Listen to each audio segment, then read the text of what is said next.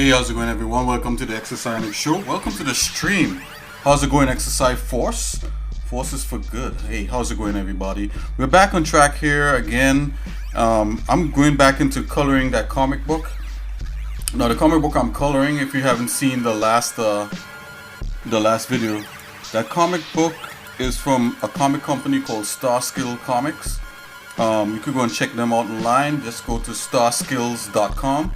And they have like a ton of like original comics for superhero comics. So right now I'm doing like a kind of comedic comic for them. I'm coloring it in Critter using a really nice tool in Critter called the Polygon Fill Tool. The shapes fill tool. And yeah, let's continue doing that. And hope this is relaxation for you. Hope this we could have chat together or anything like that. And if you're a regular here, just remember. Checking the sound alerts right next to the video, and you should probably see your name in there so you can announce when you're coming into chat if you like. You don't have to, but you can. it's out there. The only person I still have to do is Merlor's. I actually recorded Merlor's. I just got to set it up. So Merlor, if you're seeing this after the fact, or you're seeing me right now, give me one more day. Okay. Or maybe I set yours up on stream. I don't know. I don't know if that'll work. Anyway, guys, let's jump right into it. I already kind of started coloring. Let's go.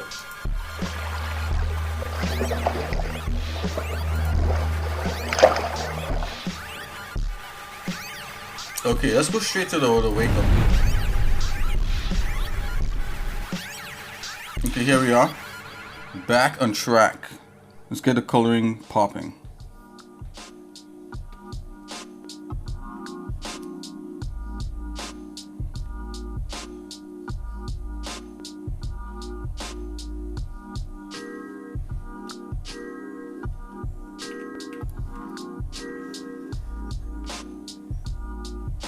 Speed is the name of the game here.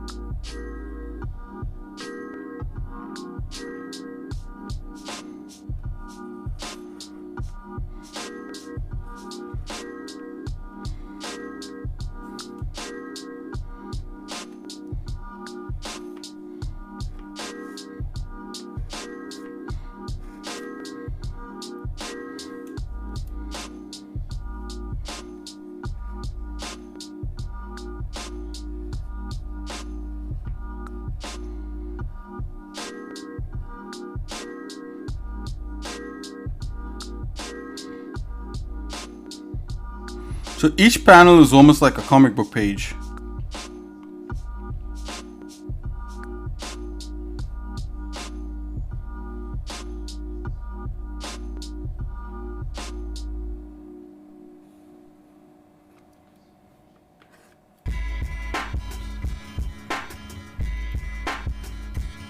A little bit darker for this one here.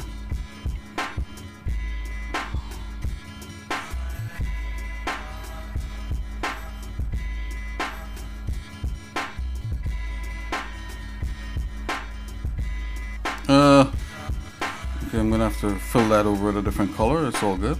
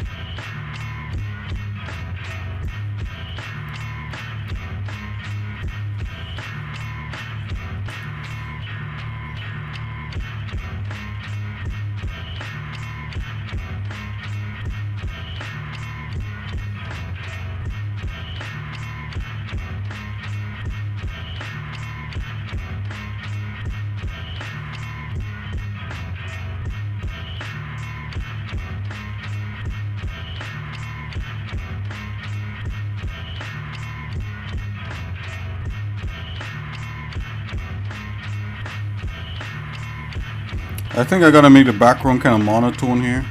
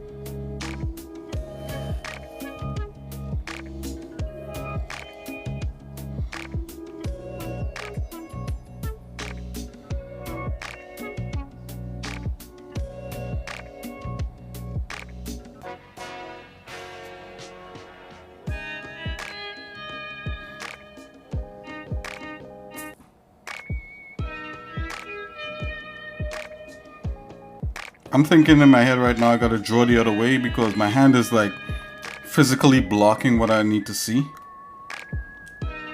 It's kind of counterintuitive because I train myself to go anti-clockwise when I'm drawing shapes because in 3D when you draw shapes and when you draw polygons anti-clockwise they end up they're facing the right ways. But if you draw shapes clockwise, going in like this direction, in the clockwise direction, they end up flipped, and flipped polygons are like really not good for like rendering and stuff like that, or for game engines. So I gotta like tell myself I gotta draw the other way once I'm on the tablet here. Okay, here I go. I'm gonna draw this whole thing backward. I can't see what's coming up. Oh no. I have to kind of angle my hand a certain way to see. Okay. There we are, we just did it.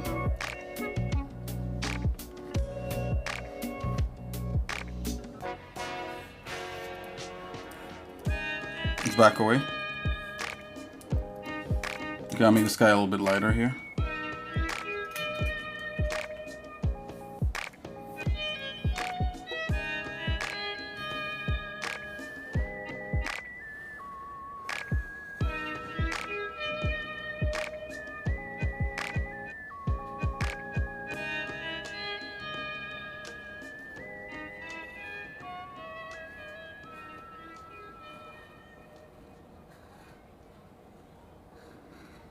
The only drawback to this tool is it doesn't allow you to pan as you draw the shape. So whatever you see on the screen, that's what you could draw. I'm gonna try drawing clockwise.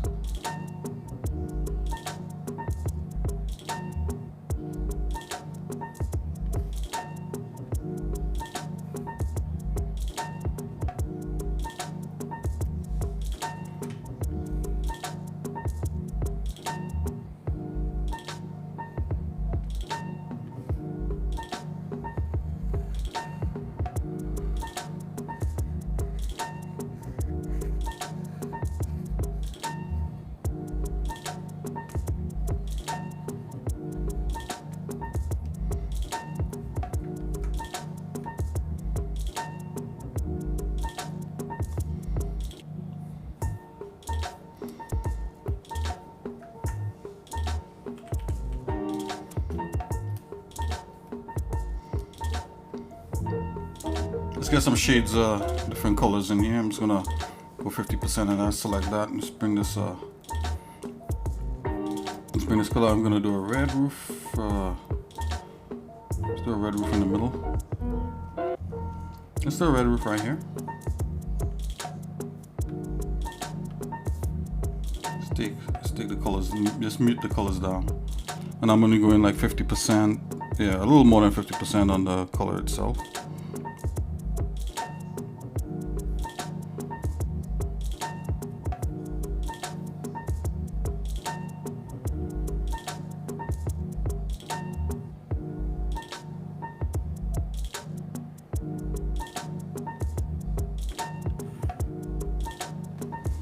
Oops, yes, the one stroke method.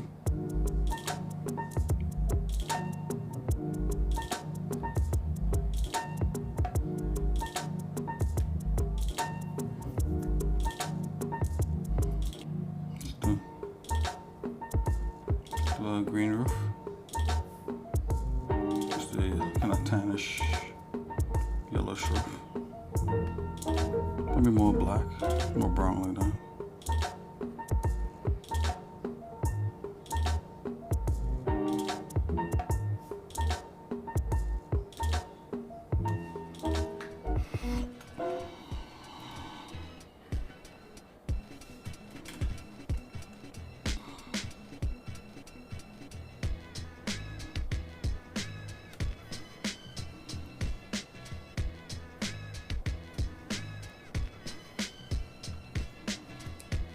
We'll do some cleanup after.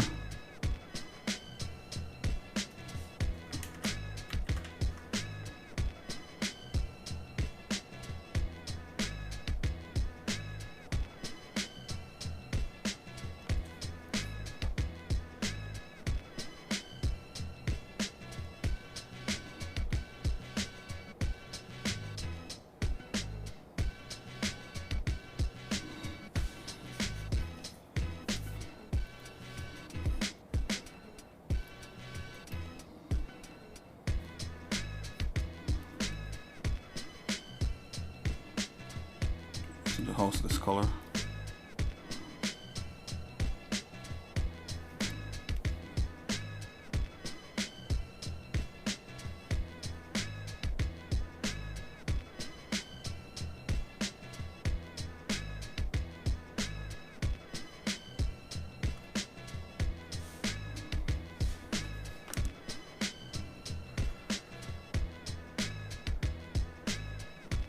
Let's do that over one more time.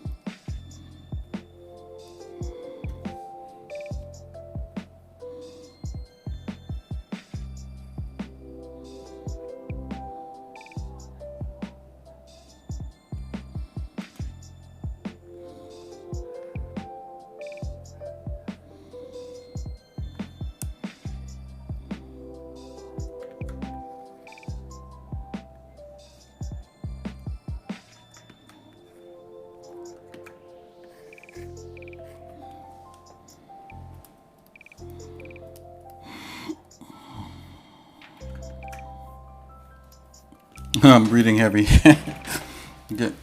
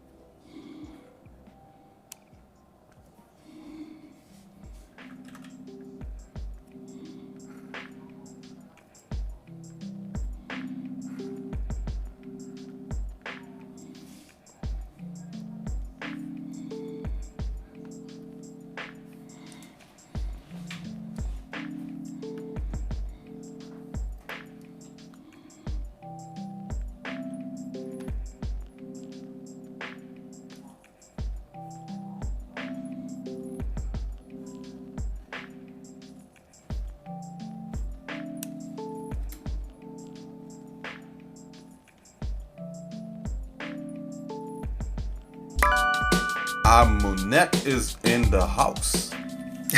Hey, Amunet, what's up? How you doing?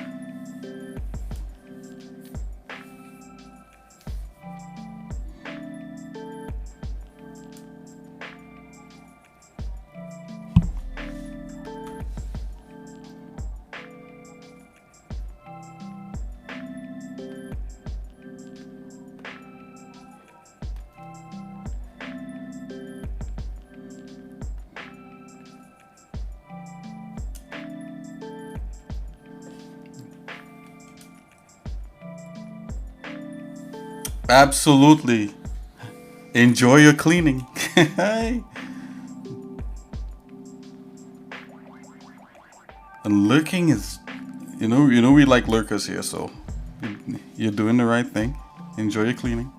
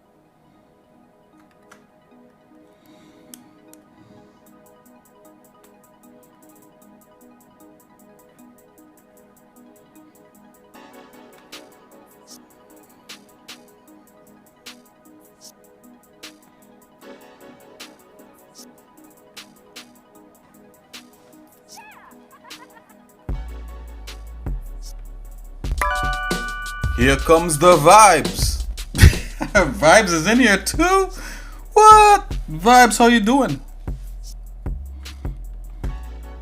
Exercise forces in effect.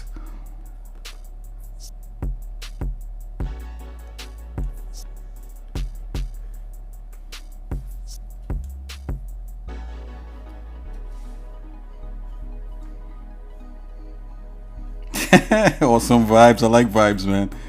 Yeah, I'm doing pretty all right, man. We are coloring a comic book, a page for a comic book, not a whole book. Just for the first half of the stream here. Then the other half, I'm going to jump into doing learning animation in Blender. You guys helped me reach that score yesterday. You know, we won. We made it. So right after this, I'm gonna jump in and we're gonna see how to start doing animation in Blender together. We're gonna learn.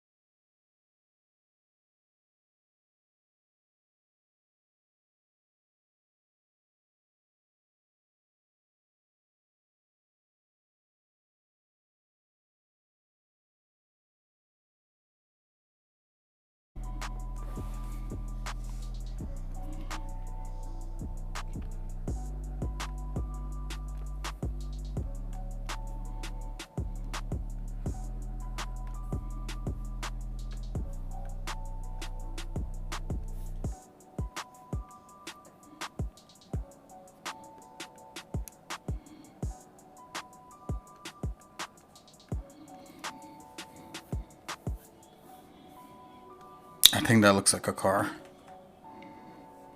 Does it look like the same car? Yes, it does.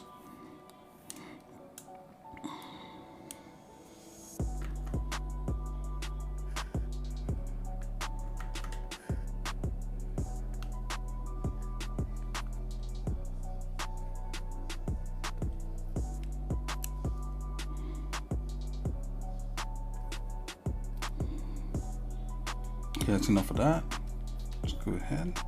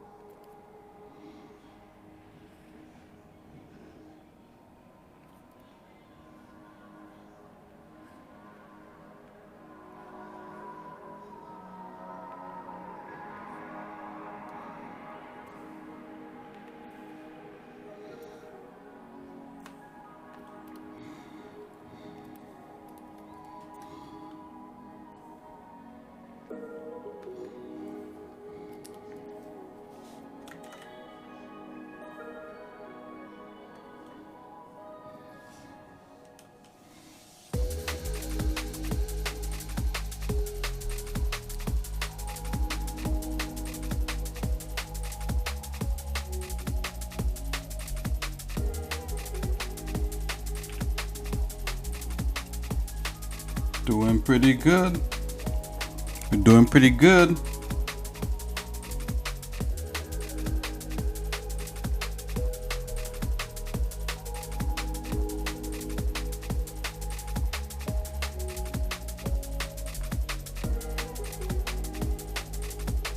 Should have put a little more yellow in that one. Spick and span clean.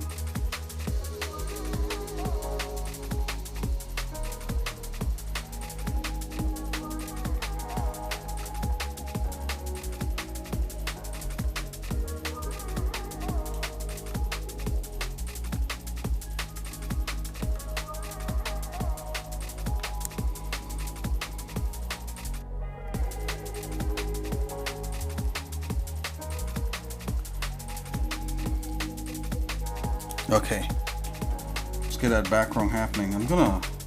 The background is killing me, guys. Like, I gotta do this background. So I gotta think here, I'm gonna make the background a little darker, so the fact that the car is getting clean is gonna jump out. That's the plan. Let's do that. Let's go. So all the background, including the bushes, everything's gonna get that color. You get this nice little purpley color, like so.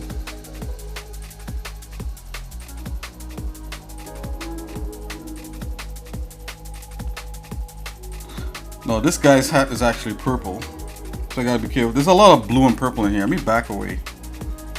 Really evaluate this. Yeah, I can't do that color. Any ideas? Let's go with this blue. We've been like using this kind of light blue to knock things back. I want to go dark though, so let's see here. Thinking.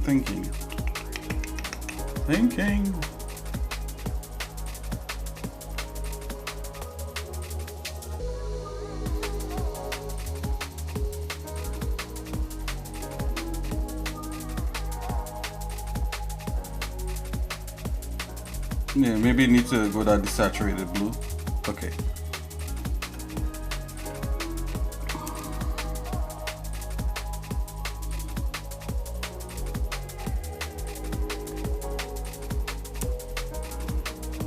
Yeah, it's a little more like this, more like that.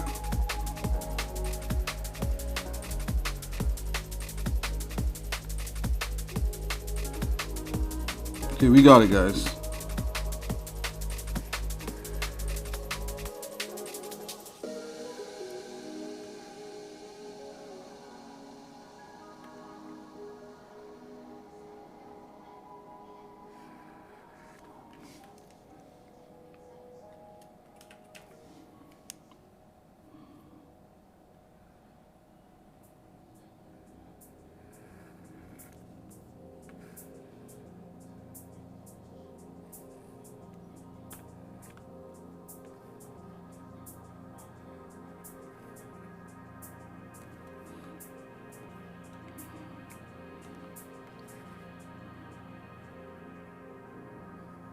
I don't know. Could you take like a power washer to a car? I don't know. would it destroy the paint job, or could you like potentially damage a car? Like, look like that's what this guy's doing here in this strip.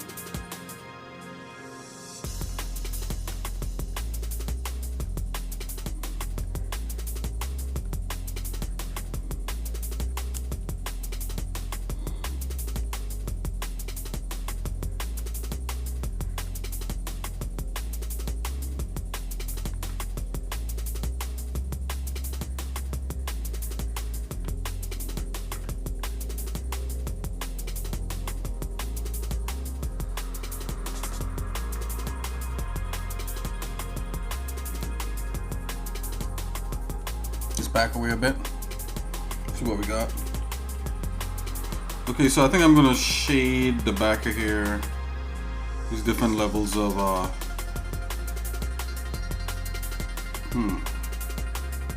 let's put some color in that. I'm gonna go with this one green. I'm gonna keep it simple.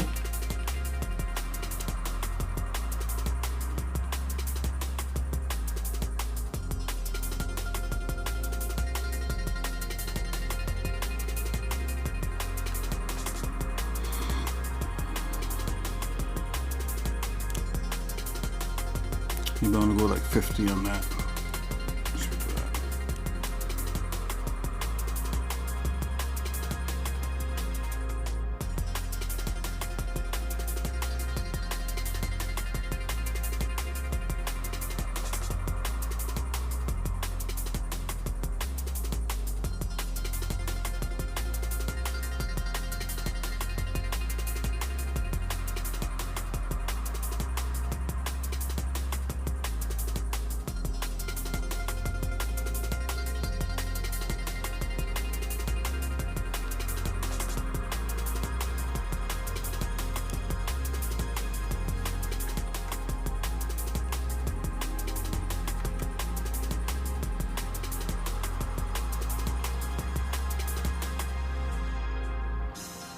This tool is so satisfying. That's why I'm using it. I should really break out the lasso tool, the polygon lasso tool at some point. But it's satisfying.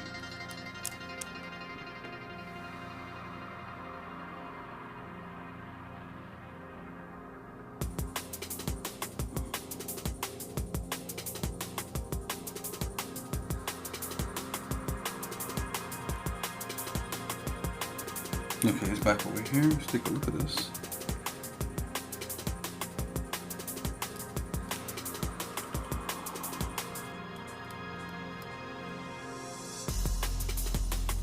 Let's just drop a color on that house. What kind of house do we want? Houses do we have? I'll grab this color right there.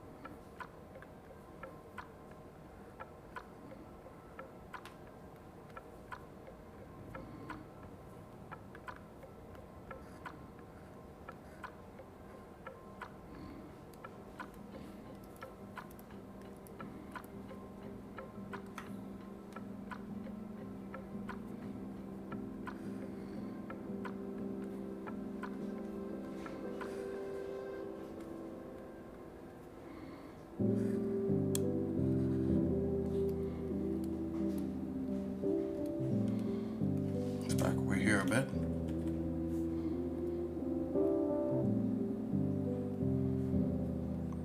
Maybe that wasn't the right color. Let's change the color on that real quick. Let's use a polygon lasso. Actually, we could just select it. Let's try with the selection wand.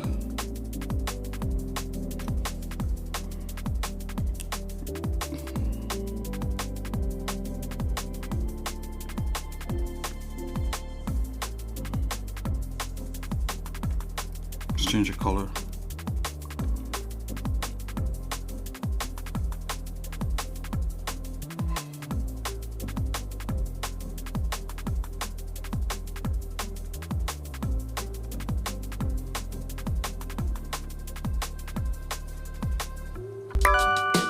Here comes the vibes.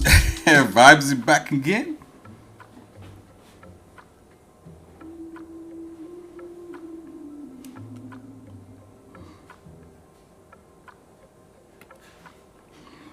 This is what I was looking for. Curves, color curves.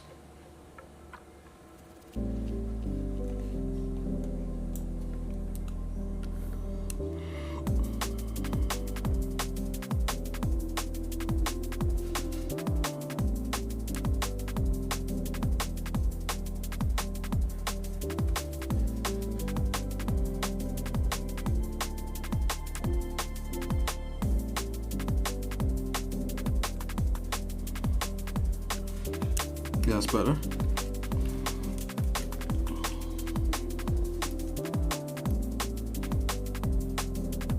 You love that song vibes? Well, it's for you, man. That sound is for you.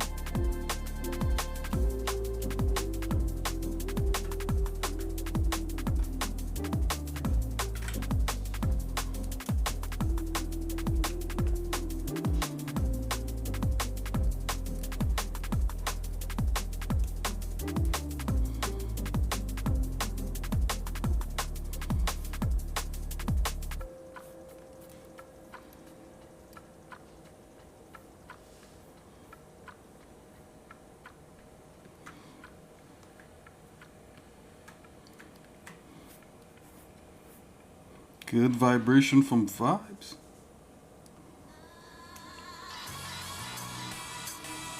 Let's go, Exercise Force. Let's go.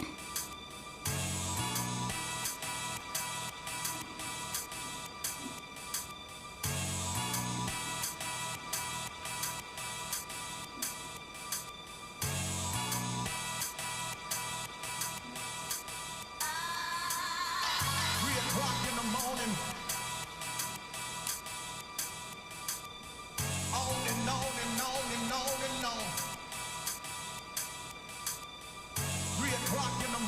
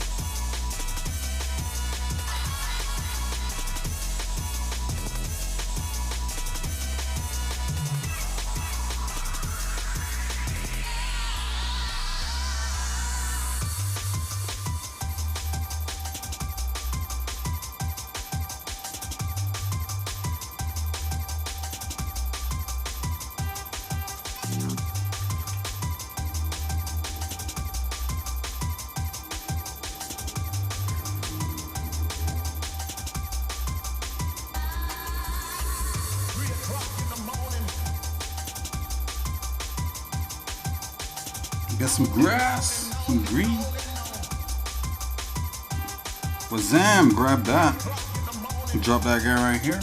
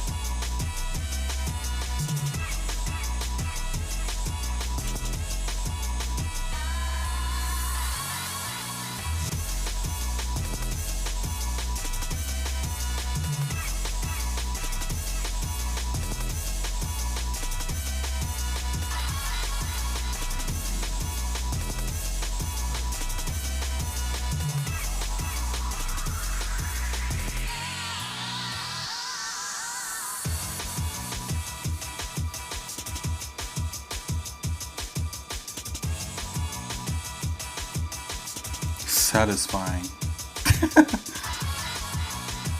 Okay, let's go. Let's get some water up in here.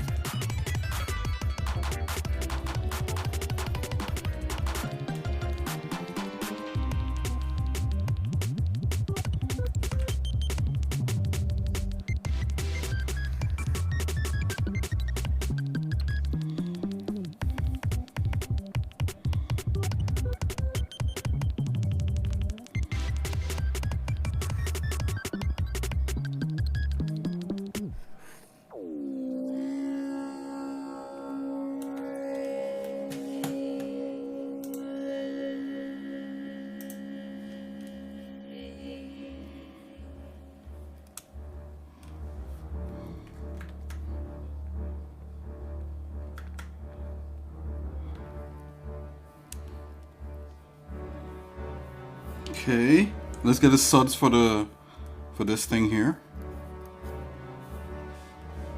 Just like that color.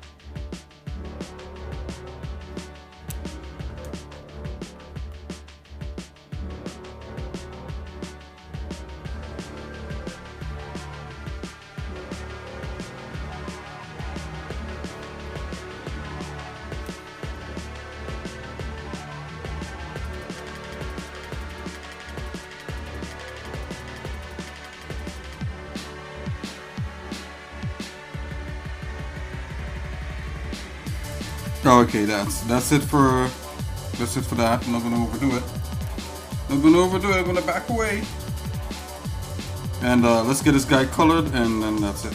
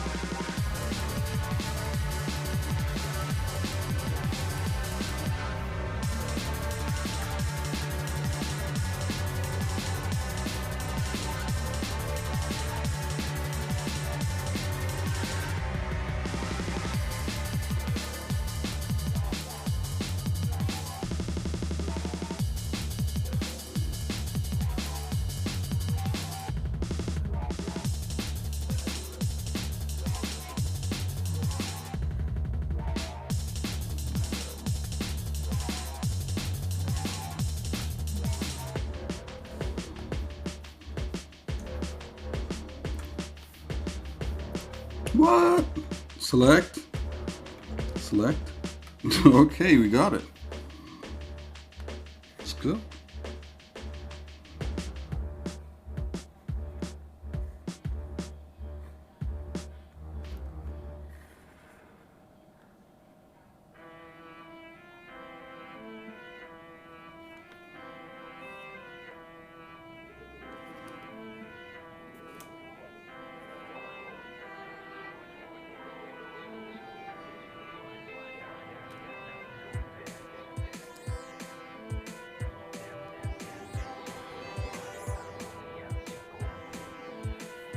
Kind of simulate a fade in the back of his head.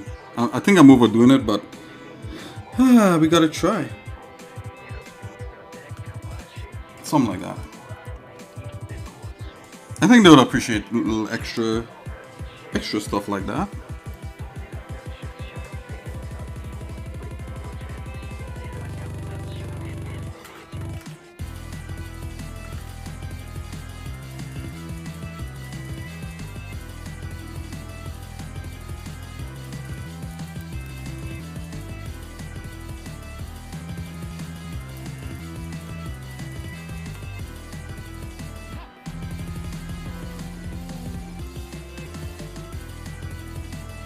Zero rest his hand.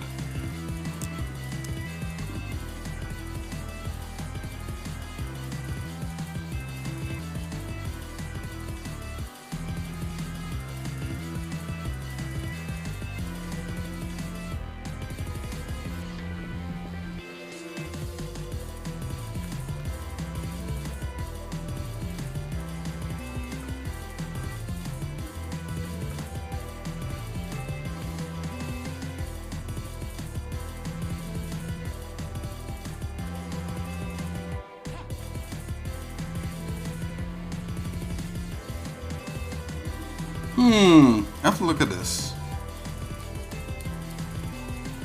This is one of those things where the gun changes shape every panel. The spray gun, yeah, that spray gun is like a lot smaller than what he ended up with right here. Whatever. Let's keep it going.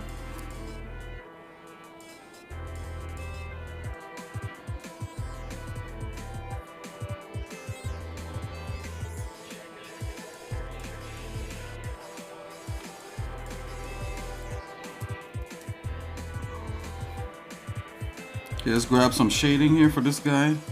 Oops, saw something right there. Just gotta fix whatever you see, fix. Go ahead.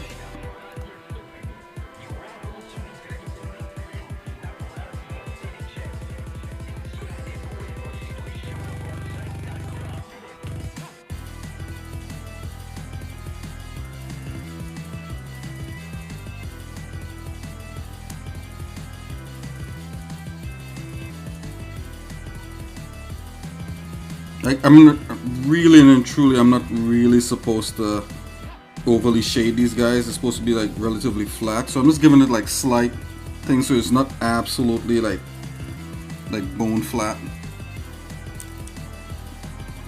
Just giving it a little pop out.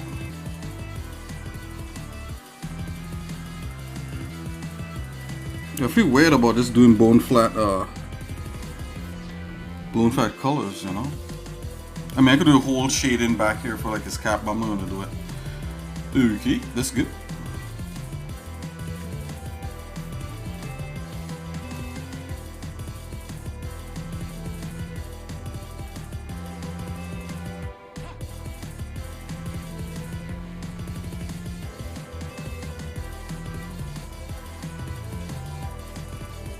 Nerve-wracking.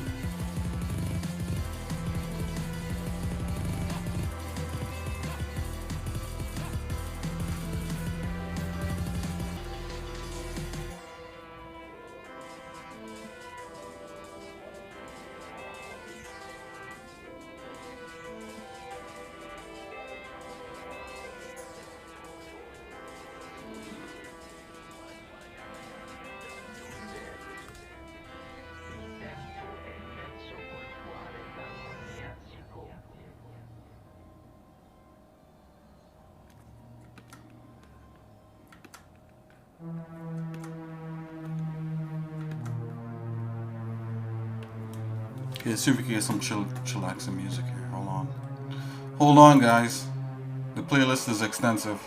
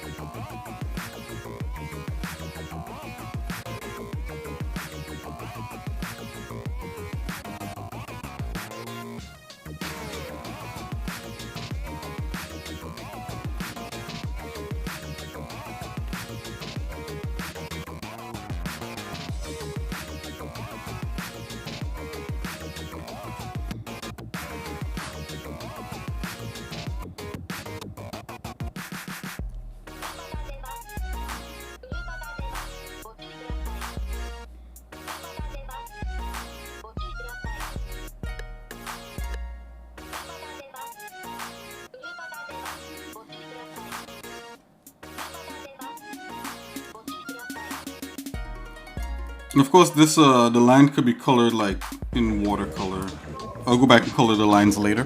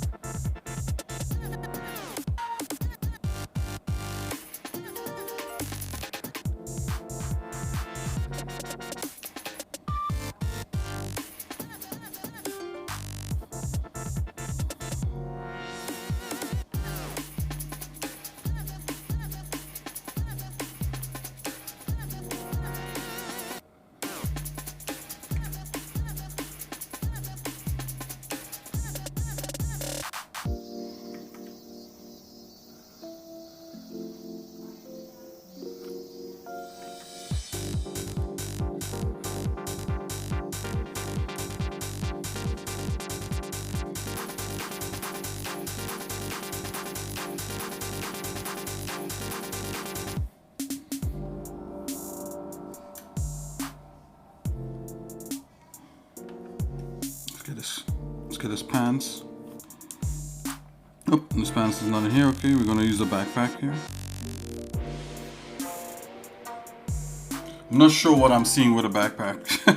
Let me look back at any other thing here. So I'm thinking that this power washer thing is what he puts on his back, but it morphs into something different.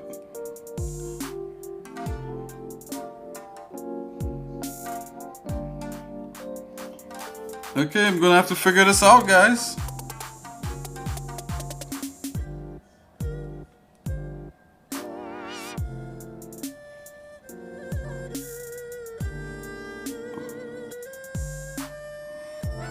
Oh boy.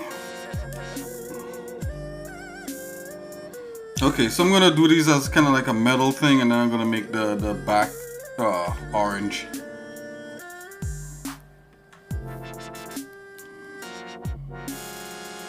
See, this is where like you know, you call the person that did the art to figure out what's going on.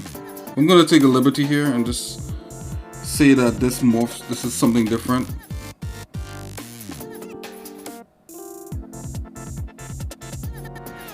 But I'll make it the same color as the thing that's on the ground. So it's gonna be the orange and metal gray.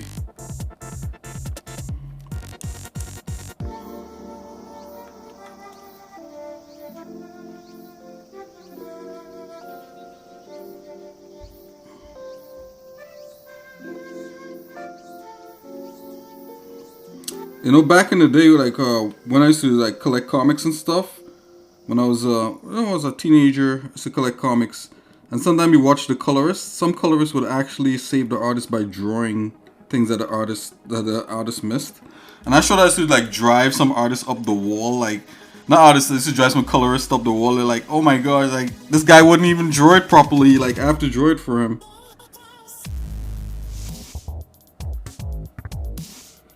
You know.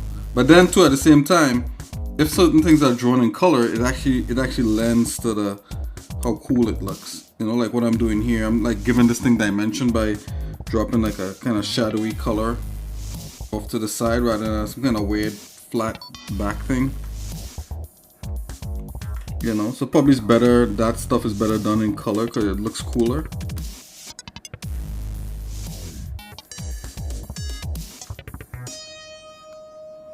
I'm not sure, guys. I didn't have these conversations with my brother when he asked me to do this, but I'm pretty much sure that's his thinking.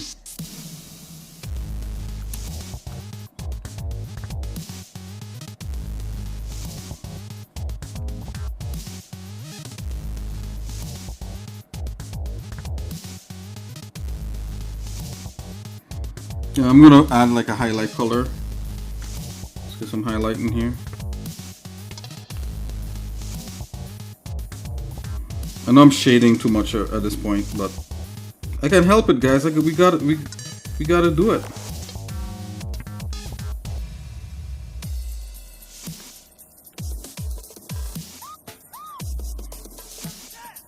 I think that's fine right there. Like I'm looking at any other thing of it, and it's definitely like some kind of pack he's wearing.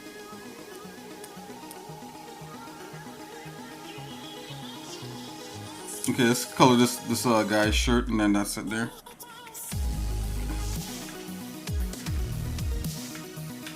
Make sure it's safe.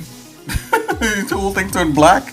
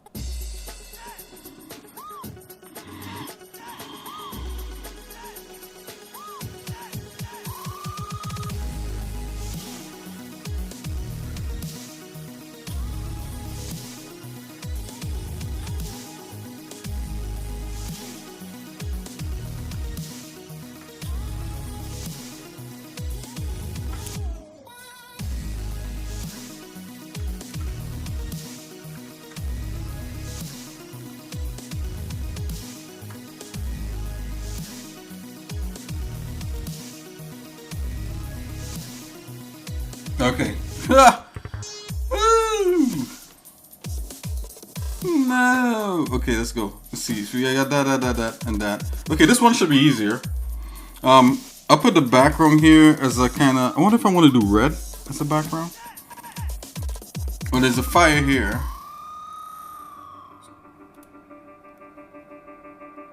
It's got to be something close to that.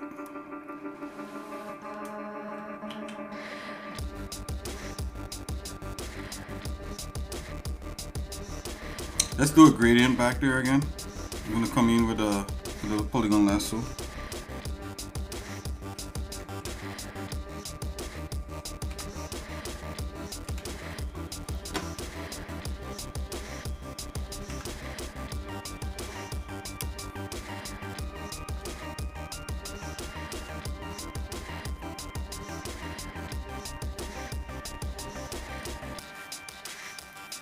Make sure I'm safe.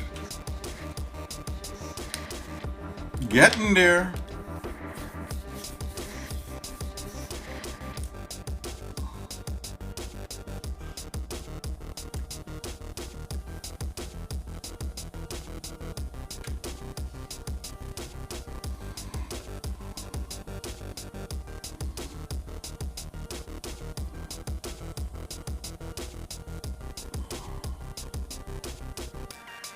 So I'll probably do like red. I'll probably do like red into yellow maybe. Let's try it.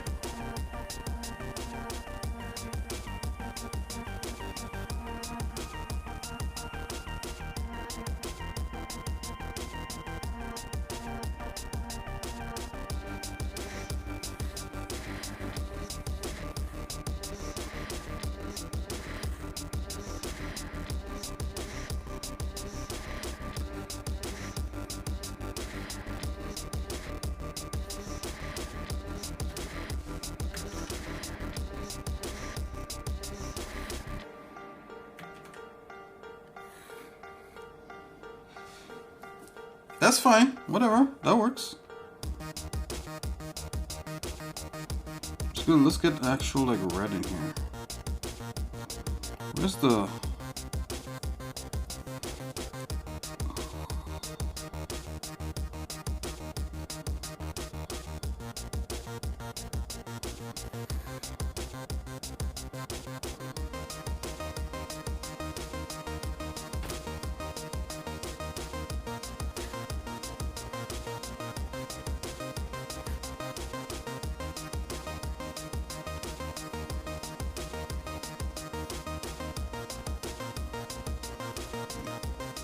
Come in with a brush. I think I want to try to do some. Yeah, I'm probably shading too much already. Like already it's like shaded a lot. Let's see. See if that's red. These are this. This could be like a black cloud back there, and then these could be like okay. So gotta think of the background. Let's come back in with our polygon lasso too. Actually, no, the polygon lassos go into the. Let's go into this tool right here. Okay, zoom in. Get some color. Some color up in the joint. Some color up in this joint.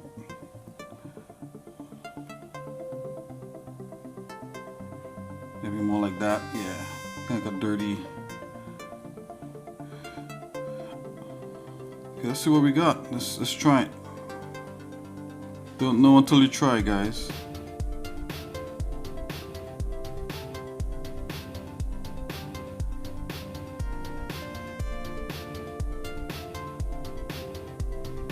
Let's just go ahead and just get all that.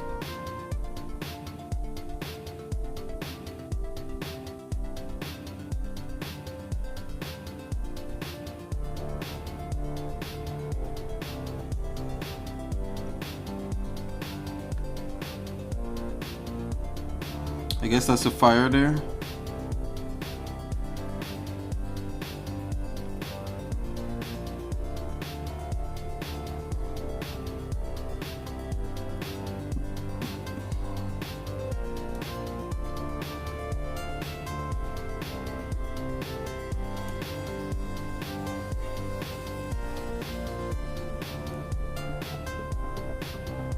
So slightly darker.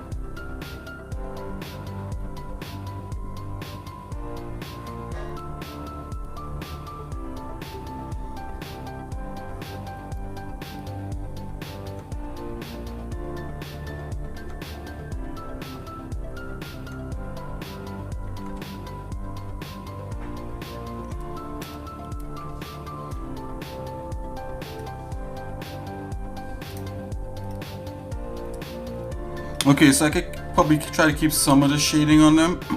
And I'm just gonna fill in the colors and just kind of see what happens.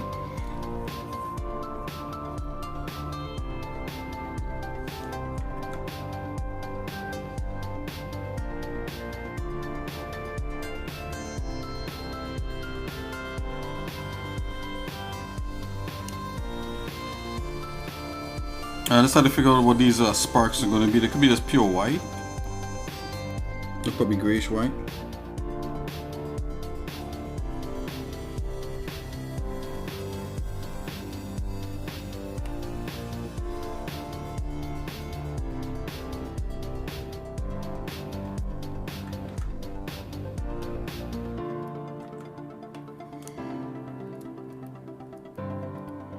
It's coming with something like this.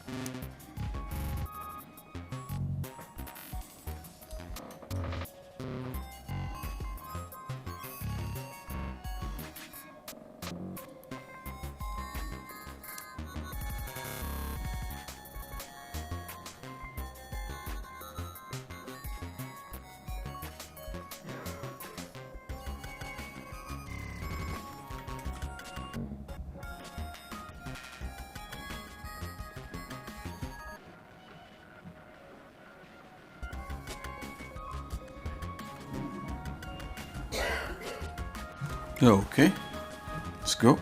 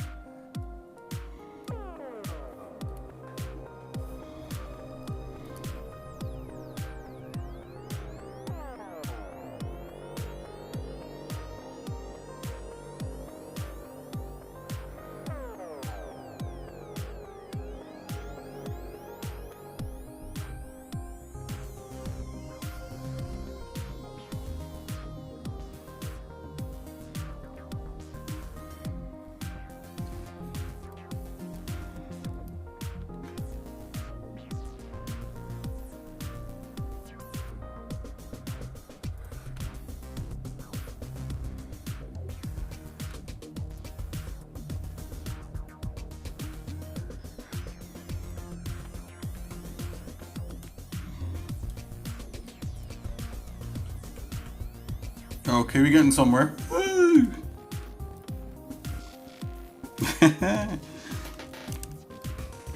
Okay, so let's see here.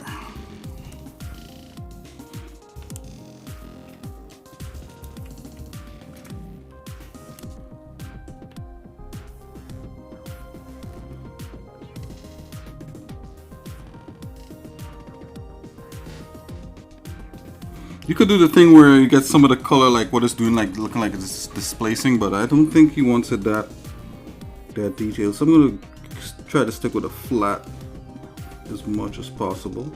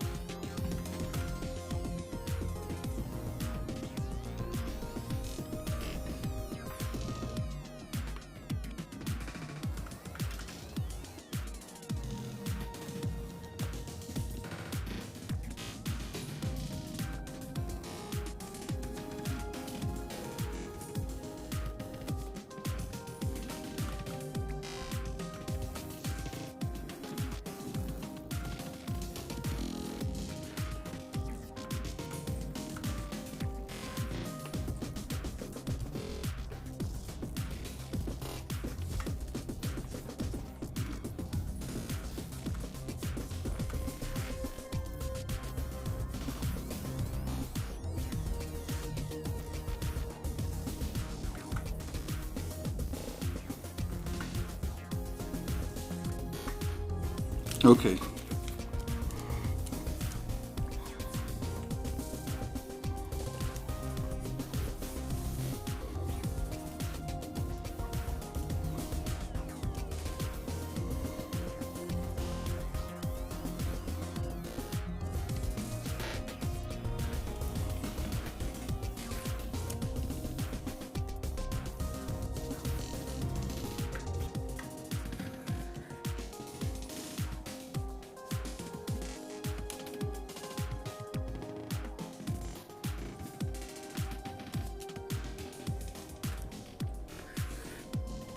Yeah, I think that looks a little bit better.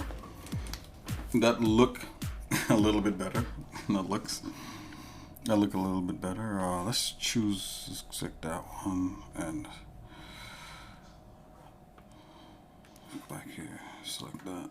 Let's do this. Yeah, that look a lot better. Okay, so it should be a pleasure and a joy just coloring these guys. I'm gonna try to keep some of the fade on them.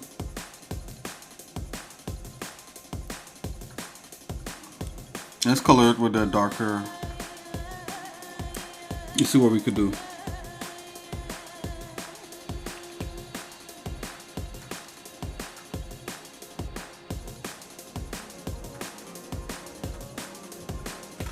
And actually the fade should be reversed. The lighter side should come from the far and the darker side from here, but I'm playing with the color. We'll see what we get.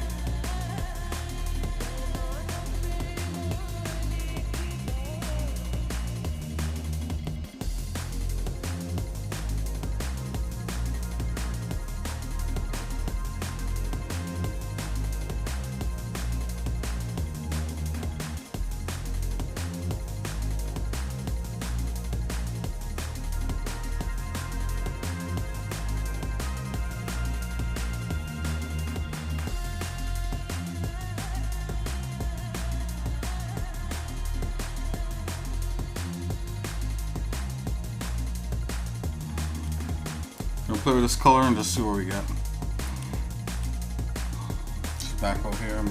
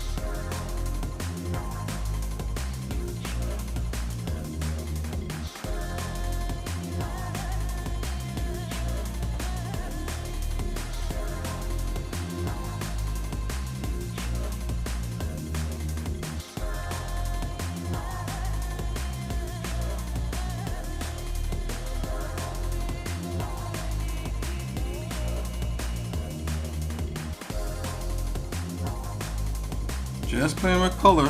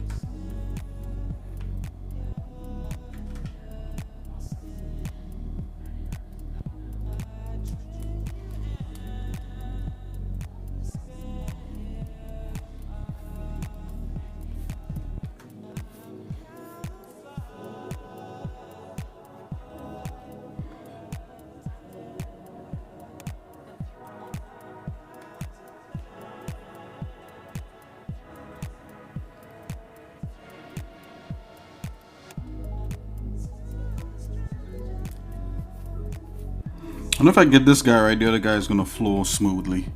That's basically what I'm doing.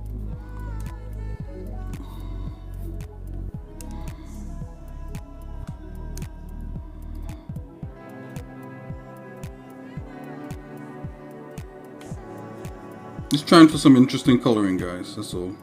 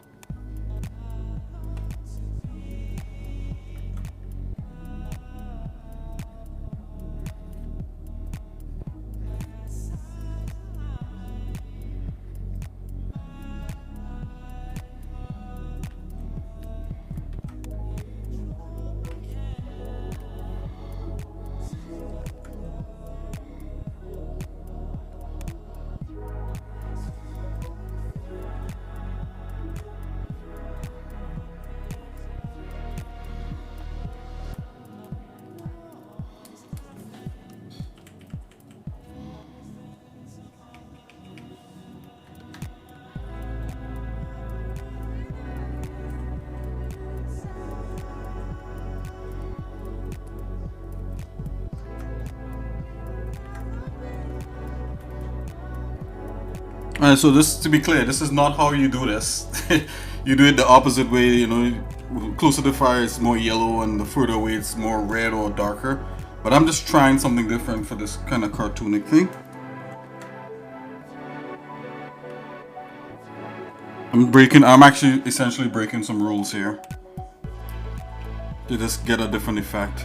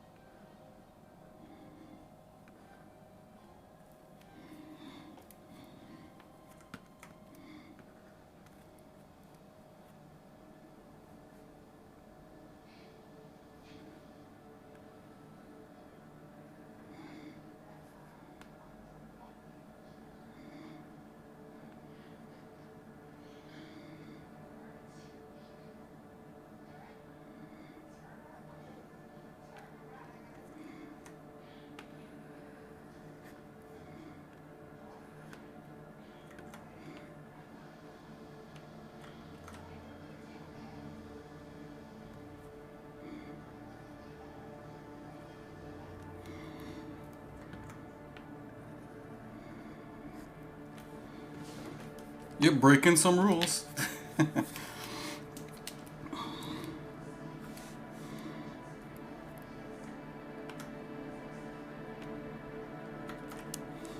Let's go here, let's go back up. Let's get a little bit closer to this.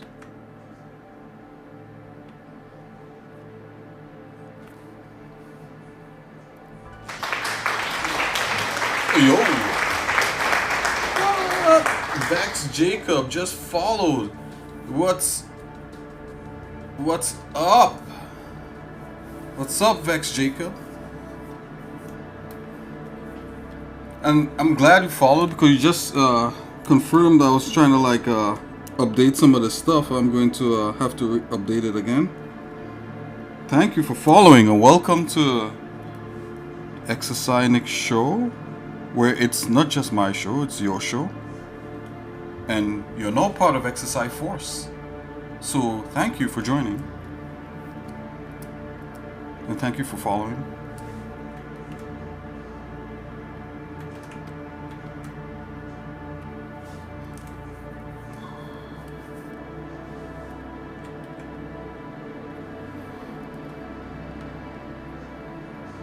So sometimes you gotta break the rules to get something a little bit different than what people expect.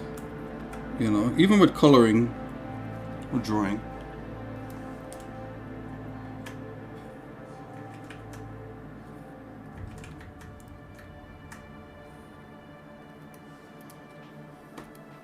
Okay, I think that's alright. Come in here with this orange. Drop that there. Make that a little bit more orange. Okay, let's take a slightly darker thing on the t-shirt here and really drop him into some shadow.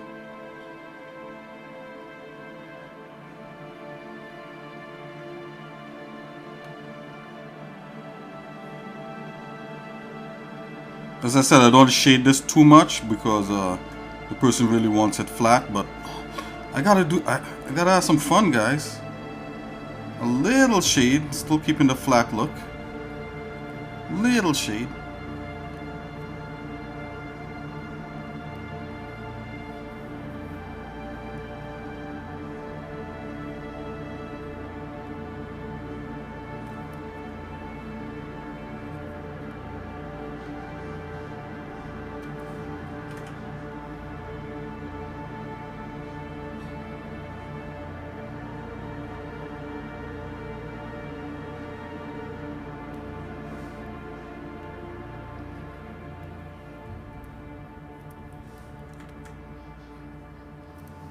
Just in case if you skipped ahead and you're watching this after the fact, I'm using a program called Critter. As you know, if you're a regular viewer of this stream, you know that I love to use the Gimp. So yeah, so this is like the first time that we've been using Critter extensively.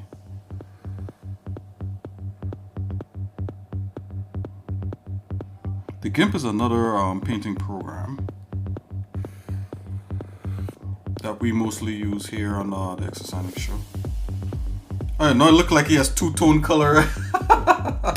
No, it looked like he has a two-tone color shirt, like his shirt changed, right? Because of the red that I put in there. So it looked like he has a red, black, and white shirt.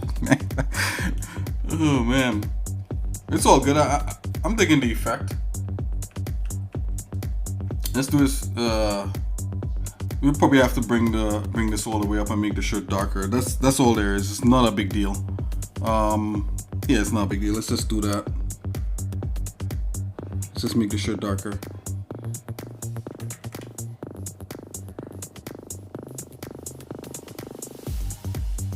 That's what happens once you break the rules, guys. You get unexpected results.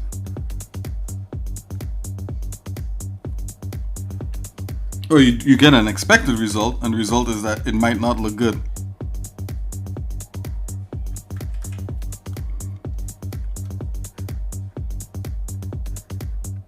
Okay. Back on track.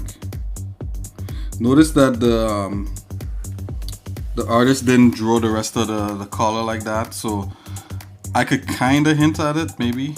Let's do something like this.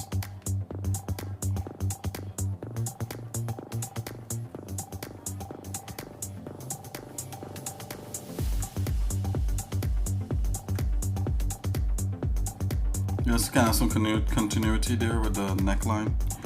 Okay, let's just bring this color back up here. Yeah, that's better, right? Just keep it simple. Now let's just get some blue for this little water thing here. Let's make that a little.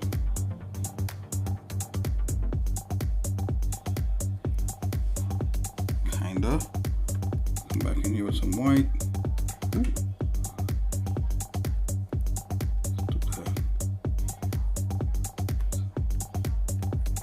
That's enough for that. Let's move on to his friend.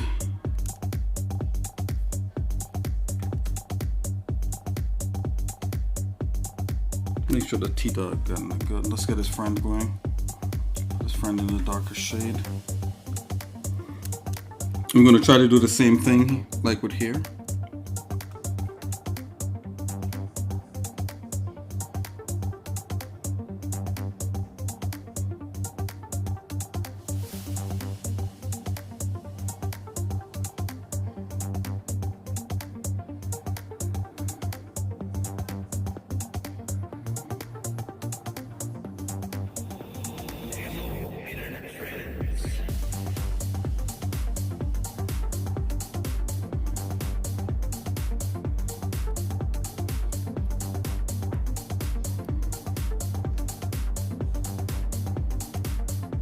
We could use a definite strong color on there.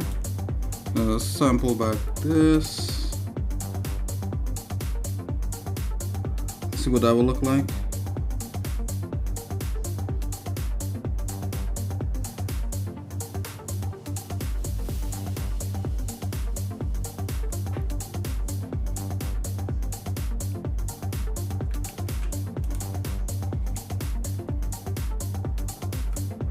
Let's just use that on some parts here.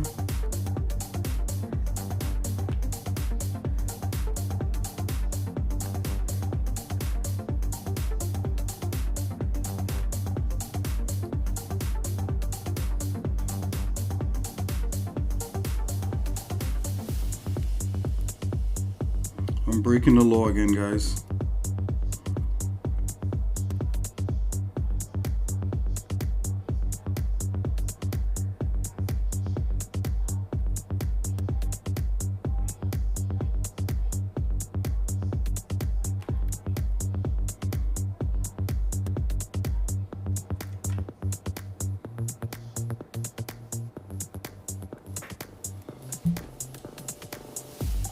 Okay,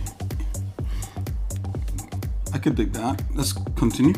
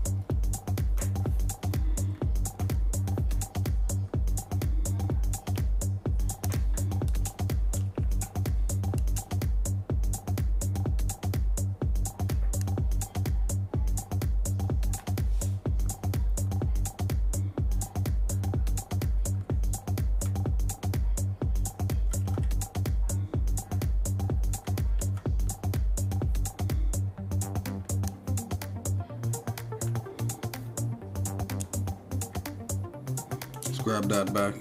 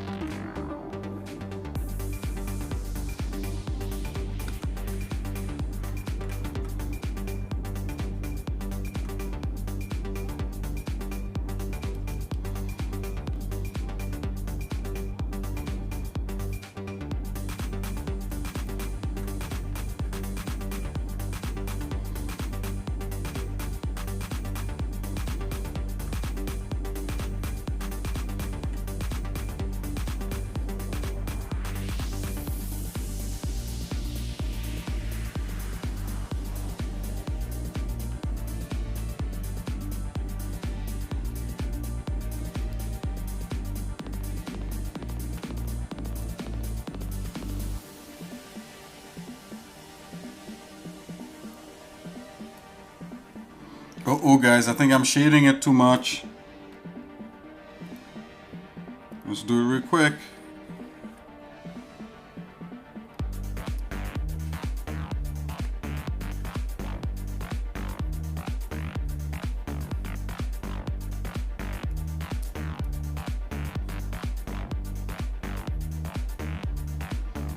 Okay, I'm not gonna do any more shading because I think I'll be accused of shading it too much. So save that. Just get the rest of his skin color going.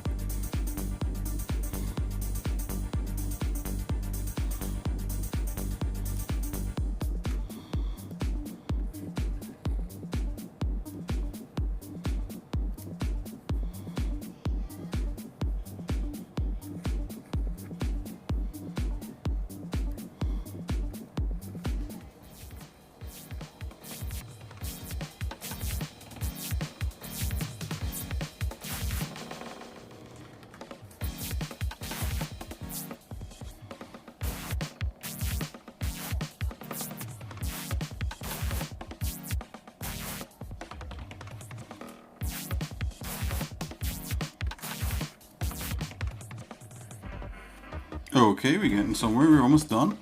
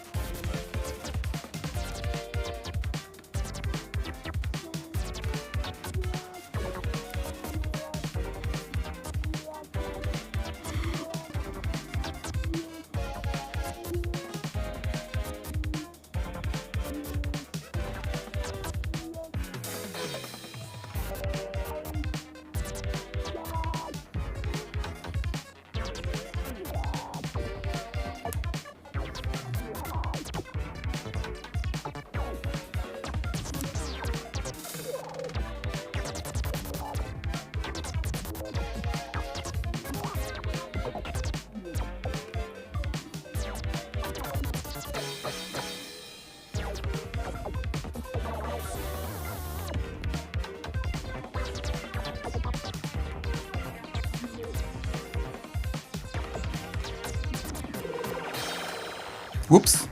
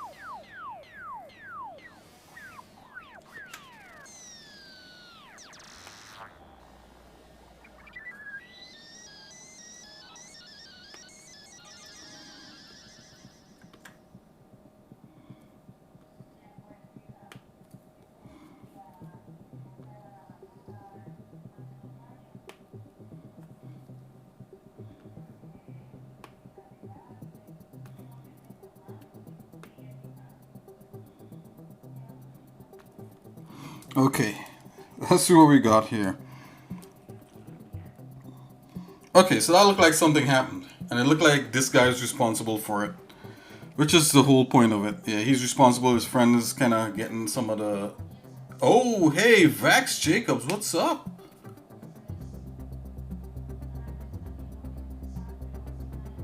Just wondering if I knew it was set like that. Yeah. Nah, like when you join, it's supposed to be a dancing robot, but I think like maybe there's extra in there. Like there's like an extra, there's an extra alert in there. I gotta take a look at that.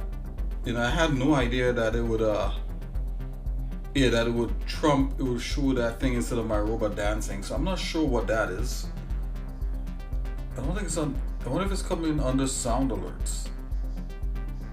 Yeah, so there's like 2 of them in there. I gotta take a look at that.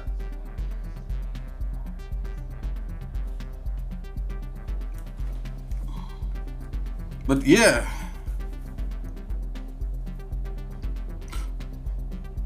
Oh, just wondering. You said just wondering if I knew it was set. It was set like that. Oh, the chat for 10 minutes. Sorry.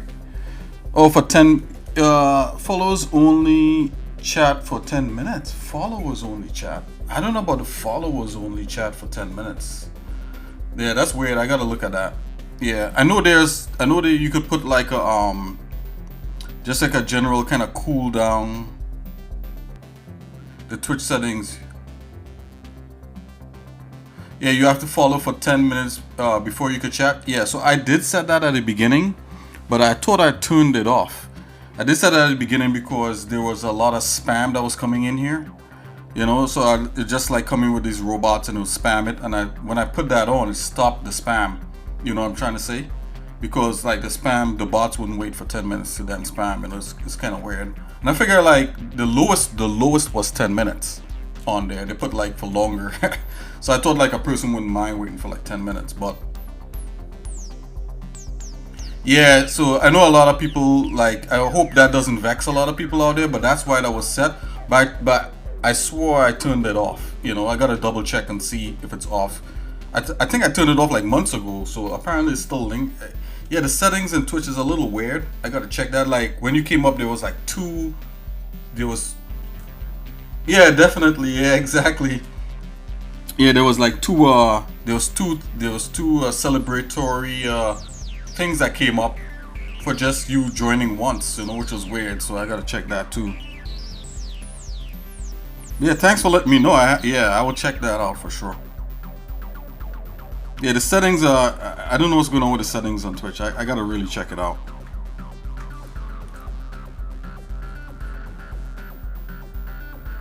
You know, and there's kind of almost no way of me like actually seeing it until somebody actually joins.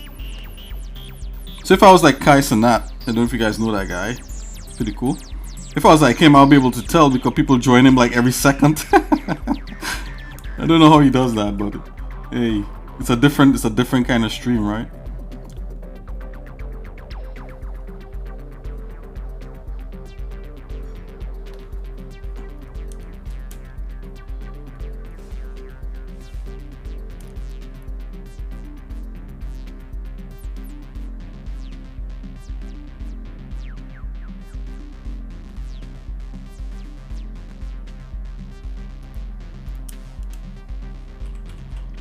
I think this panel looks interesting enough to know that some kind of dangerous something happened. Like bam, right? To test followers, yeah, whatever you are, yeah, with whatever you are using. Yeah, so all right, so like the back end of Twitch, like you could test the what they call notifications and extensions. So you could test those things. But you see, like I tested like when the followers joined, and it just came up with just the image that I have. It was fine, but for some reason, some purple cat thing came up. So I was like, where did that come from? you know. So like, the real test comes when people actually join, basically.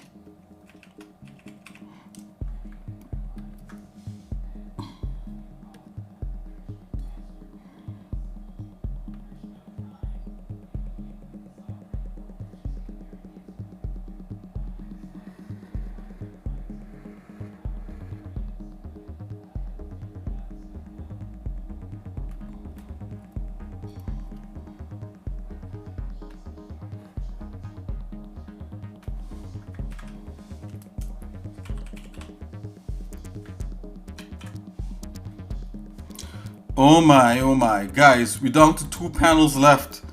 And then maybe we jump into doing some Blender.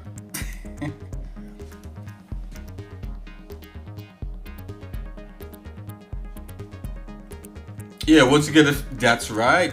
Vex Jacobs, you're right. Yeah, definitely. Once you get it fixed, you don't really have to mess with it for a while unless you want to change. Exactly. Exactly.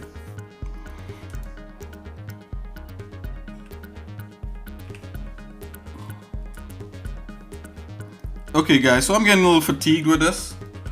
Man, literally yesterday, guys, I jumped into this thinking that, hey, this is gonna be, I got one more thing to color. Yeah, hey, this is gonna take like, this is gonna take I'm gonna color this entire page 1 hour. I was like, nope. Let's just show you how naive I was.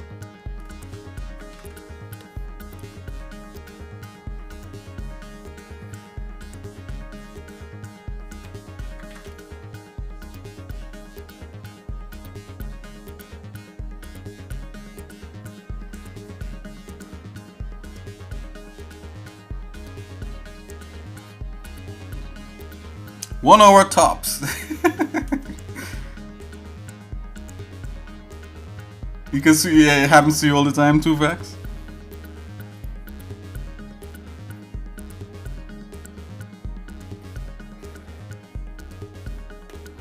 Okay, let's see if we could like just drop some color on this thing here, and then I'm probably gonna stop working on this on stream, and we'll hop over to learning animation, to doing the learning animation in Blender challenge.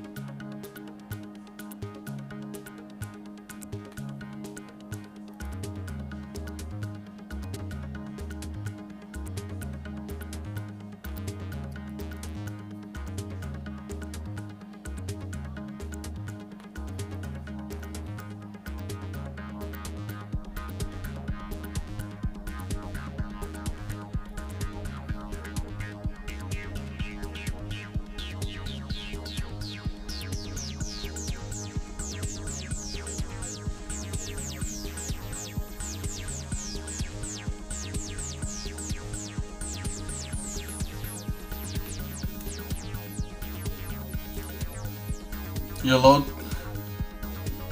You're not allowed to raid me either. Both of these settings are killing your growth. Wait a minute. You're not allowed to raid me? Really? Like, what does it say? I mean, I have people raid me all the time. Well, I have one person that raids me all the time. I don't understand how you're not allowed to raid me. There have to be settings that just like a reset or something. Yeah, it says your settings don't let me raid you. Oh man, that sucks. I'm gonna. I mean, I guess I could look at the settings online right now while I'm streaming. I don't know. I think I'll better do that after I stream.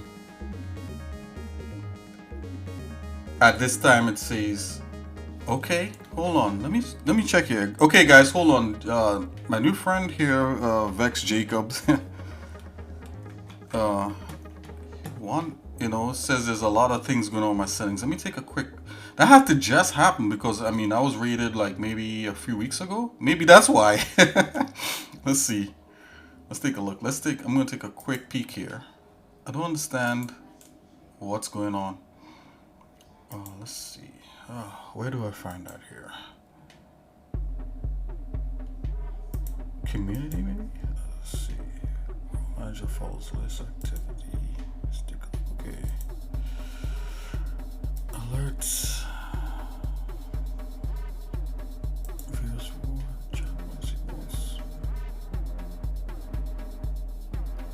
channel points, emotes, drops.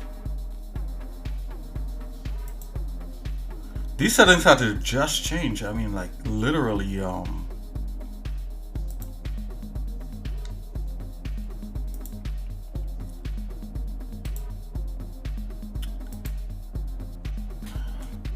my gosh, it's such a.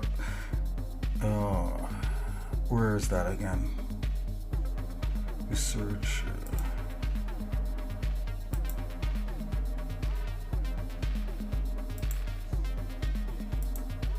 I'm gonna have to pull that up.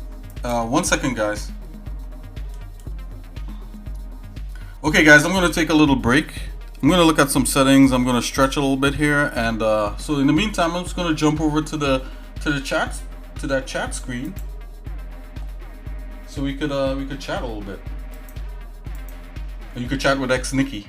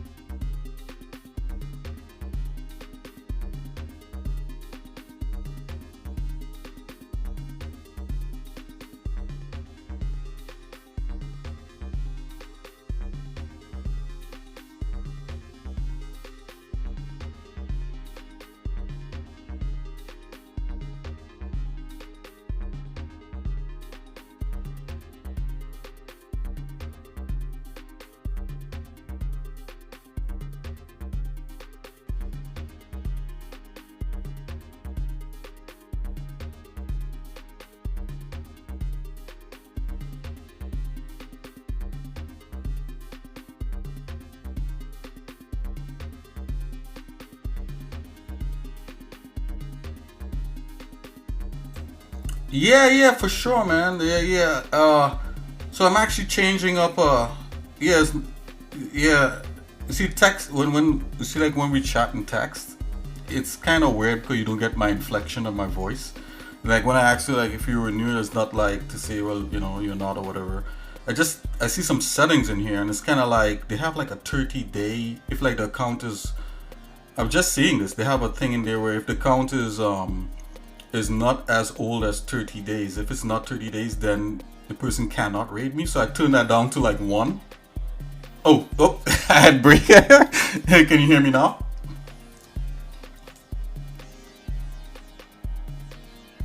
Hold on.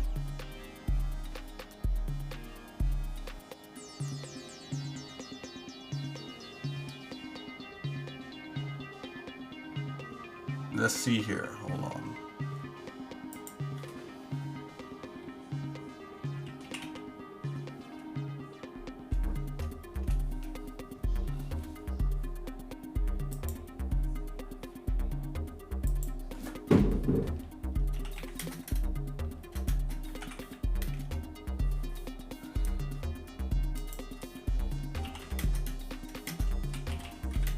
Can you hear me now?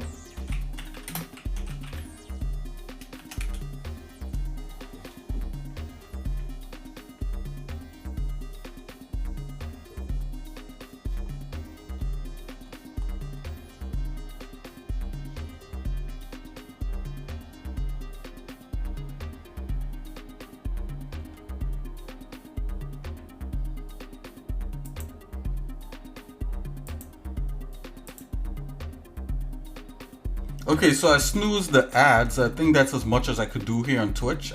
They give you a button where you can snooze ads and stuff. So I'm snoozing all the as much as I can. I don't know if that stops it from playing on your side. Hopefully it does.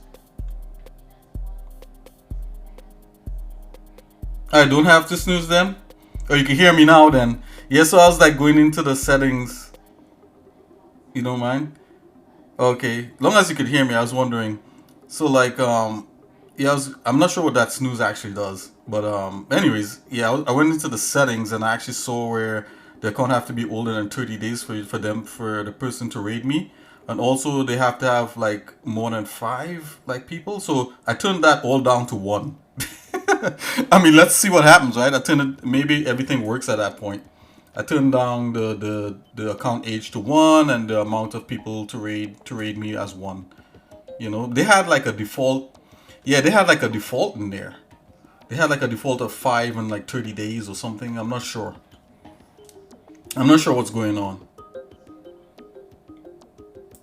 I turned all that down. Yeah, thanks for directing me to it, because I was like actually looking for these settings, and like it's just sometimes it's a little sometimes I forget where these things are, like while I'm streaming and that kind of thing.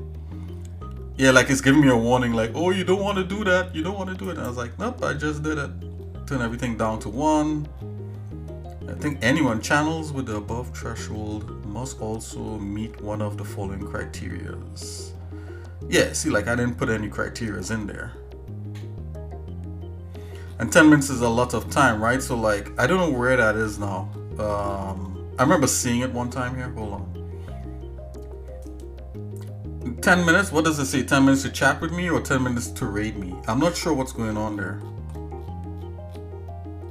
Thanks for helping me out with this, because like the next one down, instead of 10 minutes to chat. Okay, do you have an idea where that is? I forgot. Let's see here. Right now my head isn't like trying to, you know, do art. Hold on here, let me see. Oh, instead of stream is channel. Okay, yeah, I'm on that. I'm on channel. Let's see here. Yeah, I'm in there already.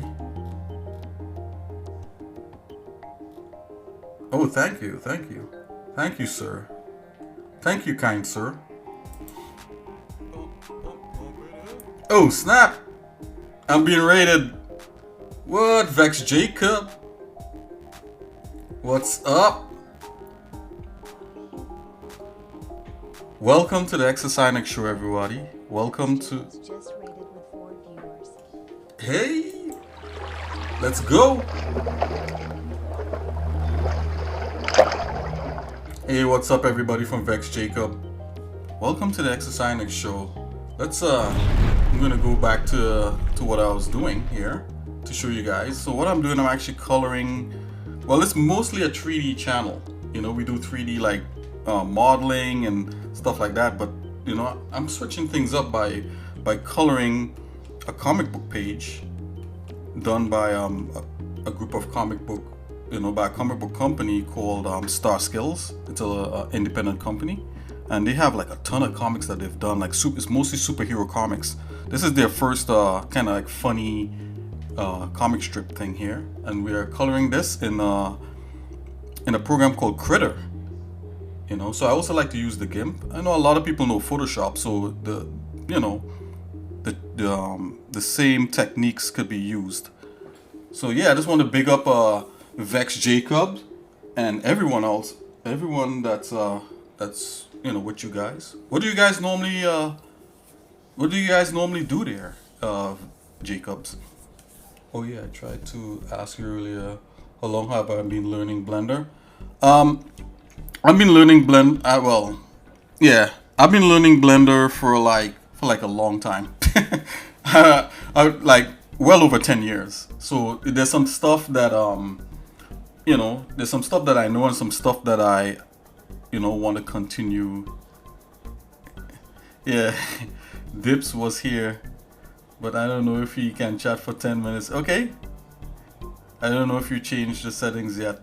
Okay, nah, I'm looking for the settings right now. I'm looking for that. So you said it's in here. I'm supposed to go. Oh, wait a minute, hold on. Brand. Okay, here. So channel, stream, schedule. Let's check this one out. I'm just trying to find where it is. Featured content schedule. About.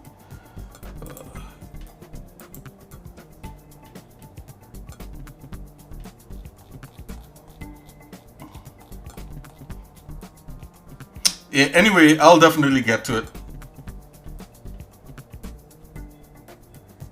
Moderation. Okay, here we go.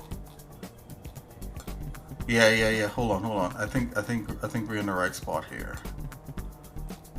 Wow, they added a bunch of stuff here. Hold on. Okay, auto moderation, terms of time, suspicious, control, revision, chat. Okay, so my chat is pretty loose. Just, you know, not to put that out there. Oh, okay, I'm seeing something here. Hold on. Chatters without a verification. Okay. Okay, I see it now. We got White Rose. Hey, White Rose, what's up? Okay, I just turned that off. I just saw the 10 minutes there. Zero minutes, any followers. Hey, how about we do that? How about we do 0 minute, any followers? Let's do that one.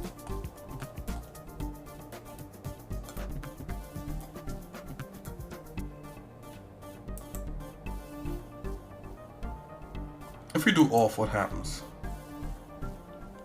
Let's do that. I think I might be spammed.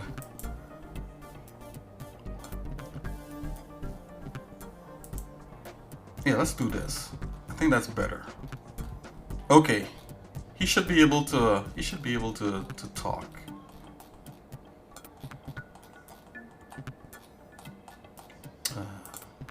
Let's turn that off. Okay. I guess it saves it. Wow. Hey, Vex Jacob, thanks for helping me out, man. We got White Rose. Hey, what's up, White Rose? Well, I guess somebody else is pressing that.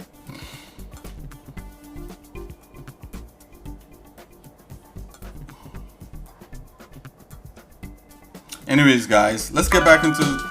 We got White Rose. Oh yeah. So I'm gonna go back here and start coloring.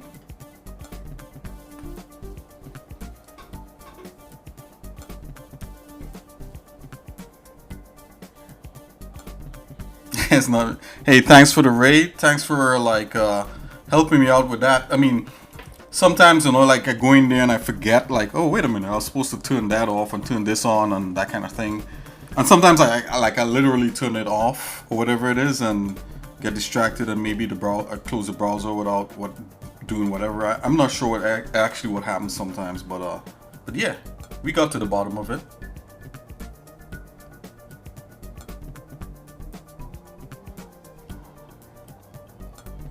Hey, thanks a lot.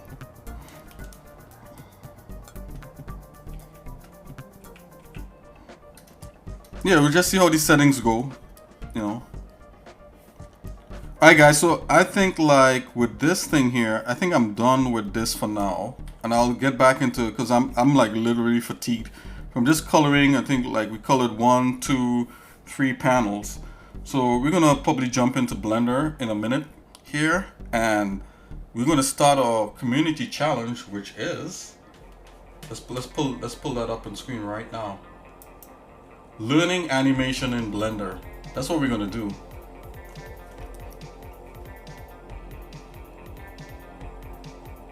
So yeah, I started learning Blender at the beginning of this year. Okay, but I also work with Critter. Oh, do ya? Okay, you work with Critter. Okay, this is like the first thing that we're doing with Critter on here.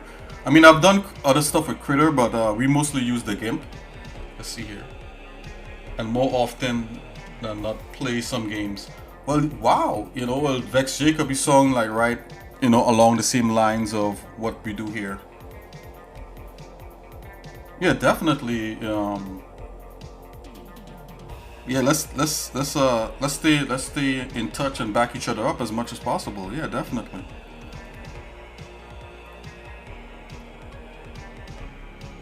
I appreciate it. I appreciate the help and the raid. It's amazing. You made my day. And of course, everyone that's watching me and lurking, you know, people who watch me regularly, you know, everyone, you know that old XXI Nick here, you know, I appreciate you, and X Nikki over there, she appreciates everyone also. Right, X Nikki?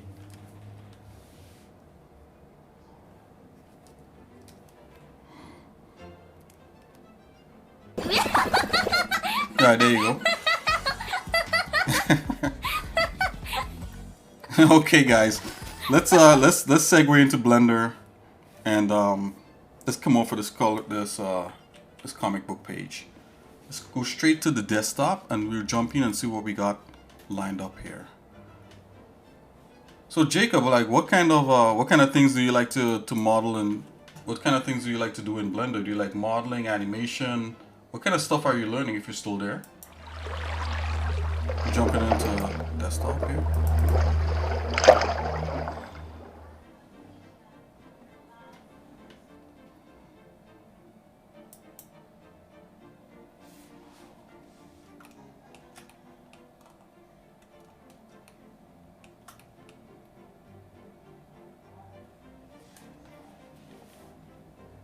Oh, you want to get into VR animation? Okay.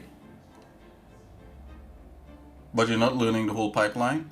Okay, so you're probably going to have to get into like using an engine, maybe like Unity, or the engine that we use here, that that I use here on stream, is called Godot. You probably heard of it. The Godot engine. So primarily, what I do here on the stream is that we do I'm doing assets for a game called Soul 3000, and a game that's on Steam, and this is some of the assets on there, and that kind of thing. So yeah, I mean, I guess we're definitely within the same realm of doing stuff, using art for Blender to then use it in real time, like you're doing VR.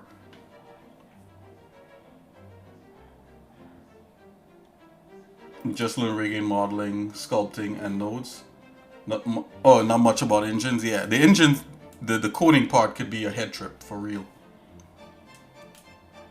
Yeah, a few silly animations. Hey, well, hey, feel free to stick around and be part of the clan. Anyone out there who normally hangs out with Jacobs, hey, let's hang out with each other. I have a Discord. You guys feel free. Look at the information below there. Feel free to check any of that out.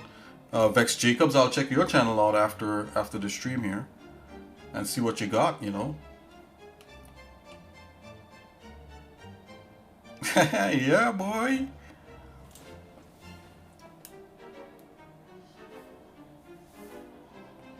Definitely.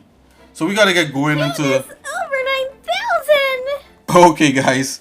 So this part of the stream, we're gonna get into animating in we're gonna start learning animating in Blender. Now, if you've been watching me for a while, you know that we've been animating in Blender all along, right? So you're like, X Nick, what are you going to learn? Well, I figure I'm going to pretend like we're starting from scratch and it's the first time, and how do we get in there? So let's start with a clean scene, because when you're learning this stuff, you don't have stuff to work with, right? So let's jump into that. Okay. Let's actually relaunch Blender here. Is this like a Mario theme playing, or? Okay, so the first thing when you come into Blender, you normally get like a box and a camera and all that. And all that's great. So if you want to start learning how to animate, the first thing you need is something to be able to rig, right? So you have to know how to rig when you go to animate. Then it's according to what you want to animate. You might want to animate like some text, or you want to animate, a character. I'm going to focus on character animation because that's the more challenging one, at least for me, right? So let's see, we need some sort of character to animate and to play with and that kind of thing.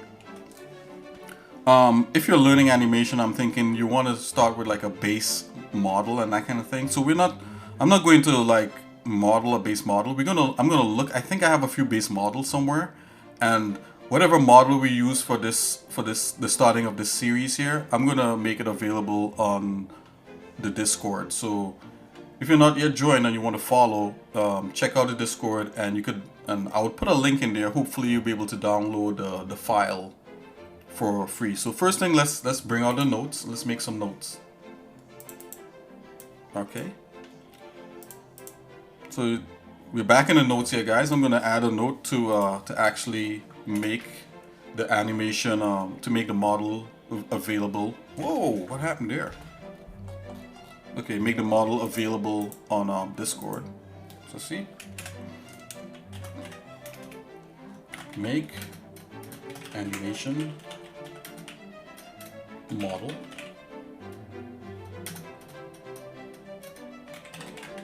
available on Discord.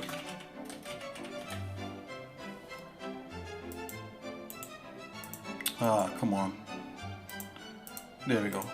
Okay, so that's what we're gonna do. So I'm gonna actually go looking. We're gonna go look for a model, and if you're in chat and anything that we see that you like, let me know. But most likely I'll look for something somewhat generic. And I'm just gonna close this off here. So as an artist, one of the things you should have is you know, some assets, right? Some model libraries and that kind of thing, which actually helps you when you're doing creation for different things.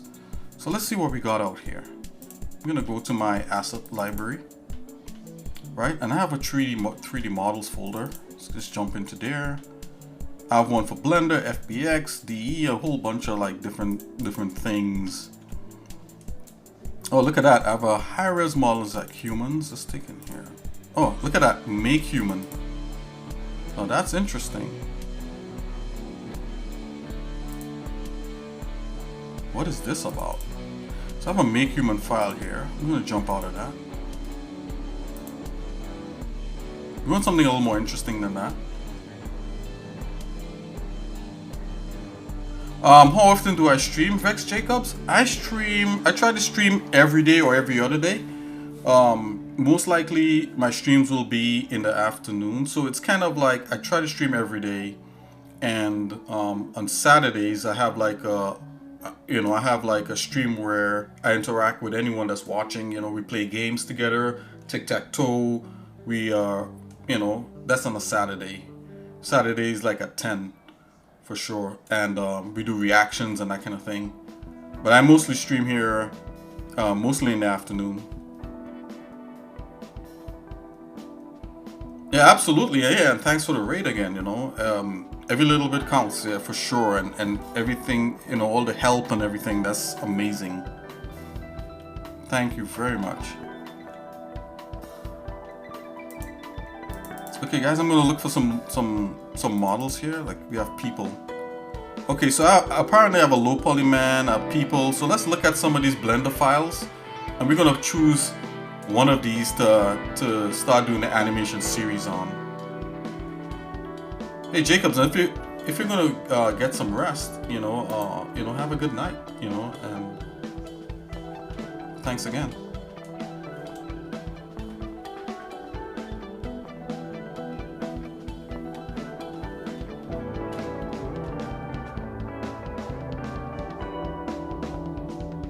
Oh, awesome. Thank you, my friend. Oh yeah, boy. Jacob's gonna get some rest. That's for you. Okay, let's see what we got here. So I'm gonna open this low poly man. Let's take a look at this. Ah, guys, this is perfect. I didn't even know I had this. Okay, so apparently I made a low poly model of a guy some time back. I don't know what's going on there. We gotta fix that. This low poly guy is perfect, and I'll tell you why he's perfect. Okay, I'm getting a little excited here, guys. So let's see what's going on. So I'm going to go new. I'm going to make a new file. Go general, right? So this is how Blender comes. I'm going to import that file so we have a clean file of this guy. Should be able to download. Let's do append. Let's append the object, the armature, and the guy, base level guy. Wonderful. So we have a newer version, because that was a pretty old version of Blender I had that in. Maybe that guy was in Blender like 4.9b. No, sorry, 2.49b. You know, but we have Blender. So the version of Blender I'm using right now is Blender 3, the one just before 4. So this is 3. Let's see.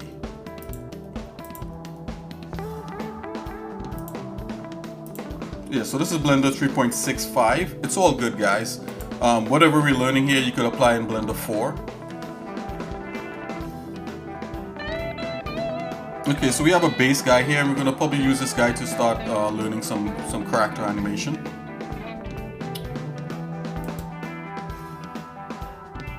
I'm just gonna use a matte cap here to make this look a little more interesting. And what is a matte cap? A matte cap is a viewport shader that's just for your viewports. Let's try. Check this out. Okay, and it's already rigged too.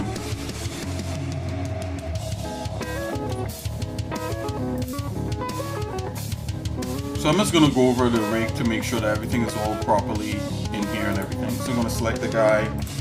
Yep, look like he's all proper.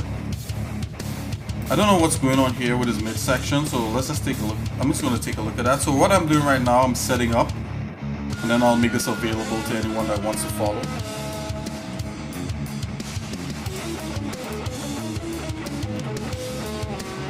Yeah, I think something happened there. I'm not sure what it is.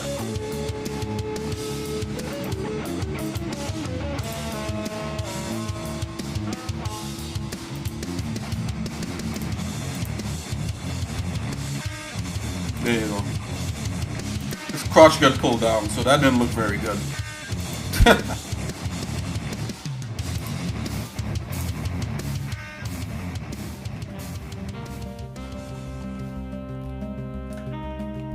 don't know, where did all my matte caps go? Oh, there they are. They finally loaded up. Let's choose a nice one. Which one would you like? Whichever one you like, I'll make it available. So let me know right now in the chat or whatever it is. Or if you don't, I'll just go with the one that I have and make that available.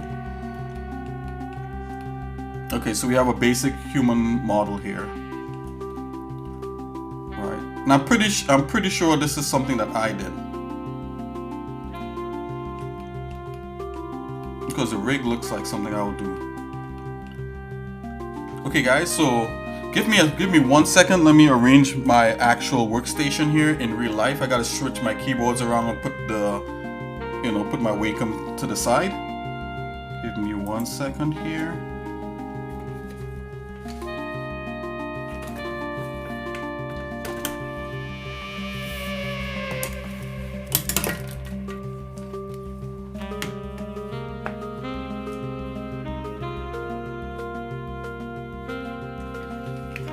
Okie dokie. Back on Trizak. Alright. I don't want to animate with a Wacom pen in my hand, so I just had to switch that over.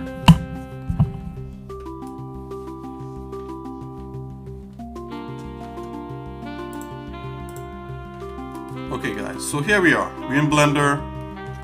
We got a low poly man, and we're going to learn how to do animation. So we need a target. So the kind of animation I like to do is pose to pose animation, right? Meaning that, I like the character to strike different poses and then, adjust the timing of that pose and that kind of thing. So let's explain like how Blender likes to do animation. So this right here is more or less a warm-up to get ourselves familiar with Blender so that we could actually go into doing animation the easiest way possible.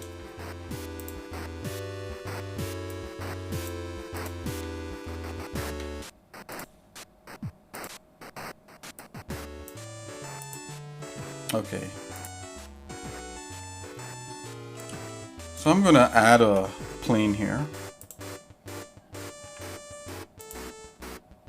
That represents the floor. Random. Let's not play around. I'm not going to play around with that matte cap. Let's just come in here with this.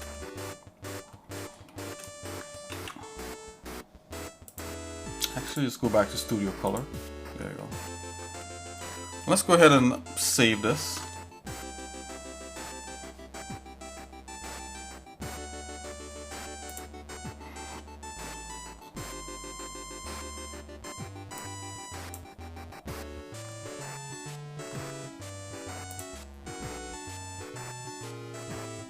Okay, I have a stream tutorials folder. Let's put just gonna look at this real quick, make sure we don't already have an animation in here.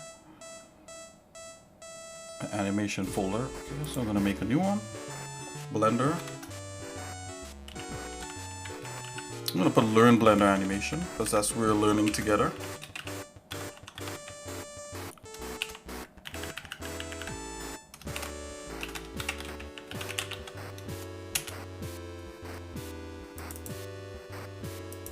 I'm sorry guys if I got a little giddy talking with Vex there. It was pretty nice. When I meet new people, you guys know how I get. I get really excited, so gotta curb my enthusiasm just a little bit. You know, there's so many cool people out there doing really good things. A matter of fact, let's take a little peek at Vex's page real quick there. But I'm gonna go ahead and save this. Animation basics.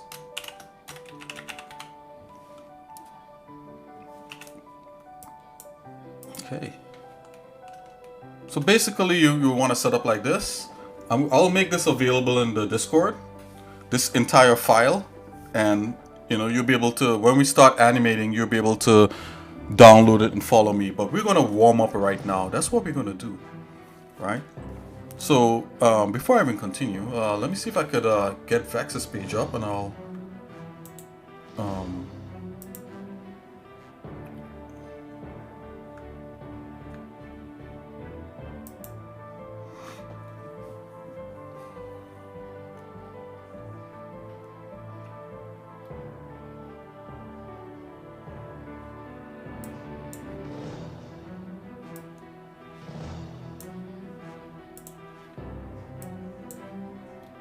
I think Vex is still live.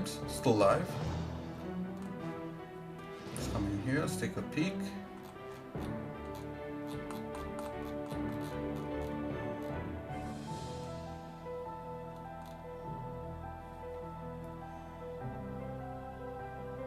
Okay, so this is Vex's page.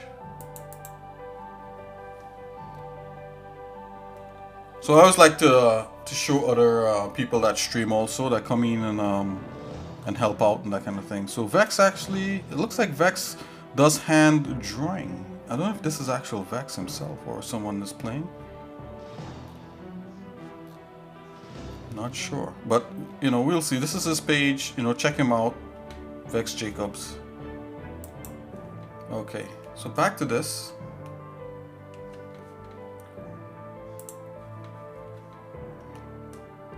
Okay, so the first thing you do, let's bring up a whiteboard here, and we'll talk about Blender animation. Let's bring up draw.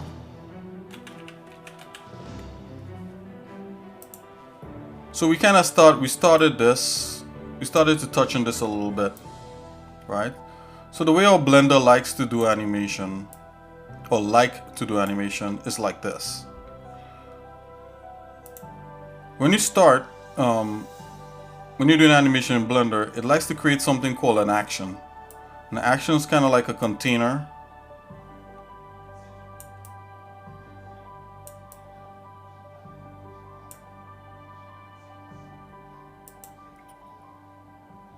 This is an action.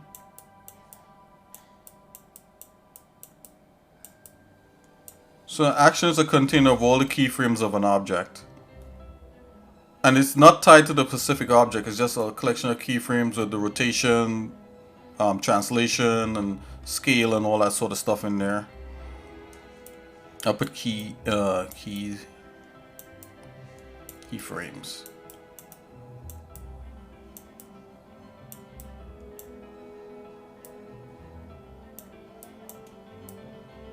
Right, is in this action right there.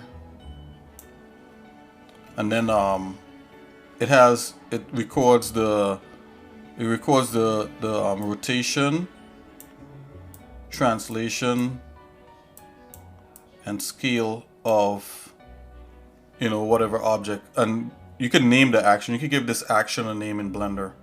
So what happens there is that you could transfer you could have different objects take on the same animation that you've done. So let's do, because this is the warm-up to learning learning animation in Blender, let's take a look at that so that you familiarize yourself with how Blender does it.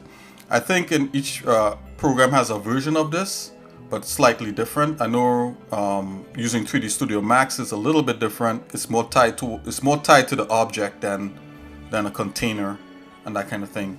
So let's test this out. So we got this one guy here, which I'll make available on the Discord. Let's make a copy of this guy and see if we animate one guy, if we could put the animation from this one guy into the other guy. And that using the action. So I'm going to grab and press X. And that's only possible in Blender once you have the same kind of bones. And even if you don't have the same amount of bones, Blender will still do it. And it may look a little wonky, but it will happen. So in order to start animating, you need to put the armature, which is this bone structure right here. I'll show you what that looks like originally. Right now I have it in stick mode. You can view it in different modes. So I'm going to select this. I'm going to change the viewing mode on this. The display, let's put it as orthogonal. So normally this is what you're accustomed seeing, right? The orthogonal. They have different display modes. It's right here to the right of the screen. I'm going to show you guys. I'm going to zoom in real quick. I have a tool here that allows me to do that. There you go, orthogonal, and it's under like this display, viewport display thing right here. Okie dokie. Right, so we made a duplicate of this guy, and we're going to animate one guy, and we were able to move the action around. So to start, we're going to go over to the animation tab, which the animation tab is the top of the window of the Blender window right here. It's animation is next to shading and all that. If you don't see it, just come back all the way over and hit File and go New and get a new thing, a new file, a new scene. Now talking about scenes, let's just drop on scenes real quick. Blender has scenes right over here to the top of the viewport. So what these scenes are is multiple, think of them as having multiple Blender files in one Blender. So if you click scene, you get a whole new Blender that you could do stuff in.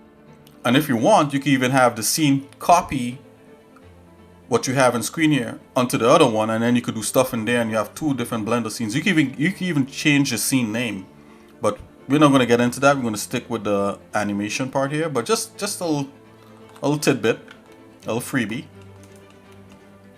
Okay, so I'm going to click on the animation tab, and the Blender developers have this all set up, ready to go.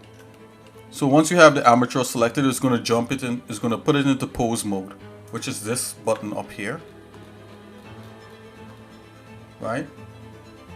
But you know what you could do.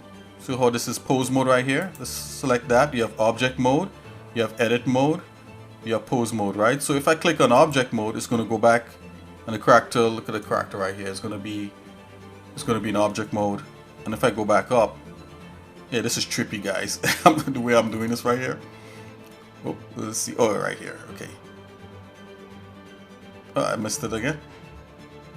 Okay, so you go object, and let's go back to pose mode.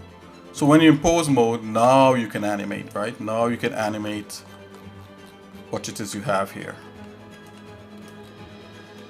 right?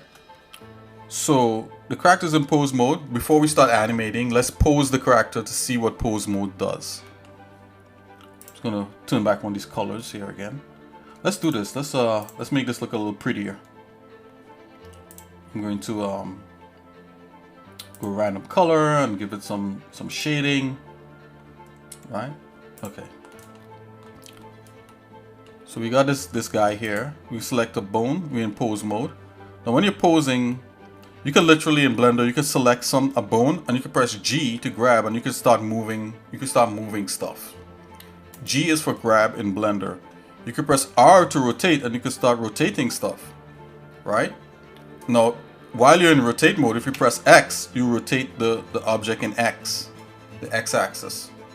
If you press Y, you rotate the object in the Y axis, right? In the Y direction. If you press Z, you rotate the object in the Z direction. Look at that. The guy is like flexing his back because he worked hard and he has to. Okay, guys.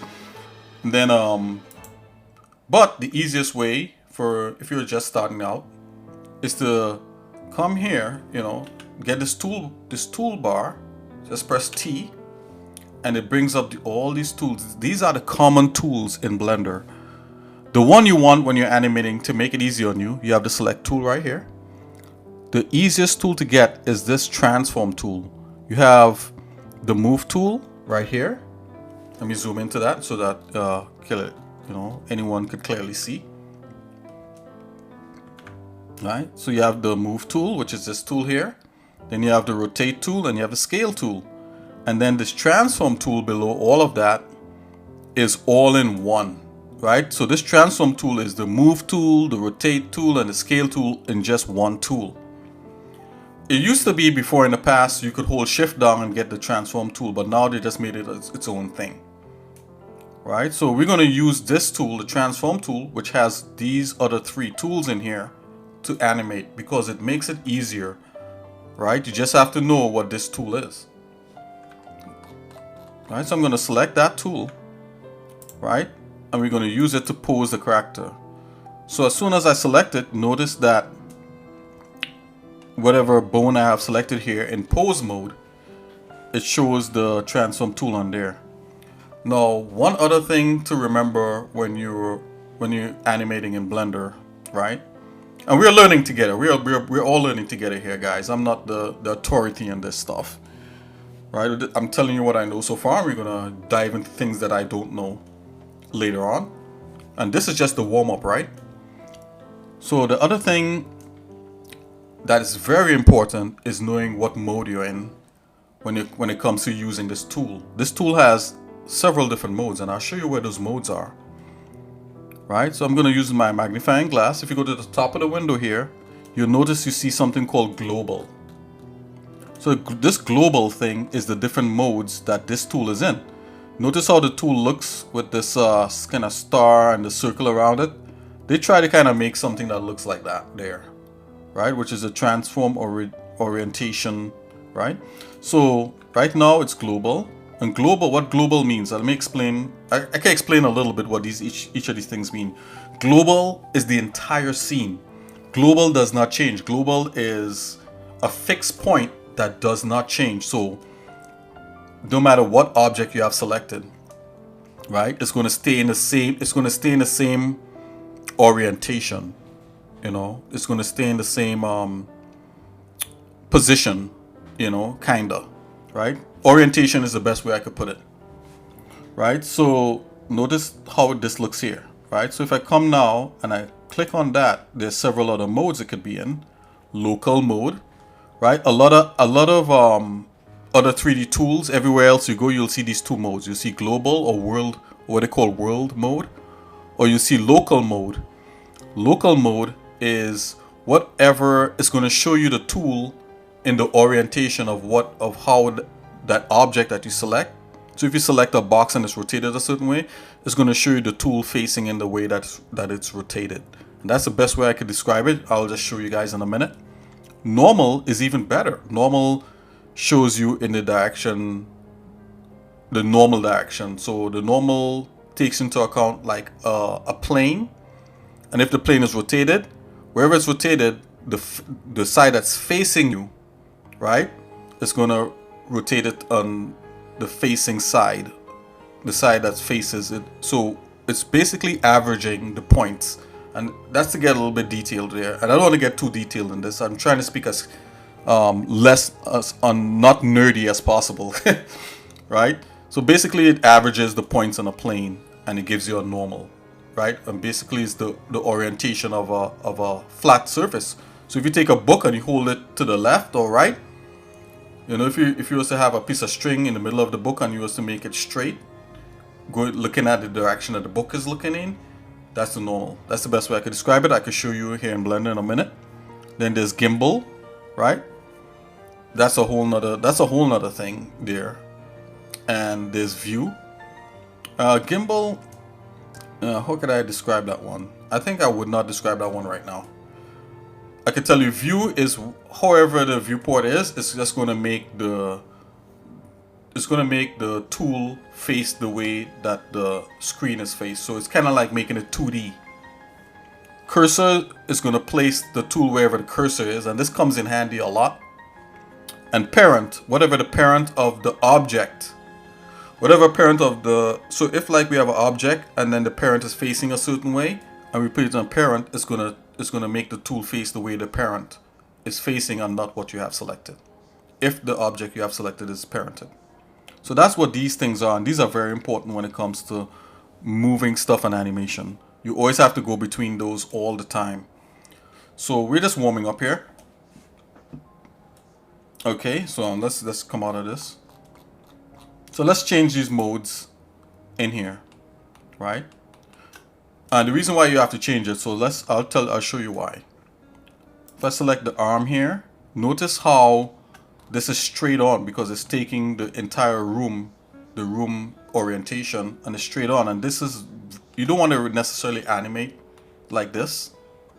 I mean, sometimes you do want to animate like this, right? But I'll show you what happens. See if like we was to make his hands go up. Look, the tool is still facing in the same way. If we put his hands down, the tool is still facing in the same way. And you might be like, hey Nick, I'm fine with that, but I'll show you something. Check this out. If you click in local, look what happens. The tool is now facing in the way that the object, that the bone is facing. And this makes animation very easy because you could understand how to rotate your object better. So watch this, just check this out. If I rotate this way, the tool goes along for the ride with the object. And that makes animation very good. Now if you notice my guy, the bone, is not really rotated 100% properly, right? Let's rotate this way. So we rotate, we hold that axis. Look, the tool goes for the ride. Another one that I use mostly is normal. Oh, wait a minute. We were in normal. Let's go back to local. So local is the same way. I don't know how it switched. Anyways, yeah, so we got in it here. So this is local, right? However we rotate it, the tool rotates that way too. And that's that's powerful. Let's go to normal. Normal does the same thing also. And a lot of times, normal works better than the local. So sometimes you have local and it's all over the place. And when you click on normal, you get the proper orientation. And that's to do with how you create the bones at the beginning. So once we start this, we may start with creating bones. That might be a thing. But this is the warm-up. We're just kind of walking through these different things. So to begin to animate in Blender, you got to learn how to pose your armature. So all these bones in the character, right, is called an armature. In some programs, it's called a skeleton. So let's take a look here. One important, if you're kind of new to Blender, right, another important view in Blender, right, is this view right here to the left, right? It's the outliner. This one right here. This outliner is very powerful, and the other one that's very powerful is this properties manager right here. So these two windows right here in Blender is very important, and you need them a whole lot, right? When you're animating, another important view is the one down here. It's called the dope sheet, right? But there's like at least 2 or 3. There's at least 3 or 4 different views for animation, and we'll go through each of them, just very easily.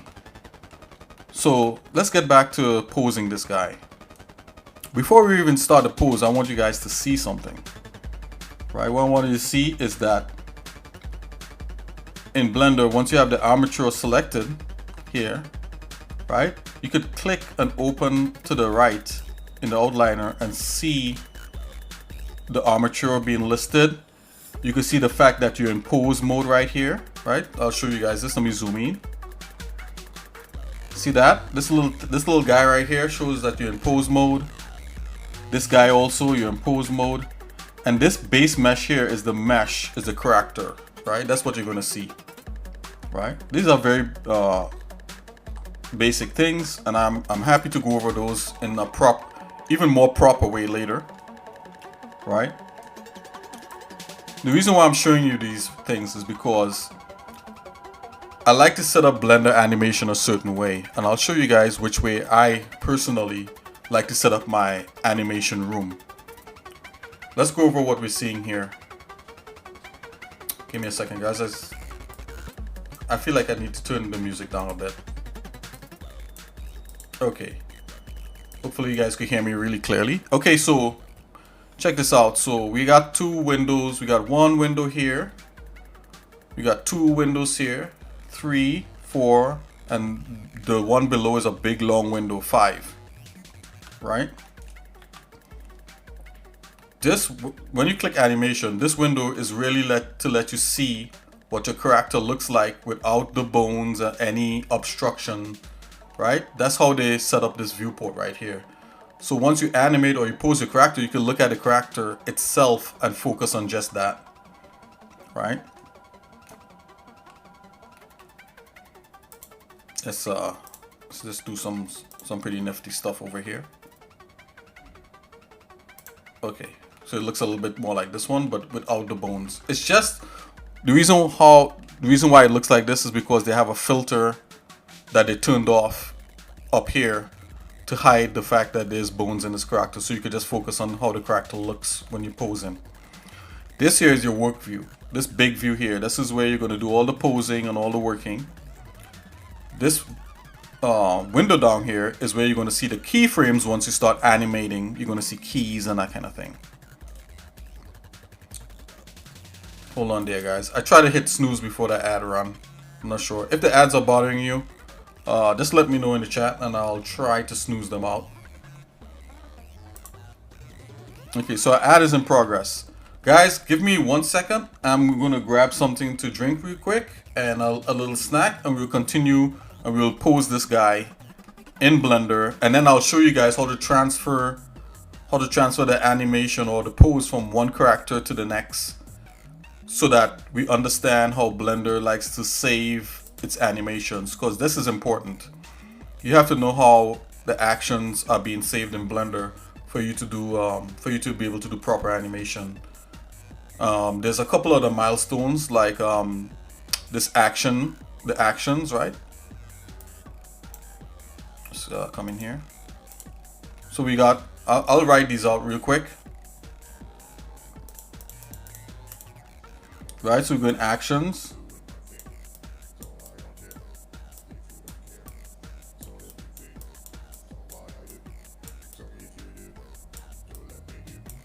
Right, this is important. Right, another important thing is keyframes.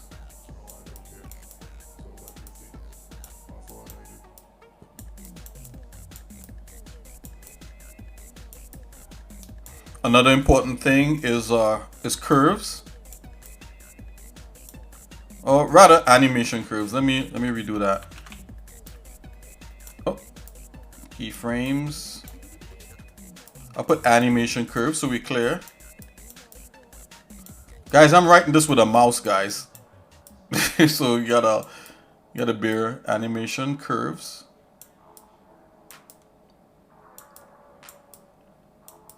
Right? And another thing too, guys, let me show you something real quick. These are just in Blender, right?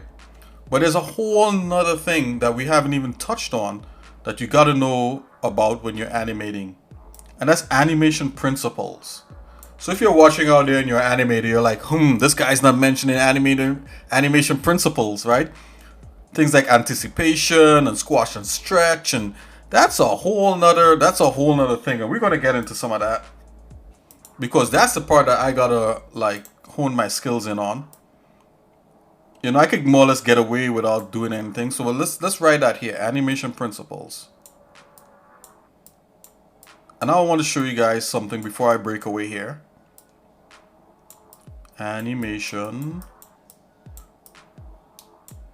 principles. It makes no sense you know about animation principles if you don't know like how to manipulate Blender to get them going, because you're gonna have a mess. So that's why I took it from the Blender part to know what's available in Blender. And once we get a custom posing stuff, we're gonna learn together. I'm not gonna go ahead of you guys. I'm just showing you guys because this is a warm up, and then we're gonna learn things slowly, and I'm gonna post it on the and please, if you have not joined the Discord, please join it. I'm gonna post these things on Discord, and we're gonna take our time, and I'm gonna get feedback from you, and you're gonna say, Nick, hold on, I don't even have Blender installed. And I'm gonna be like, let me show you how to do Blender, how to install Blender, and I'll show it. A matter of fact, we could do that. So we have animation principles here. Oh, look at that, principles. Animation principles. Is this principles? Whatever. You guys know what I mean. Animation principles, right? And there's a book that I'm gonna put out there. You guys could look on. You can look on Amazon to see if you get this book. I have a PDF of it. Let me show you guys this book real quick. And we're gonna take some stuff from this book. We're gonna start with this book, and then we're gonna go into video referencing, and the whole. I mean, animation is a whole field, right?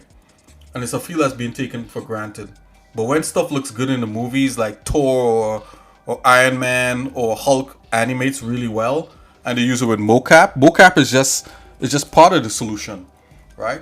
You know, they have mocap. You could use like, they probably what you see is like 75%, maybe 80% mocap, and the rest is animators tweaking, because there's only a real home human could only jump so far, right, with mocap. But you need an animator to extend the pose so that when he jumps, it looks natural. And then you could use AI to help with that. And there's a whole bunch of things you could do, right? But we are taking it with just what you and I could do as regular people here. So there, let me show you this book. All right, it's a book by a guy called Preston Blair, who's a Disney animator. Let me see if I can get the cover of the book. All right, so here it is. Animation by Preston Blair. Learn how to draw animated cartoons. Now, even though he has that on here, right, and he shows like different drawings of different things. Now, this is a book that I had a while back, and I think I scanned the scene or whatever it is, and you know, I have it there. But you could probably get the book on Amazon. Let's see what books they have on Amazon real quick.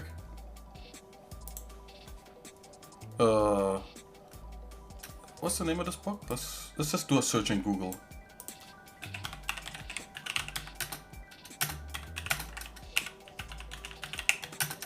Let's just look this up real quick.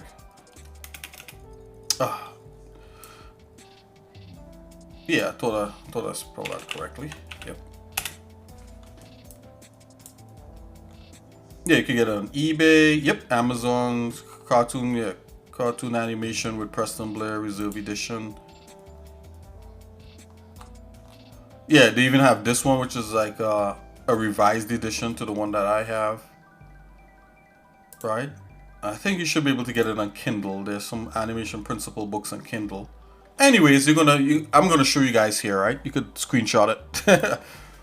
It's all good. All right. I don't know if Preston is still alive, but we'll see. His family. But anyways, let's continue.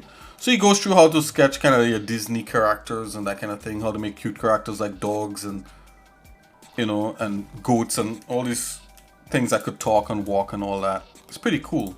But then he goes into animation principles now. Now that you know how to, these things are made up of ovals and spheres and cylinders and stuff. How to pose it, right? So you have different poses. You have like the anticipation, you have the extreme pose. He goes into all of that and how to work it. And we're going to use this in the next coming days, God willing, and next coming probably months. You know, this might be a really nice series. Hopefully some tutorials come out of this. Let's see. All right, he talks about like form, like lines of action and that kind of thing. Right? You want curves, you don't want things straight and all that sort of stuff. Right? It's gotta lead into something else. Right?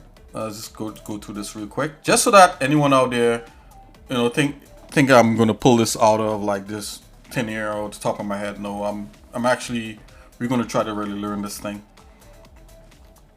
Okay. And he goes into a whole bunch of stuff. Let's scroll through real quick.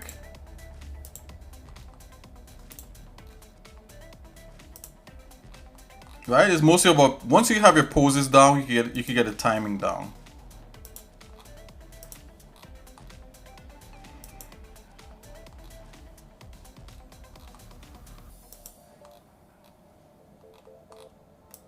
Right, he did like a whole thing on hands. You guys saw that? I just scrolled through the thing on hands there.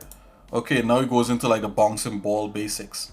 This is what you, if like you go to most animation places or whatever it is, and you see things on animation, they're going to start you with the bouncing ball, squash and stretch. Look at that.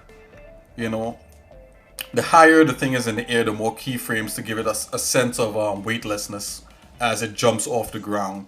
And then there's less keyframes, so gives it more weight, but when it hits, it squashes, right? And he shows you with a frog and he shows you with a person, the same principles. And look at this motion of body masses, right? Things like this is things that we're gonna need. You know, notice there's a natural rotation here and that kind of thing, like a golfer, a horse, right? Like the other day, if you were watching some of the videos past, you saw that I broke this out with a walk cycle, and we actually did the walk cycle on a bad guy, and I was using this as a guide. Nothing wrong with having guides, guys. You don't have, everything don't have to come off the top of your head. You know, you could do things through observation, but you could also come back to these things here. So remember we did this with the bad guy. We used this, actually, we used this rabbit to animate the bad guy walking. Right? And it's good to warm up like this. Look at this run. Right? So I'm just kind of moving through the book here real quick. You know, he's showing you how to sneak. So there's almost like a circular motion to the guy going forward and sneaking. Right? Then he shows lines of action. Right? And the coolest thing is in Blender, there's a nice little tool they added in called the annotation tool. Now, if you watch some of the previous videos, you saw me using the annotation tool when I was animating one of the characters. And that's to help understand how things move. I believe in Blender there's ghosting, so we're going to learn how to turn that on. I think there's ghosting in there. Okie dokes. But for now, I'm going to break away. So I'll break away for a minute. I'm going to get something to drink, a little snack. And we're going to pose this. Anyway, that's that book. Check that book out. There's also another book for sculpting. I'll show you guys about that later. But we're in animation. So we got our guy. Yo. Yeah, actually. Yo, hey, how's it going, Amunet? Yeah, you'd be lost without a guide, without guys. Yep. I can't always think of things off the top of my head. It's kind of, yep, gets me down. I can't figure it out. But I realize there's nothing, yes, there's nothing wrong with having reference. Nothing at all. It's very cool. You know, you hit the nail on the head there again. So we're gonna come back. We're gonna pose this guy, and again, I'm gonna make this available on the Discord, and you guys could follow me in the next when we actually start to do animation. But this is a warm up. So guys, give me a second. I'm just gonna run out. Don't go anywhere. Or if you want, go somewhere and pee, use the bathroom. Grab a snack. I'll be right back, and we'll pose this guy and see. And kind of try to understand what all this is about here in Blender. And I will continue to try to distill things down as simply as I can. If I'm losing you at any point, please feel free to stop me and ask questions about things that maybe I may have skipped or haven't covered yet. Especially with ads coming up, I know sometimes, like when I'm talking, the ad comes up and the ad does its thing.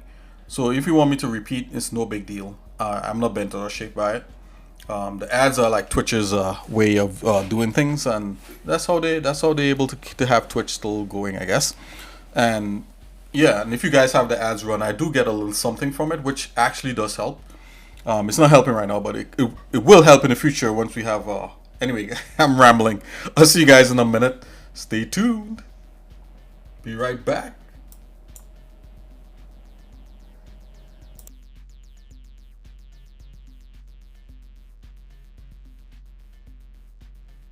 Hey, hang on, you guys. I'll be right back.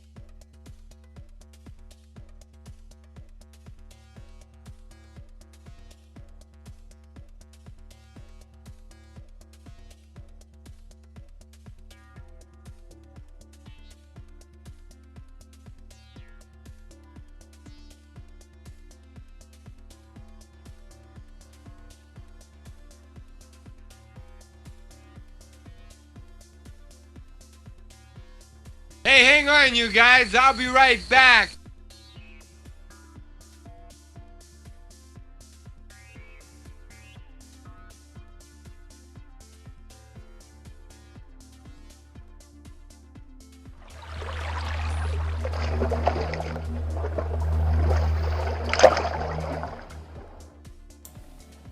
Okay, guys, I'm back. Hey, thanks for hanging in there for a few minutes there. I just had to stretch a little bit and grab some food. Okay, so where were we? We were about to pose this guy. Let's do that. So in order to start posing any kind of all right, let's I'm gonna back up a little bit here. In order to have things look like this, let's start from the beginning. Not the absolute beginning, but pretty close. So we already have this character I'm going to provide to you guys, so you guys could start playing around and testing things. But say if like you want to start from scratch, right? And let's start there. I'm jumping ahead a little bit here. This should have been for the next, for the next thing that's coming out, for the next video, but we could do this right here. So you have a character in Blender, brand new, this guy right here. Oh yeah, if you want to change the color of things in Blender, I'll show you guys how to do that. Just select, if you click random up here, right, and you change the name slightly, it will change the color of it. So let's see, let's go F2 on this guy. All right, let's change the name. I just changed the name on this guy. So I just changed the name and that happened. Okay. Let's change the name on this guy here too also. Nope, not A. So let's choose a different one. Let's go C. There you go. Alrighty. So you have a character in Blend that you get from like Turbo Squared or any free model site or something that you modeled yourself. And you want to add bones in him like this, like what I did some years ago. This is how you do it. You press, look at the, if you want to know the commands that I'm pressing, you can look above X Nikki's head and you'll see what I'm pressing. This thing here is the mouse. So if I click my left click, you'll see that. If I middle click, you'll see that. And if I right click, you'll see that. Look above her head, you'll see it. And any keys that I press on the keyboard will pop up above your head. So if you press Shift A, right, you will come up with this menu. And in this menu, you want to choose this thing right here called Armature, right? And in Blender, they have plenty different options in here. They have a single bone, they have a human meta rig, right? That's a little bit advanced for what we want to do right now. They have animals. They have animal rigs in here, guys. They have a bird, cat, horse, dog, shark, wolf. What? That's hot. And then they have a basic human rig. Maybe that's just one of the ones I used. But let's start with a single bone. So you click on that. All right, I'm going to redo it here real quick. So let me just select this here. I'm just setting myself up. Okay. So you Shift A. Then you click Armature, then you press single bone, and it's going to make a bone object right where the character is. That's right here. Right? And this is the beginning of your armature. So if you look in the list, in the outliner right there, you'll see that it made an armature, right? And what we're going to do now, right, you're going to come down in the properties panel right here to the right, and you're going to go to display where it has display right here. Make sure in the properties panel you click on this thing here that's called what is this called? The data object data properties. You click on that, and you want to click in front. And now let's zoom in so you guys can see what all this looks like. Whoa, what's happening here? Okay, yep, got it. So you see that? Click on the little running man right there, and in front.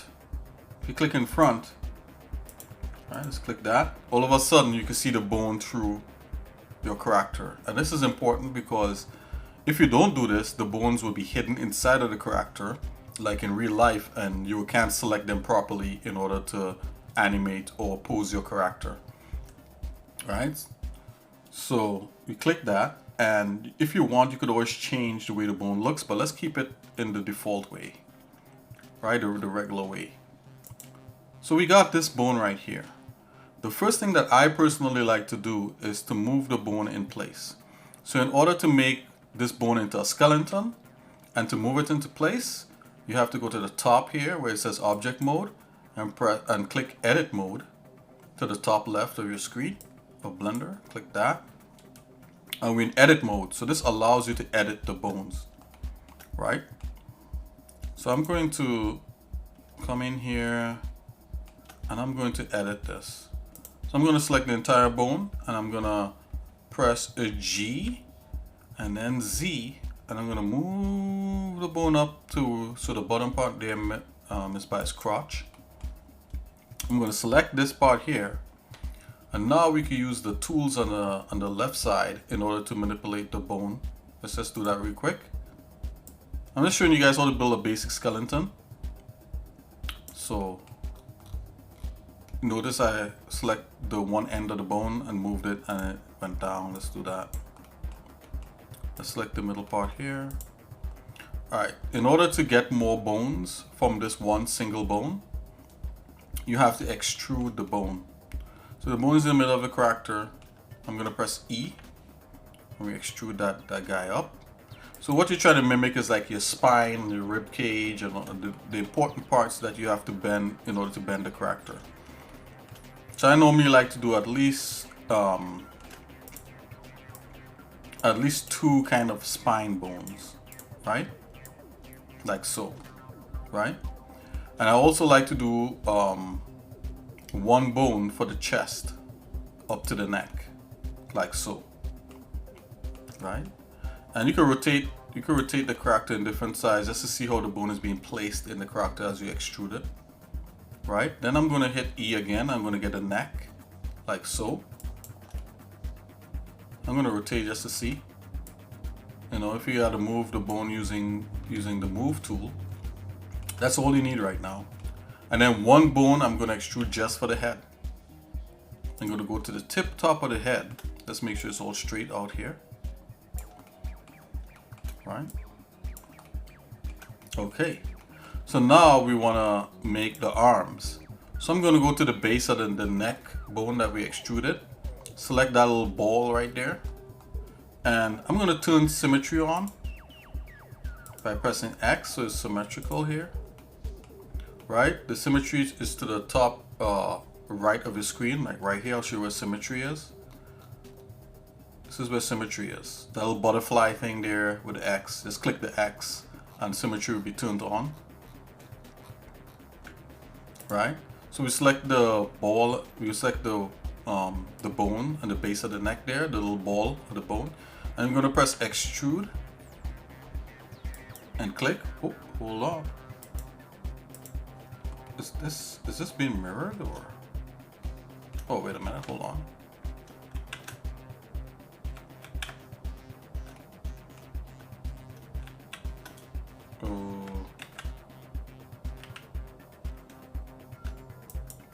Okay.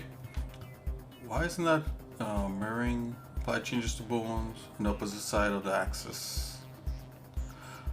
Oh boy. You guys have to bear with me for a minute here.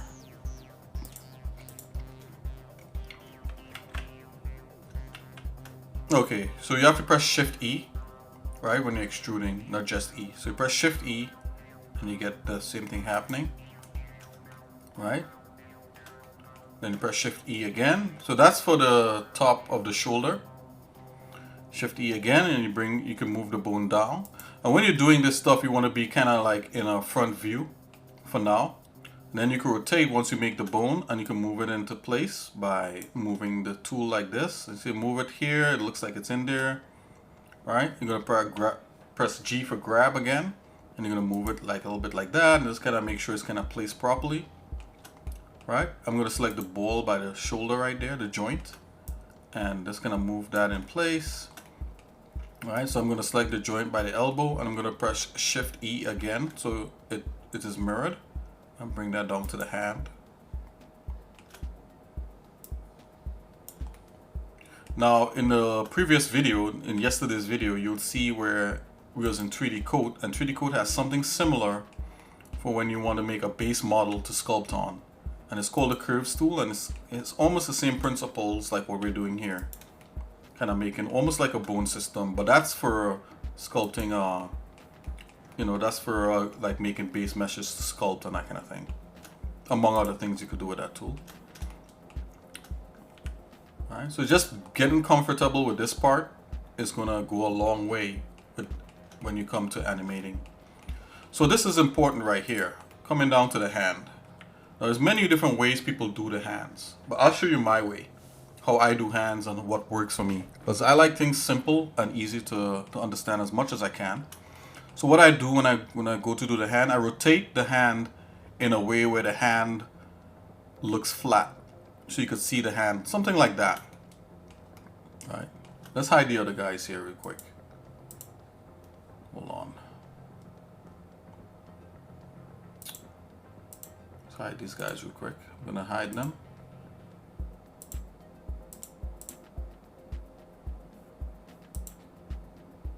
Okay, I'm just hiding those guys real quick. Okay, so we can just focus on this one guy.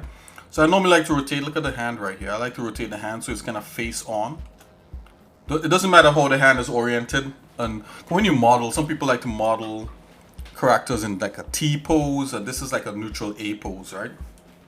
That's what I like. I like neutral A poses. I don't like the T poses anymore. Excuse me guys, I just took a bite of something I haven't eaten all day. Okay, let's continue. So this is how I like to do hands. I like to make a hand bone and then have the fingers come out from that, because it's easier for me. Many different people do it different ways, and the more complex your rig is, the more complex that setup would be, but this is for me the simplest way to get hands working. So we select the wrist bone right here, the wrist joint, and you extrude like just one bone right here like this, and this is going to be your hand bone to move the entire hand, right? But off of this bone we're going to make fingers. So with that selected, rotate, you know, rotate your view and make sure that bone is in the middle of the hand as much as you can. So I'm just gonna move it like so. In this view, I'm gonna come in this view and move it back a little bit. You want it back a little bit, you don't want it too close to any one finger. I'm gonna move it down a bit so it's a little more in the middle, and I'm gonna move it in a bit so it's a little deeper in, so it's kind of like to the center of the hand volume. So we're looking at the hand, right, like so guys. Now we're gonna make the fingers off of this. All the fingers we're gonna make off of this one bone. So I'm gonna press E. I'm gonna press, sorry, Shift E to extrude that up like so. Right? And the reason why I'm pressing Shift E and not just E is because we're doing it on the other side also, it's being symmetrical. Right? So this is for the thumb, right? And then I'm gonna come down here, click on this one, press Shift E again. This is for the pointing finger, right? There's the index finger, and then you press Shift E again. This one here is for your middle finger. And then you select this little ball here again, and then you press Shift E. And this one is for the ring finger. That's how I name them. Pretty easy to remember. And then select the ball in the middle again here, then press Shift E, and then you have for your pinky finger, the little finger. Now all you gotta do is to make sure that these joints that is part of the bone is in the middle of whatever finger you're gonna make. So I'm gonna start with the pinky. This is how I think about these things. Here comes the vibes. Whoa, vibes is back in again. What's up? So this is how I like to think about this stuff. Hey, we got a full house.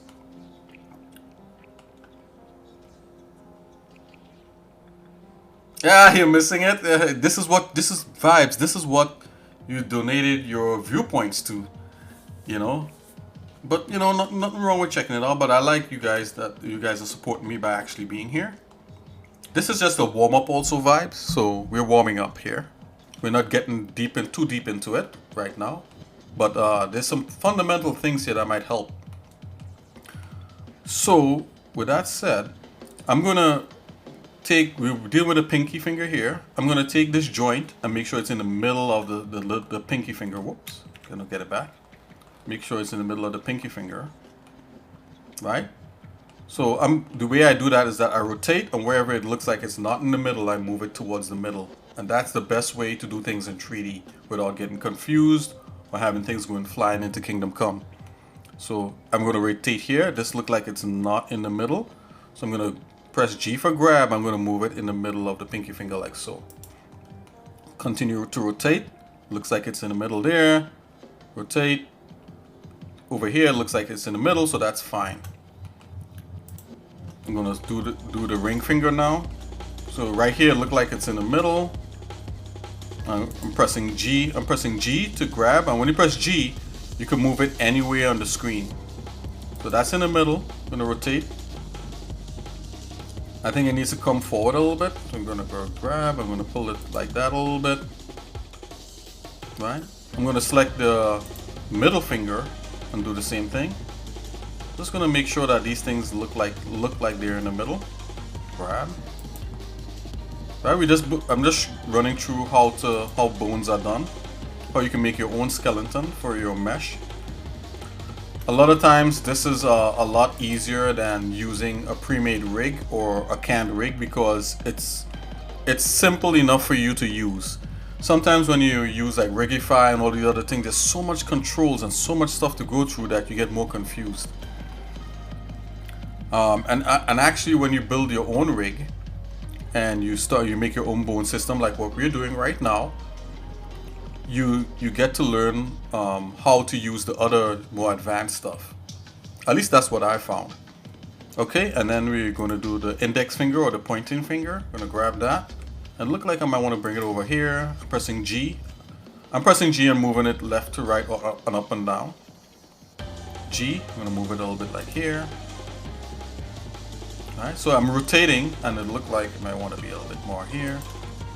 So to me that looks like the middle, right? And nothing wrong. You can select the point where you extruded all these bones. You can select that point and you can even move that point. Press G and you can move it so that it makes sense. And that's all it is. It's just about moving things around and switching them around. Now we're here with a thumb bone, and notice the thumb bone is nowhere near where the thumb is. So we're going to bring it over there. So I selected it, the joint. I'm going to press G and just move it like where I visually can see it. And if you notice, I'm going to move it down so it's like inside of the thumb. G again. So we're going to put it like right where the knuckles are. So basically these points are knuckles. That's all you want to think about them. Gonna move that again. Right? So, okay, so let's stop for a minute. Let's zoom out. Right? I notice this one wants to come up a little higher. I'm just gonna adjust. So as you rotate and things don't look correct, you adjust it until it looks correct to you and you alone. Okay, so we have the hand bone right here. Right? This is gonna move all the fingers and the hand and everything. And then we have these bones that is leading into the knuckles, right? So this is a knuckle here, that's a knuckle there, that's a knuckle there, this is another knuckle. This is as complex as it's going to get, guys. So don't get if this is your first time and you're trying to follow what's going on, don't be intimidated. I'm going to go over this, and we're going to go slow. When I put the files out, you're going to see how it's done, and we're going to take everything at base level, and we're going to work our way up to something that looks cool, right? So this is, and if you're already there, feel free to let me know your own techniques if I've skipped anything out or if I could do something a little bit different. Feel free to let me know. So we're about to make the fingers now. Now this character right here does not have proper fingers, and I'll show you what I mean. This is a very basic model, right? Now your finger has more than one has more than two, sorry. Your finger has more than two bones to it. Your finger has 3 bones. Fingers and toes. I think toes. Let me see. 1, 2. You could look at your own feet. We could look the toe thing up, but yeah, toes. I think your big toe has. Yeah, so your toes mostly have 3 bones. Your fingers have 3 bones. In animation, you can kind of get away a little bit with like just the 2 for the toes or whatever it is, because you're not gonna. I mean, unless what you're doing is really in depth, you know, you don't have to necessarily do all the toes on a model. But for the hands, you gotta get correct, right? So this model here only has 2 segments for the hands, which is wrong. It's supposed to be 3 segments for the hand. But for this example, we are not going to add the 3 segments. For this, just for this, what we're working with this guy, I'm going to leave it as a 2, so that we could keep things simple, right? Later on, when you're actually doing something that you really like, you make sure that your model has 3 segments. But this is a really quick model that I think this model originally was for me to use as a sculpting base, and you could sculpt in the extra digit and that kind of thing. So with that said, let's just go with our 2 bone fingers for now. Right, keeping it simple. Right, not getting complex as of right now. So let's start with the thumb and work our way back to the pinky. I'm gonna select the knuckle bone there and press Shift E and extrude. Bazam, like so. And then I'm gonna press Shift E and I'm gonna extrude. And when I'm extruding, I'm moving the bone to the direction of the finger. And then I'm gonna rotate, and this is what probably happens to a lot of people, like the bone is not there. No problem. We could take the joint, select the little ball, press G and move it into place like what we did with the other ones. Select the ball point, press G, move that into place, and then rotate again. You gotta look. You always gotta rotate in 3D to make things correctly, to make things work correctly. So you see like it's slightly off right there. So I'm gonna press G, move that point to where it needs to be. Select the other joint, press G, move it in the middle. You're gonna rotate again, and you're gonna continue rotating until you get it in the right place. Rotate, move that here, select that, rotate, move that there, right? And this is starting to look proper. I want this joint here for the top of the thumb to be a little bit higher up, so I'm gonna select that joint, press G to move it. Right, G is to move. I'm gonna move it into place to where I think the thumb joint should be. All right. All right, so because we're just using this as a tutorial and just as an example, you can see why we probably wouldn't need all 3 bones. So check this out. So I'm gonna select the knuckle for the point finger, and I'm gonna do the same thing like I did with the thumb. I think the thumb looks fine right now. So let's do the index finger, the pointing finger, E, and E, and then you're gonna rotate and make sure everything is in place. Select that, press G for grab. Select that, press G for grab and move that in. I'm gonna select this. I'm gonna bring the knuckle a little bit higher up. Right, and you don't wanna rush. You just take your time. This is all you're doing for the day. You're not doing anything else. You don't have any chores to do anything. Yeah, right. You probably do have chores. I'm just joking, guys. Okay, so in your downtime, when you have a little time to yourself, you could do this. Now, I want to talk about the placement of these joints. You say, Nick, how do I know where to move the joints to? I'll show you how. Right? One good thing when you're making bones like this and you have a mesh like this is to turn on the wireframe to be able to see the wireframe on the mesh. Helps, right? I'll show you how to do that in Blender. So to the top right of your screen, if you're in shaded mode like this, right? You want to hold, you want to come up here. I'm going to zoom into it so you guys see. Okay. So right here, under this option, click here. Let's see if we can find it. Wireframe. Look at under geometry. So what button is this? Let's see if it wouldn't tell me the name of the button. Anyways, this button right here with this icon, right? I think it's like overlays or something.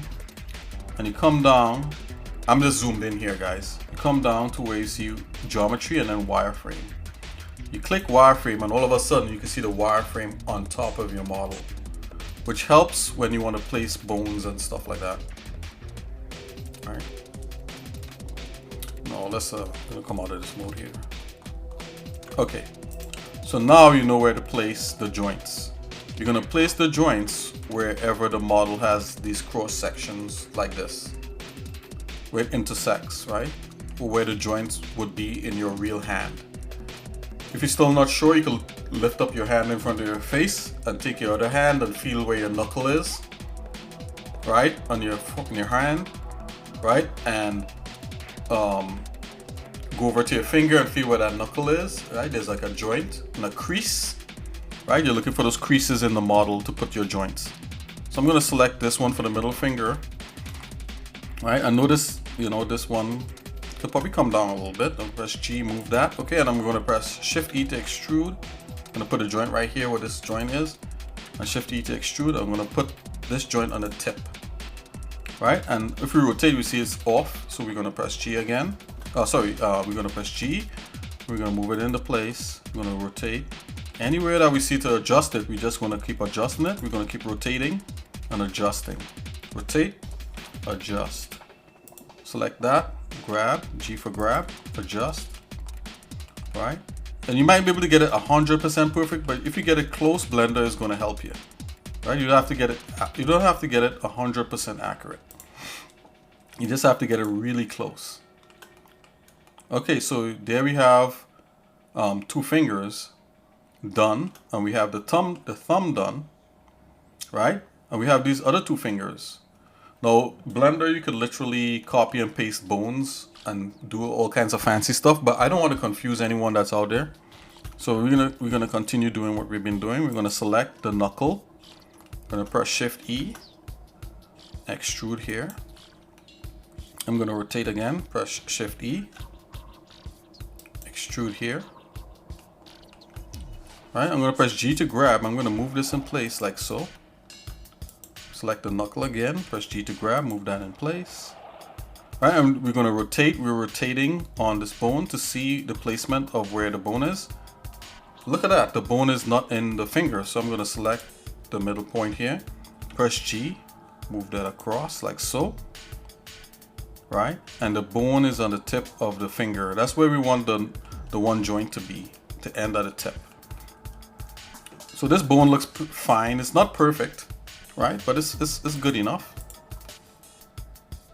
Let's do the last thing. Let's do the pinky finger. Select the pinky. Gonna press Shift E to extrude. Put that bone there. Shift E, extrude, put that bone there. Then I'm gonna rotate. I'm gonna press G for grab. I'm gonna move that there. I'm gonna select this point here by clicking on it, this joint. And then I'm gonna press G. I'm gonna move it. Right. I'm gonna rotate G to move again, and you rotate, you move until everything looks fine to you. Right. The objective is that you want this joint to be directly in the middle of this cross section. But what cross section am I talking about? I'll show you. If I come out of bone mode and I select the model, and any model, whether it be a simple model like this or a complex model, if it's done right, you should have cross sections for your arms and for your fingers and stuff. So a cross section is this thing here. Let me switch over to edge mode so you can probably see it a little bit better. Right. You know what? Let me make the line a little thicker so you guys can see it a little bit better. Let's come in here. Hold on here. Just make that a little thicker.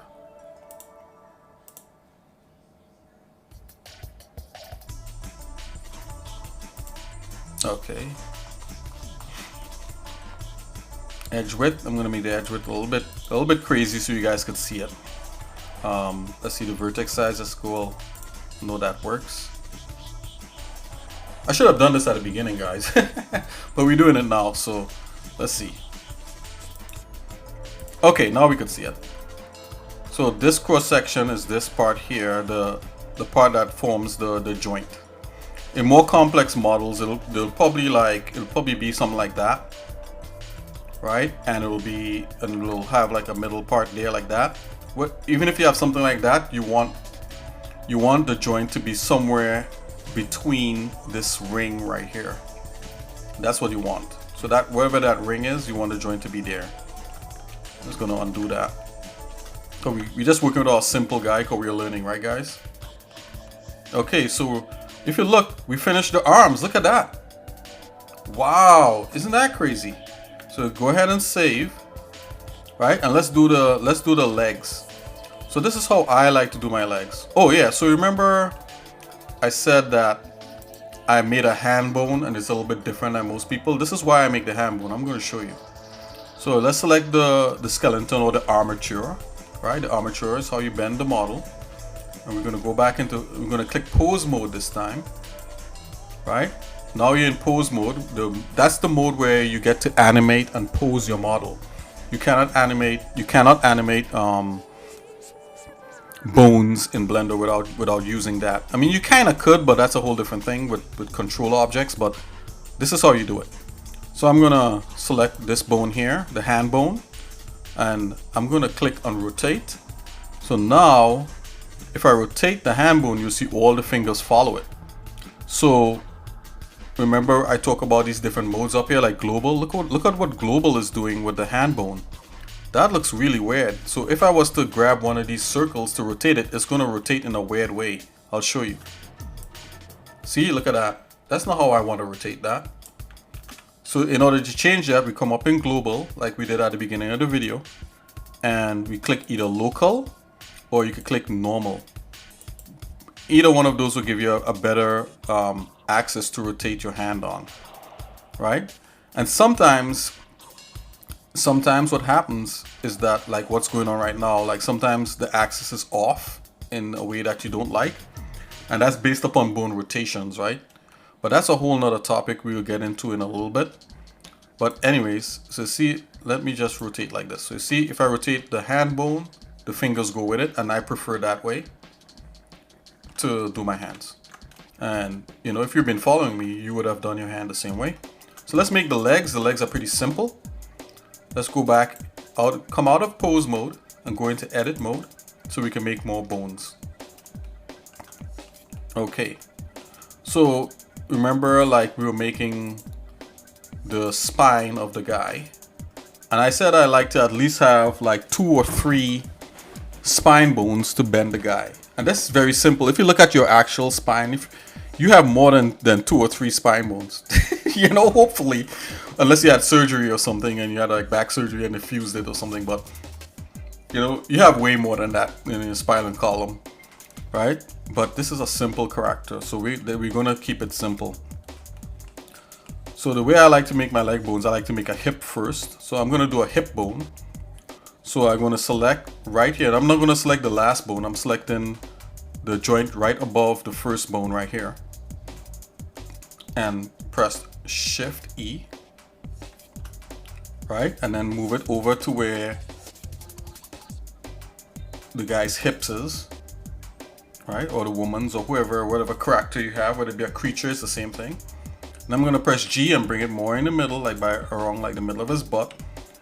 And basically kind of where you want to put bones is where your actual joints are in real life. To a certain degree, you want to kind of follow that to a degree. Alright, so if you look right here, I kind of put it in the middle of his leg right here. I'm going to rotate, make sure the placement looks okay, and it looks okay to me, like it's in the middle of this loop right here. Right, so that's looking pretty good. Alright, let's make the thigh bone. I'm going to call that the femur or femur, or whatever, something like that. Right, so let's extrude, press Shift E again. Right, and the reason why we're pressing Shift E is because we have it mirrored. Right, if you press E by itself, I think it would not. Oh, it mirrors it. Yeah, whatever. You can press E now. My bad. I think you press Shift. With the old man voice, I got scam. I wanted the modeling part. Oh, yeah. Yup. yeah, the modeling, just the modeling part.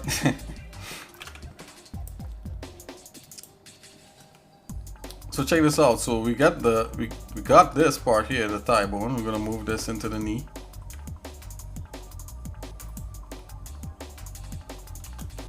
I'm really enjoying having you guys here with me on this journey to learn animation in Blender. And like we have got Vibes, we got Monette, you know, we got some people from Vex Jacob, we got some, you know, regular lurkers. Hey, it's all good, man. We got Mystical, it's all good. So I put this bone here. So off of the, as I extruded his thigh, it turned this little joint here is his knee. So I put the knee joint where his knee is. See that right there? Now I'm gonna press press E again, or Shift E, or whichever one you want, and move this where the ankle is gonna be. So I'm gonna move that down. Right, when you press E or Shift E, it extrudes the bone, and look at that. We can move it in place. So I'm gonna press G and move it in place in the middle of the foot, and I'm gonna look to where his ankle is. So I think this bone could be a little bit lower.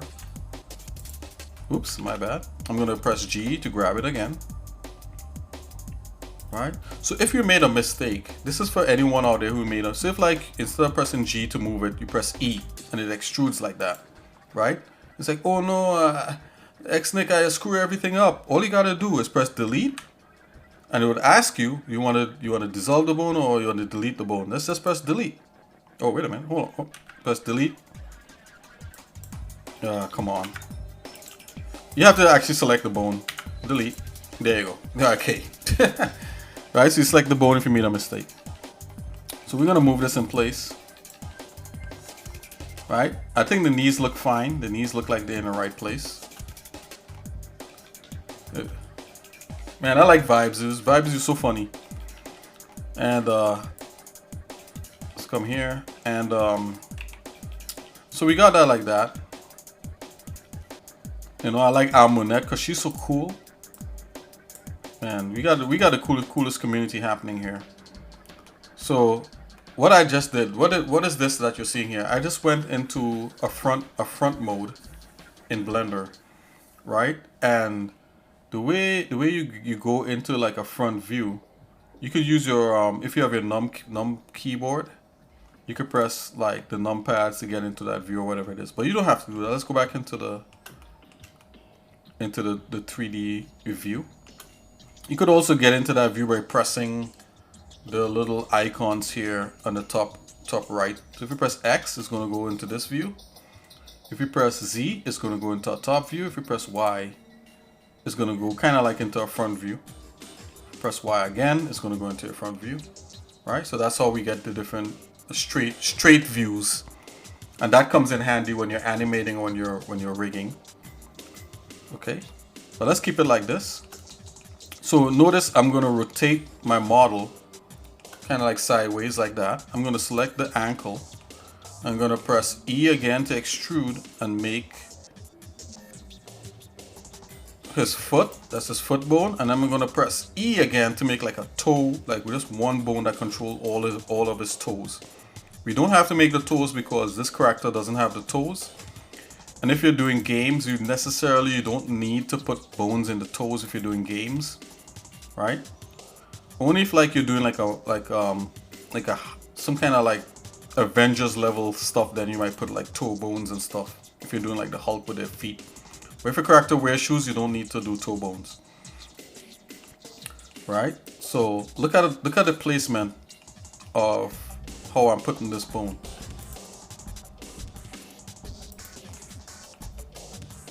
Right. I'm gonna rotate it, make sure it's in the right place. Right, you can have more or less want things in the middle. You want them where these cross-section joints, cross-section lines are, right? Where the edges, the cross-section edges are, so that when it bends in the right way. Right? So that looks good for me for the feet. So there you go, guys. That's how I was able to build the skeleton, although a lot magnitude times faster. But hey, you know, we were able to talk about it. Okay, so the next thing that I have never dealt with that is very important is what they call bone rotation. That bone rotation thing is definitely important, right? So seeing that this is just a warm-up and we're not trying to do any full animation for this session, and the animation, God willing, is going to go into the next session that we have. Let's see if we could tackle the rotation thing, right? Let's see here. What do they have? They have radius. What is radius? Don't know what that is. Radius roll. Oh, yep. There you go. Roll. Get that back. Oh, is this length? Okay, length. Roll. Okay, so the bone roll, that kind of thing. All right. So we gotta look at how we want this set up.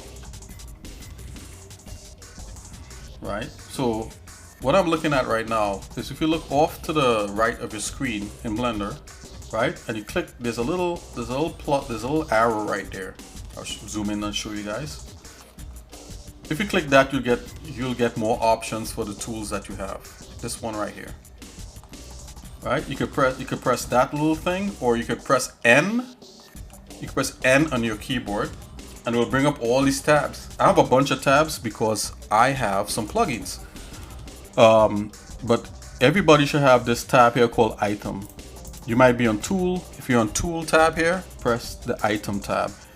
And what that does is shows you the rotation and the scale and the position of the thing that you have selected, whether it be an object or a bone or whatever. Okay. So bone rotations is important because if your bones are rotated wrong, then when you go to animate them and rotate them, everything is going to look weird and it's going to be frustrating, right? So let's see if we could take care of that before we you know, apply the bones to the guy. So I'm going to rotate this a little bit. So I'm going here where it says roll right here. I'm just going to do that. Right? I'm going to select this one right here, little arm bone. Just going to take a look, see if this looks right. This one is looking pretty good to me, right? You know, you don't need to get all bent out of shape if it's not all correct, right? So I'm going to select the hand. Now the hand is screwed up for me.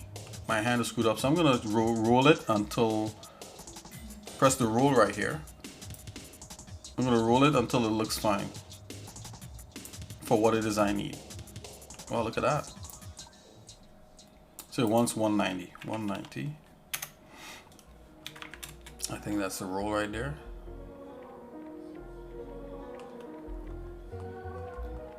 Right?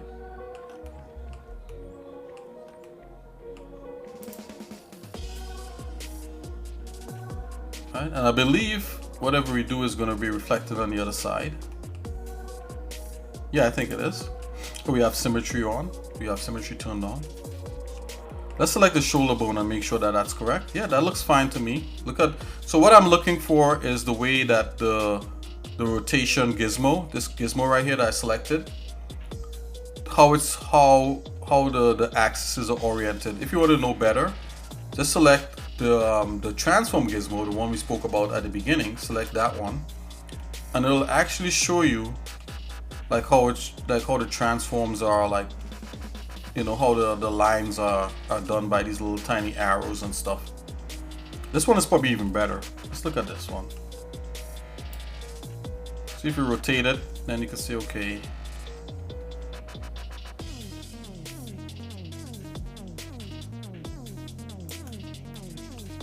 So in Blender, Z is up. So it's rotate.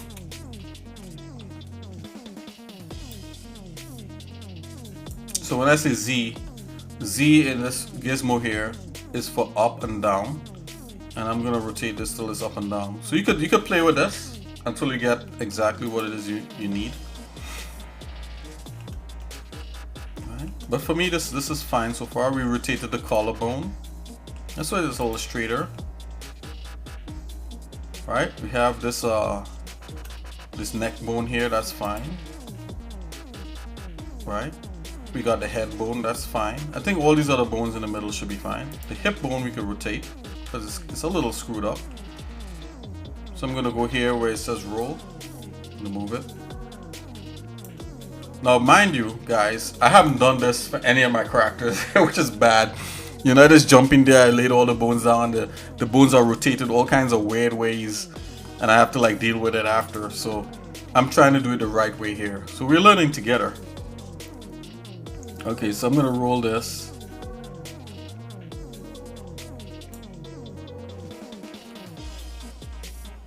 Okay, so you roll it so that everything faces the right way. Right, so look at this. This is all kinds of screwed up. So let's roll this.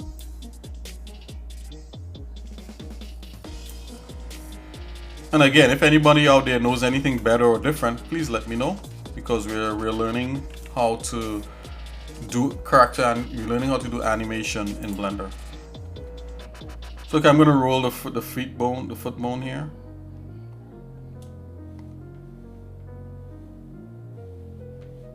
Let's roll that. Hold on here, let me see something. Okay, that's weird. Let's roll that back. Okay, so that when we go to rotate the foot, we can rotate it in a logical way. Left to right and up and down, and not like weird. So if you select that, you saw the gizmo. So the gizmo is kind of slanted like that. We don't want that. We want it to be straight up and down. So that's why we're rolling it. Something like so, straight up and down.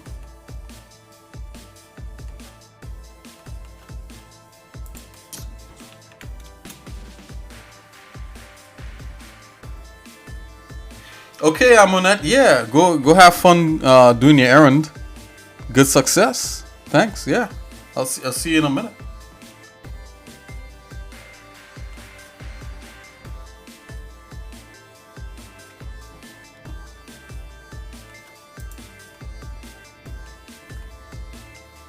Okay, so we're gonna roll this bone here. Let's make sure it's set.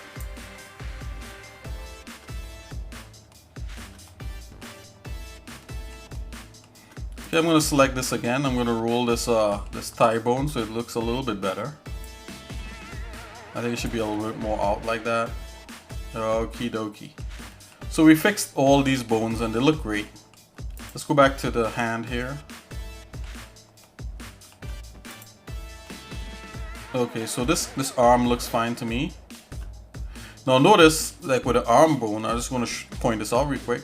Notice how I put the joint kind of closer to the elbow. You know, you could, if you want, you could put the joint a little bit more in the middle. Let's do that. Just a little bit more in the middle, not too much. Because if you feel your like your knees, if you feel like your knees and you feel like your elbows, they're kind of more to the surface of your skin than most of the other bones.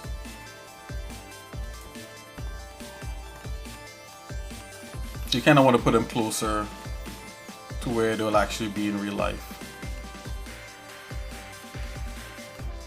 And if you look at your skeleton, once you built it, you're gonna realize that they're very close to what it would probably be in real life, like where it has a natural kind of bend to it. And the next thing you want to take note of is your spine. When you're doing your spine, give your spine a natural curve. Don't make your spine straight up and down. Right? When you go to the side, the spine. When I say the spine, I mean these bones. I'm going to select them. Make sure that they have a natural kind of curve to them. You don't have to be crazily curved, but it should have a natural curve to them.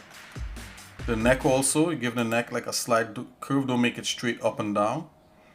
You know, and so on and so forth. And the head, you can make the head straight if you like so. Right? So when you look at the spine, which is your neck, the chest part here, and the two spine bones, they have a natural curve to them.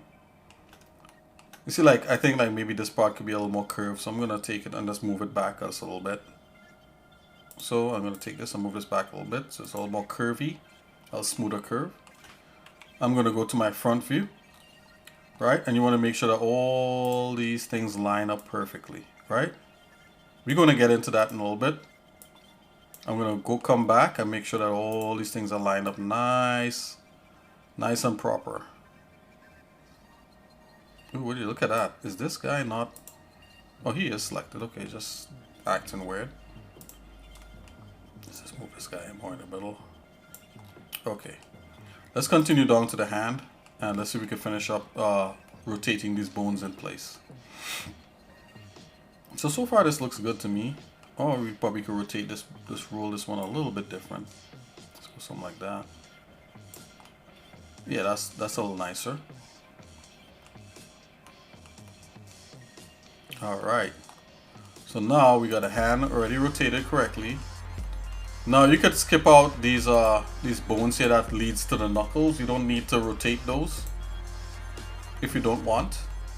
But what we do need to rotate is the fingers. But the fingers got to be lined up properly. So I'm going to select the first finger bone up here. And this looked like it's okay, but I'm going to roll it so that the Y is in here properly. Okay. So that's rotated properly. Let's do the other one below it. I'm gonna roll it. Alright, so this is important too. When we go to animate, you know, when we select things, they'll rotate properly and they're not gonna rotate in a weird way. So I'm gonna roll this so that the bone is straight. And alright, so let's see here.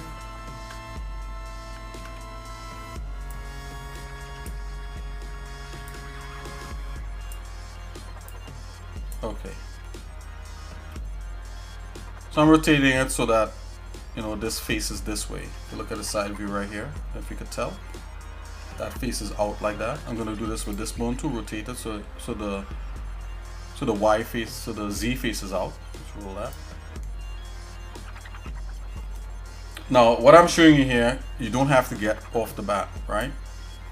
I'm not expecting as soon as I talk if you're learning this for the first time or if you're refreshing yourself, you don't need to get it perfect.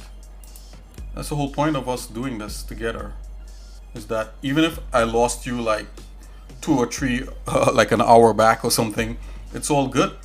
You know, the fact that you're here and you're listening and you're watching, you're gonna pick it up eventually.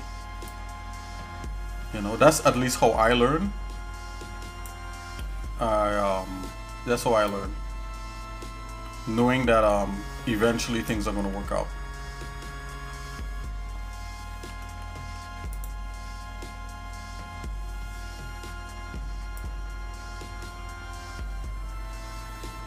Okay, I'm just gonna go ahead and roll the rest of these fingers in place, and then we'll move into getting the bone stuck to the character, and then we will pose it. Okay, so I'm just gonna go through and do this real quick.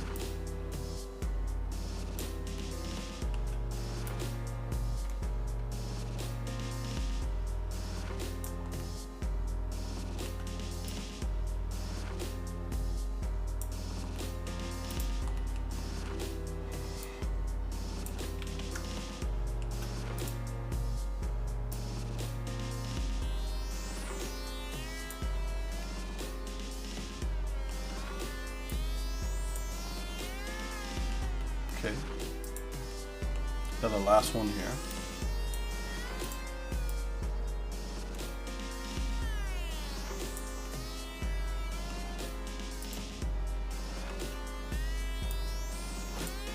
Again, you know, just to reiterate, you know, I'm not a master of this stuff, and I've certainly haven't done this for the rest of my characters, which is really wrong. Like, I haven't rotated any of the bones, so the bones are like rotated all kinds of weird ways, and I just kind of work around that, which is not the way you want to do it. So we're learning here together to do it somewhat, at least 75% of the right way, right?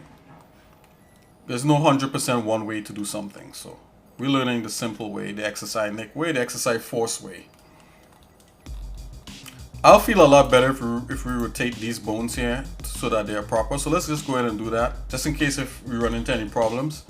Just gonna rotate these hand bones. So you do have bones in your hand. I'm just gonna rotate them the right way. I'm rotating them so that they face out, so that the axes of this tool face up and out like this direction. Alright, so I'm looking at the Z. the blue Z axis. This axis right here is blue. And I'm going to rotate it so it sticks out the back of the hand.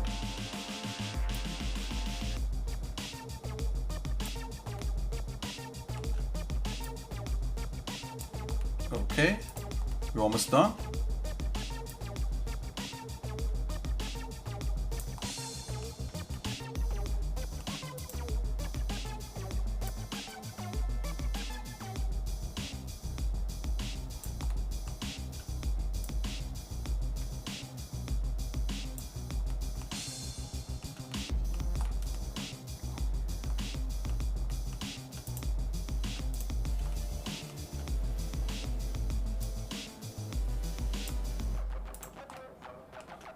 Here's the last one. All right. I think that's looking pretty good. All right, we don't need to get it absolutely like spot on precision. We just have to get it close so that we could work with it. All right, let's look at the other side. I believe the other side did its job too. Yeah, it followed what we did. I'm gonna turn symmetry off. So this is our skeleton. So I'm betting you that this skeleton that we just made may be a lot better than the one I made before with the other guy. Because these bones probably rotated all kinds of weird way. Yeah, they are. So we're gonna go ahead with this guy. So let's clean these, let's get these guys out of here. Hold on here, let's come out of edit mode. Just gonna get rid of these guys.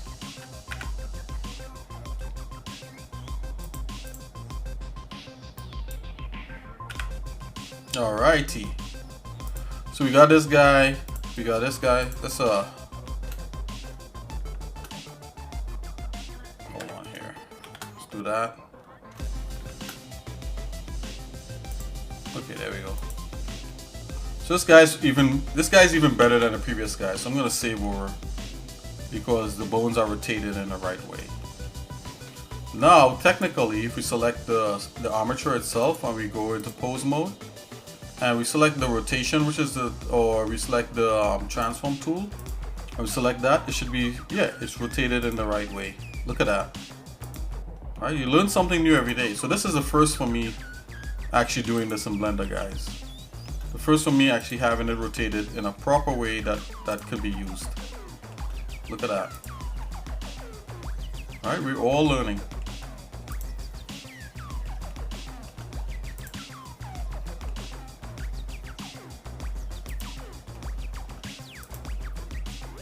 Actually, I think let's go back in and let's edit the bones real quick. I want to give you guys a proper file. So what I'm gonna go is go in here and just kind of rotate these a little bit more. Rotate that out, like so. Zero on that. Okay. Oh, let's go back. Let's turn symmetry on. Zero on that.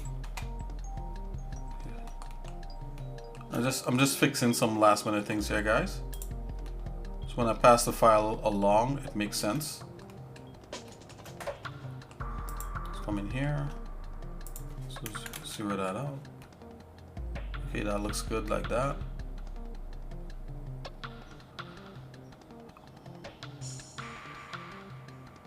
Okay, let's rotate this one. Let's zero that out and see. Okay, this needs to roll a little bit.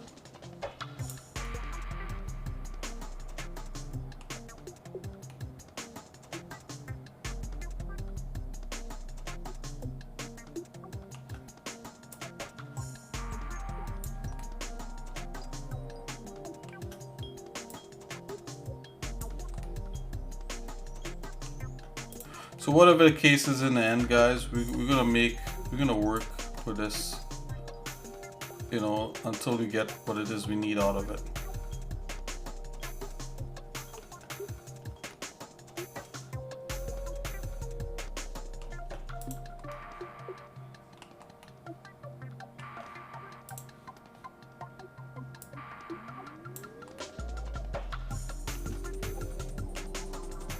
Okie dokie.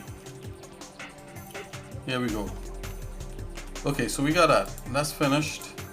I'm gonna save. Alright guys, so the next step and one of the final steps is that we could start to pose this guy. Right? So let's bind this mesh to this guy. So the way that you do that in Blender, I'm gonna rename this real quick.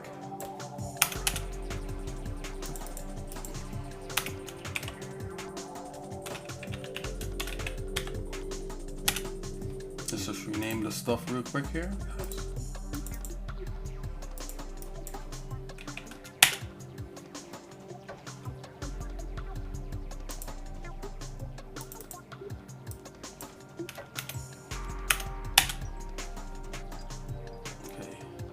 So this guy has vertex groups already, so I'm gonna get rid of that. And we're just gonna have Blender make those back again. This is from the previous stuff. Let's see. Delete all groups. Okie dokie. So vertex groups, I'll explain vertex group to you. Vertex groups are the way that Blender or any 3D program binds the model to the bones. So I'm gonna first select the bone. No, I'm gonna first select the guy, then select the bone, like so, right? See. I'm gonna press Control P, right? And it says, yeah, what do you want to do? So I'm gonna, it has all these things: object keep whatever, object keep transform with inverse, armature, deform, with empty groups, with envelope weights, with automatic weights, with bones, and with bone relative. So I'm going to click automatic weights, right? And that's all you need. That's all you need to do. So you press Control P, and then you select automatic weights in the list, right? So now if we select the bone guy and we go into pose mode, we should be able to move the character by rotating the bone, right? With this gizmo. Right, so you don't want to use any other axes. So what you could actually do, so you could use this gizmo, or you could just use the rotate gizmo. Either one is fine, but let's stick with this transform gizmo. Right, because the transform does come into play, but the bones, you mostly want to rotate them. So Blender took care of the problem.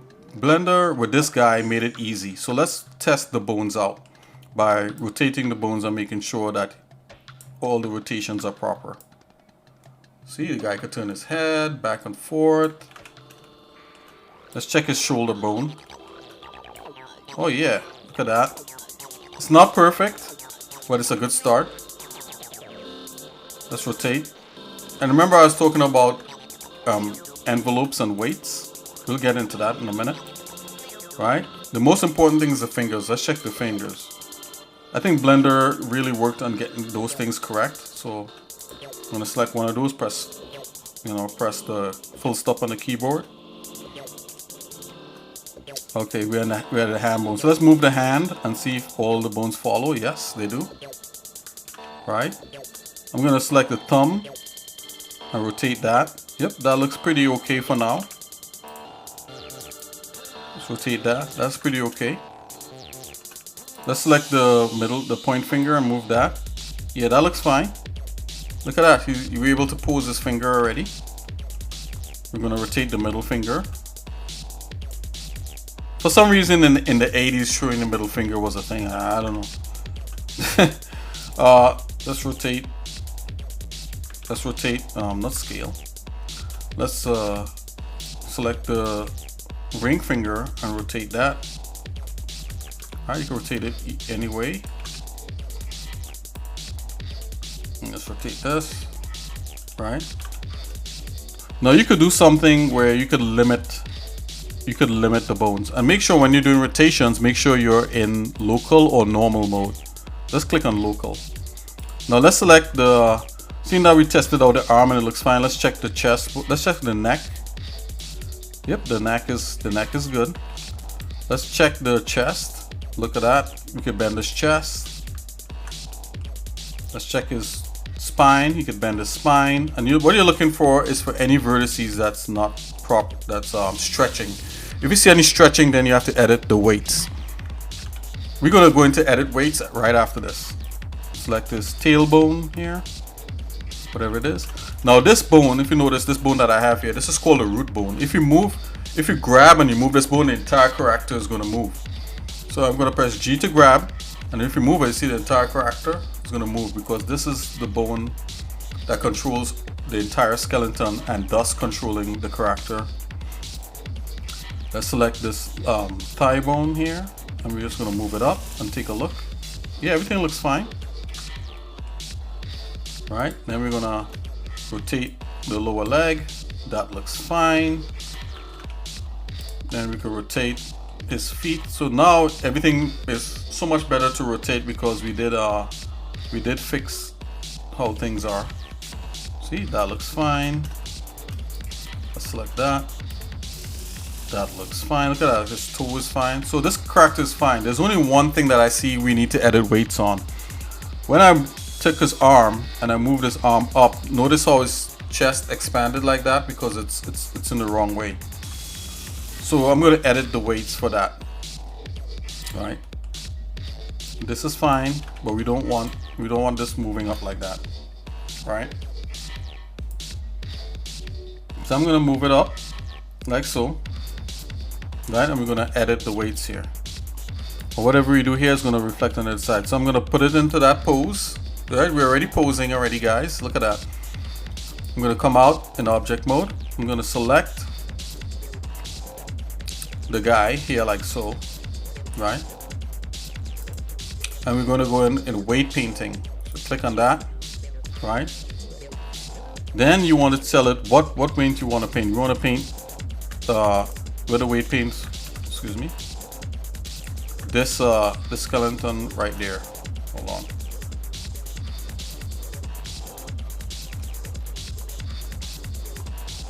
So right now it's all the way down there. Let's see if we can get. There's a shortcut to select the. Hold on here. To select the bone that you're looking at. Can't remember exactly which one it is. Anyways, we could go through the list. It's all good. Go through the list here. The next thing too, you probably want to name your bones, right? And I'll show you how to do that. So that makes it easier to then make them select them properly in here. Okay, so we got the arm. We went through the list right here. So if you look to the right, you'll see the list of bones under the vertex group. You want to select the group with the thing. And I don't want this bone to interfere with the underneath here. It's a little too strong. So under weights, you make sure you select your weights for this, right? And then what you're gonna do, you're gonna turn it down maybe, but let's go 0.3, and then might be a little bit much.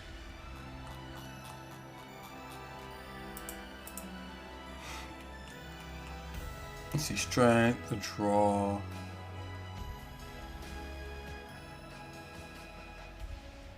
Let's turn that down. If we go weight 0, then we could paint it out, right? So put 0. We could go ahead and paint, you know, so that it doesn't pull his chest so drastically. Right?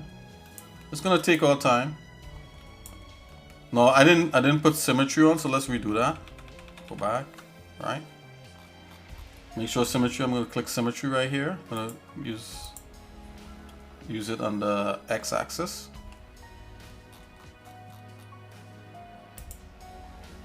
And select the bone, the weights.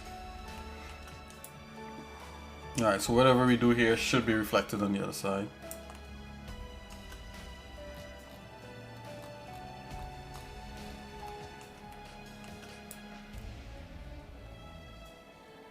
Make sure it doesn't affect that. All right. So I literally want to keep this as simple as we can, guys. So, you know, when you do more complex rigs, you know, you'd want like certain amounts of you know, you wanted to select it a certain way and all that sort of stuff. You wanted the weights to be a certain way, excuse me. So okay, I think this looks fine. Just make sure nothing else is being selected besides that.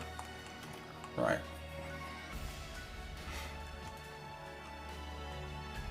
So technically the other side should be fixed. So let's go back into object mode. I'm gonna select that. Go back into pose mode. I'm gonna select that. I'm gonna move the arm back down.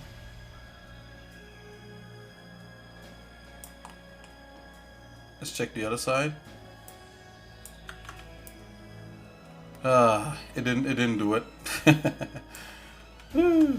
All right, we're gonna do it anyway. Let's go. Let's move it. Let's do that. It's all good, guys.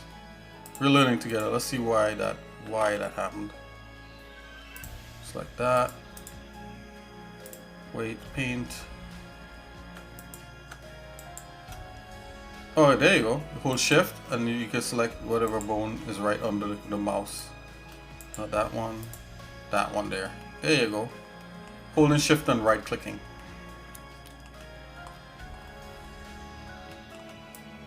There we go. That's gonna undo these. I really thought the symmetry would do something. Auto normalize, lock, restrict.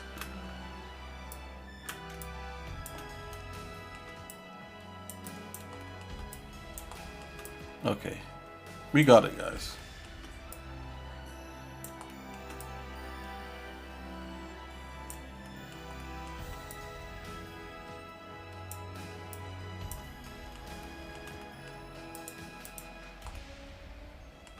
It's almost like you're sculpting, but with weight painting, right? Almost like sculpting. You know, how you want the character to look when he raises his arms up. As I said, this whole thing is not perfect, but we're getting it. We're just using it to learn how to animate, right?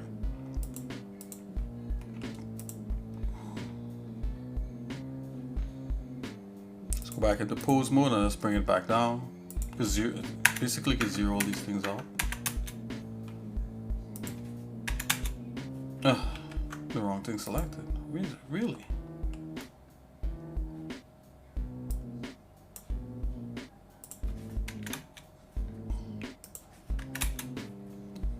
Nope. How is that done? Oh, it's 1. Okay. Is 0 and then 1. 0 and that. Yeah. Okay. So let's see. We got that. So yeah, if we move the guy's arm, got that. Yeah, that feels better to me. It's not perfect, but it's good. It's good enough. So we could go ahead and we could name these bones. So you select the bone and you press F2 and you could give it a name. So we're gonna select this one. Remember, guys, this is a warm up. So you see what that right there? Call this head. Keep it simple. You're gonna select the other one below it.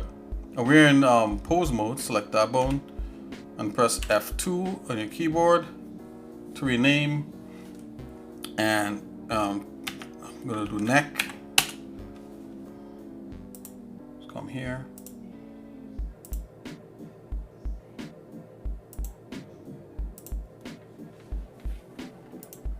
Another way, if you don't have F2 to press to rename it, you select the bone like so. And if you come over here under this bone menu, this bone properties here in the right thing, there's the name right here and you can rename it right in here.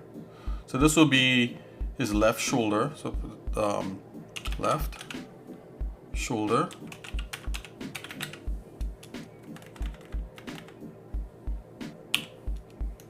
Right? And I'm gonna select the word shoulder.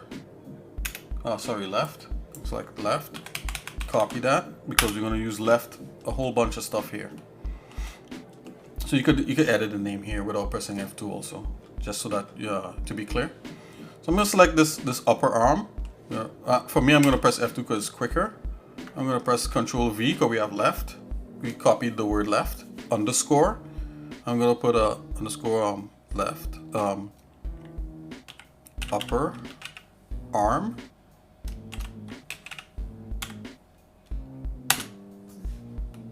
I'm gonna select this one, and this is called a forearm, but let's do this. Left lower arm. Or you could put forearm, whatever it makes sense to you.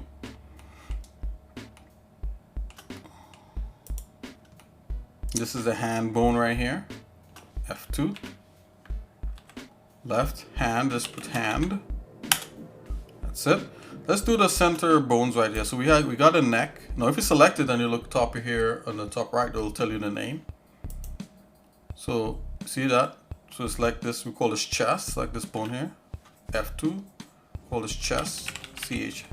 Let's go down here, call this spine 1. I'll do underscore 1 from here. F2 spine underscore 2, and I'll call this root. Our root. That's this bone here, because it controls everything. And I'm going to select this. I'm going to go plus Control V for left. Hip. HIP. Select this. Plus F2. Plus F2.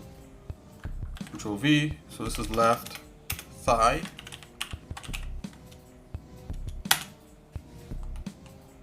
And this here is a calf or your shin. This is your shin bone, so let's call this left shin. You could call it lower leg, doesn't matter. And let's call this foot, L, left foot. And we call this left toe. Left toe. Like so. It's good to name your bones so that, you know, it's easy, they'll be organized in the list over there. So this here, these bones here in the hand, you could give them any name you want. So let's I'm just gonna go with the left knuckle. I'm gonna call it 01. Select that one. Left knuckle.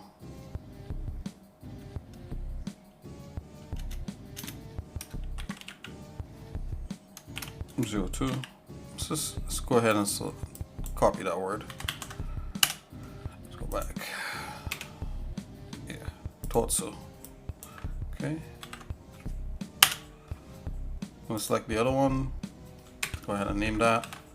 Yes, some parts is a little, you know, it's you could call it boring, but I don't call it boring. Call it like just relaxation and monotony.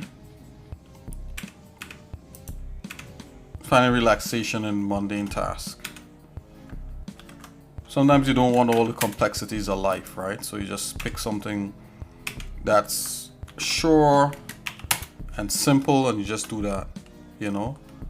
Like I know, I was surprised to learn that a lot of my followers, they like bikes. I'm one that is into crafting. A lot of people like to do stuff with their hands, and I love that. I'm glad that we have a community where a lot of us like to do stuff like that. I like to draw by hand and stuff like that. And there's other hobbies I would like to pick up, like wood cutting, and who knows, you know, God willing, you know, I still have the strength to do all that stuff in time. Okay, rant again. Let's continue. Let's finish this up. To the left thumb.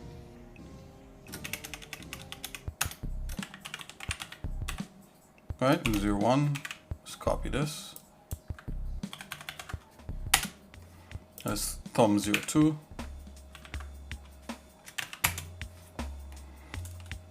Let's go ahead. This is index finger. Left index underscore 01. Now, normally a skeleton's supposed to have 3 of these finger bones, but we only have 2 here, so we're just learning how to animate. We're not trying to get anatomically overly correct. 2. Come on. You can do it. Yep. Which one is this? This is middle finger. That middle. Underscore 01.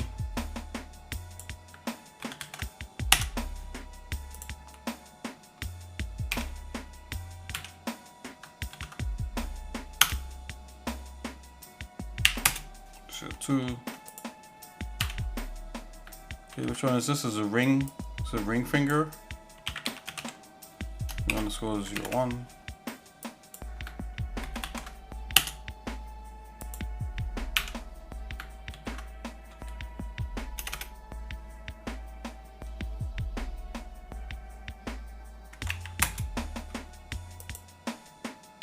Let's just double check this one. Yep. Well, this is not ring. This is your yeah, this is a ring finger. There you go. And then we have the last one. This is a pinky or little finger or a pinky. Pinky 01. Select this other one. The pinky 02. Okay, so we took care of the side of the guy. There's a bunch of names, and if you want to see the names, I'll show you how to do that. So while you have this selected, you come here. Let's see. You select this in the data right here, and you see it says show names. Click on that, and it'll show you all the names of the stuff that we just did in the viewport. All right, so we took care of this side. We just have the other side to do. Let's turn that off. It's a little confusing. Okay, so you have all the right side. So I'm going to press F2 again and go ahead. Okay, so I'm going to go right. I'm going to copy that. R-I-G-H-T. Right shoulder.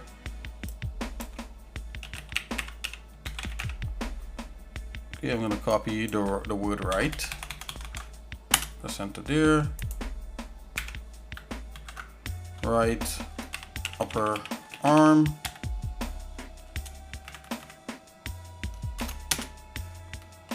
Go ahead, select this. Right upper lower. Let's go arm. We're almost done, guys. Right hand. Yep, right hand. That was pretty simple, the right hand one. Okay, I will just do the knuckles now. Right, and knuckles. Right knuckle.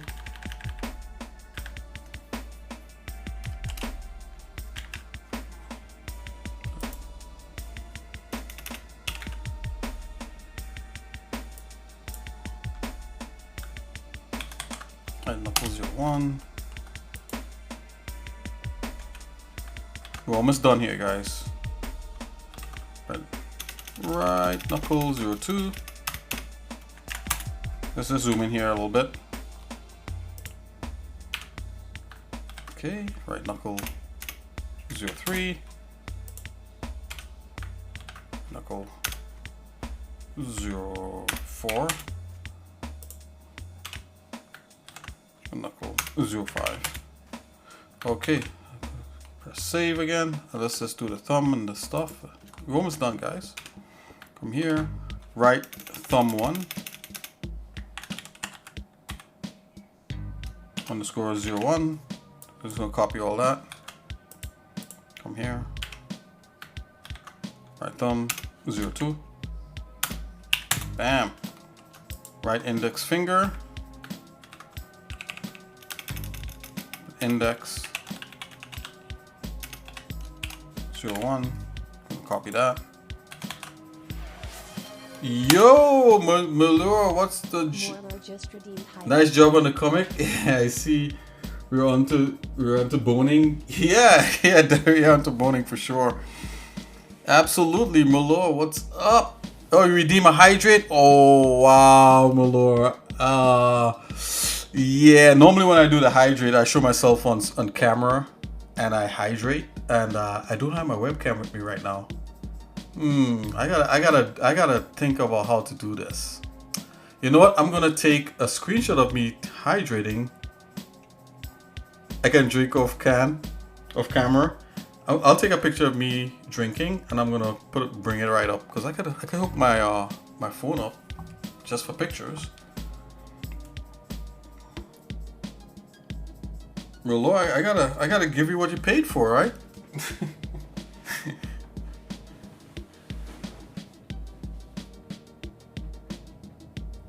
Commitment to the cause, yeah, exactly. Yeah, let's totally do this. Let's do this. Give me a second.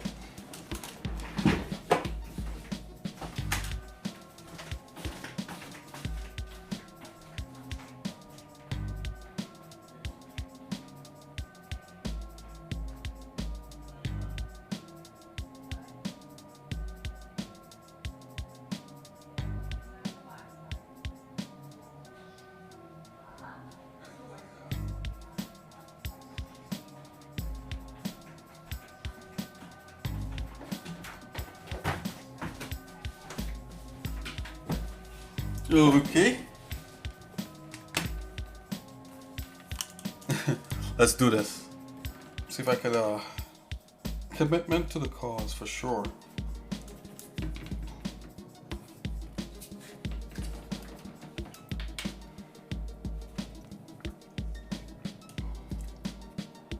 Plus it gives me a good distraction. I need a distraction from this bones for a minute.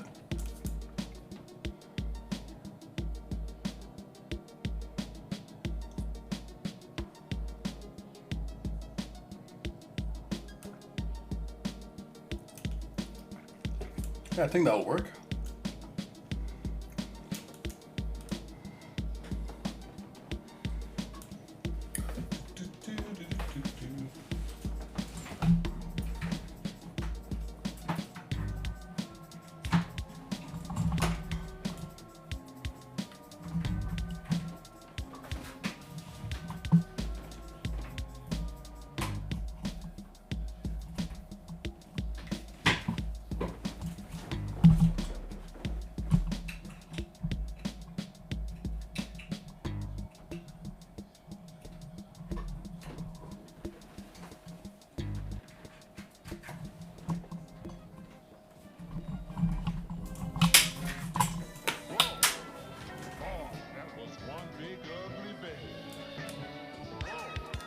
So how's your day going, my lord?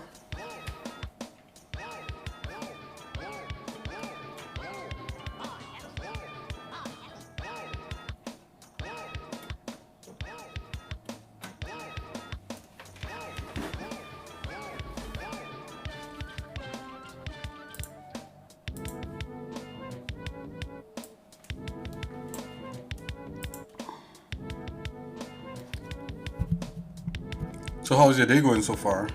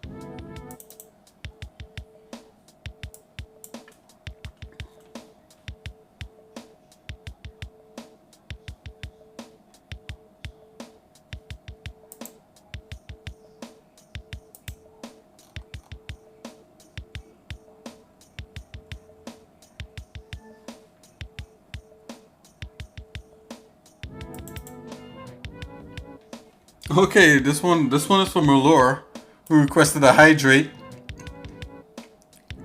Oh, that's great.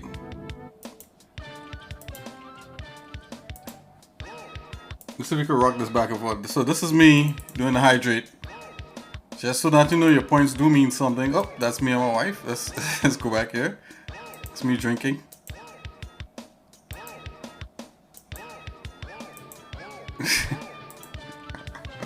Okay.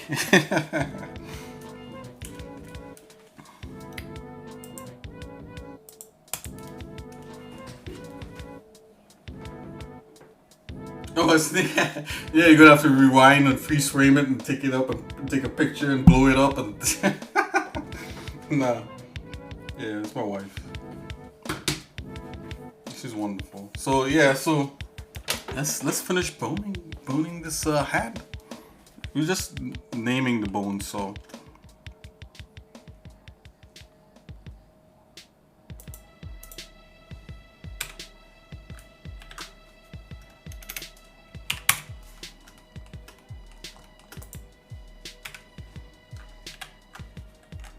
okay, so this is the middle finger.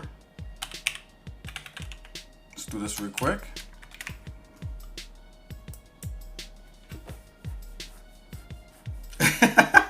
I held up my side of the bargain. Definitely. And I actually recorded your soundbite for when you come in. So look next stream. Look out for that button with your name on there.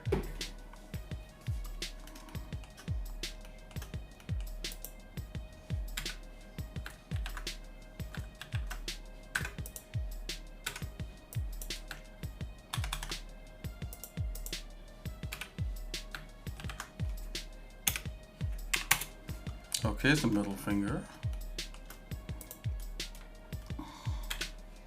It's coming here. So this is the ring finger. Ring. Copy that. We're almost done with this whole entire mesh, entire skeleton here. 2. Okay, and this is the pinky finger. Call that pinky. Now, I think there's a way in Blender where Blender like will automatically kind of like name everything or something, but can't think of it right now unless someone out there knows off the top of their head like how it automatically names stuff. I think there's a thing in Blender that allows that. Anyways, here we are. Oh, let's make sure that let's see if the hip is named right. Oh, we gotta name the hip. And these are the last of the bones here. So right, call this hip.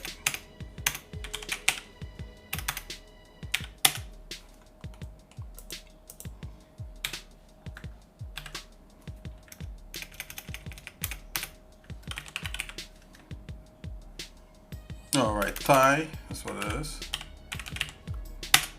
Okay, and right shin.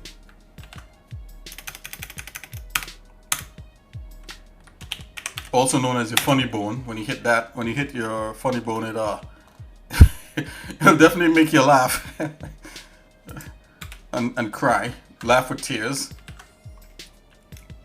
Call this foot and toe.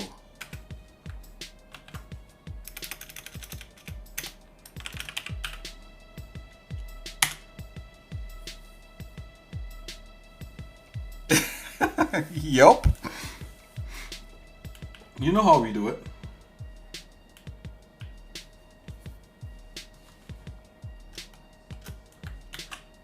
Okay. So this is it, guys. We have it. It's done. You know, we were able to. So what did we learn so far in this warm up? Well, we learned that well, there's a lot of things to learn if you look back at the pictures that you saw.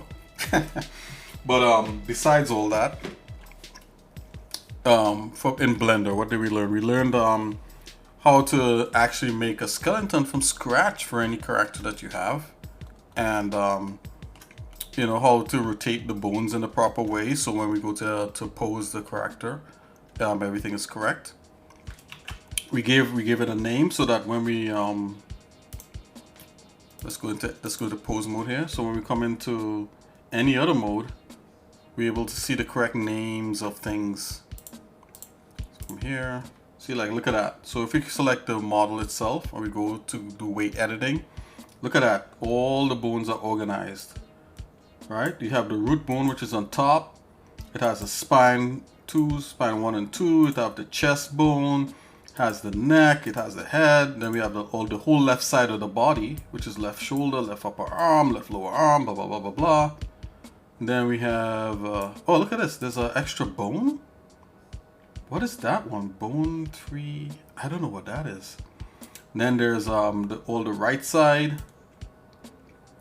You see why it's so good to go back and look at some of these things, because, like, let's go and see what that is. I don't know what that is. Oh, did we not do the pinky? Did we not name that correctly? Let's go in here.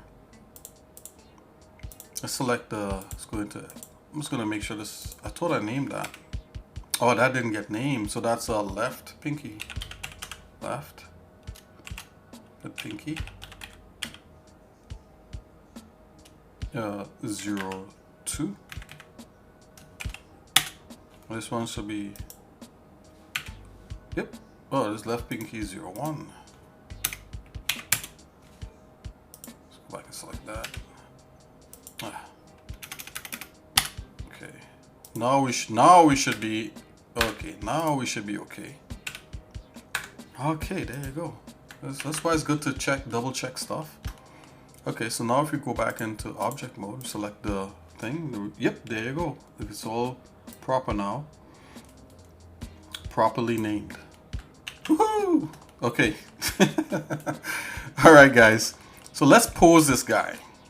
So remember I said, like, you could the animation. Let's bring this out real quick. Remember I said that in Blender the animation is stored in something called an action. It's kind of like a container, this thing right here. And in the container there's keyframes, right?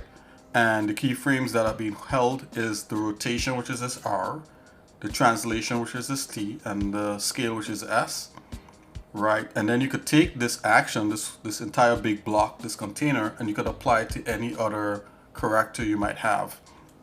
And it will work the best if the character's bones and physiology looks the same as the one that you're copying it from, right? So check this out. So now let's make a copy of this guy. So I'm gonna select these two. I got a whole process. Yeah, we're trying to warm up to learning animation in Blender Ruler. So, like, you know, I'm just kind of going through the, you know, a little bit of the process there.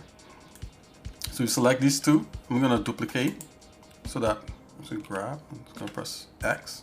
So this is our guy right here. So see if, like, we animate and repose this guy, we should be able to use the same thing in here. So this is how we're gonna do it, guys. We're gonna select this guy, and what we could do, we could actually turn off this wireframe. Remember how we got there? We went up to the top here in the show overlays, and we turned on wireframe. Let's turn it off. Okie dokie.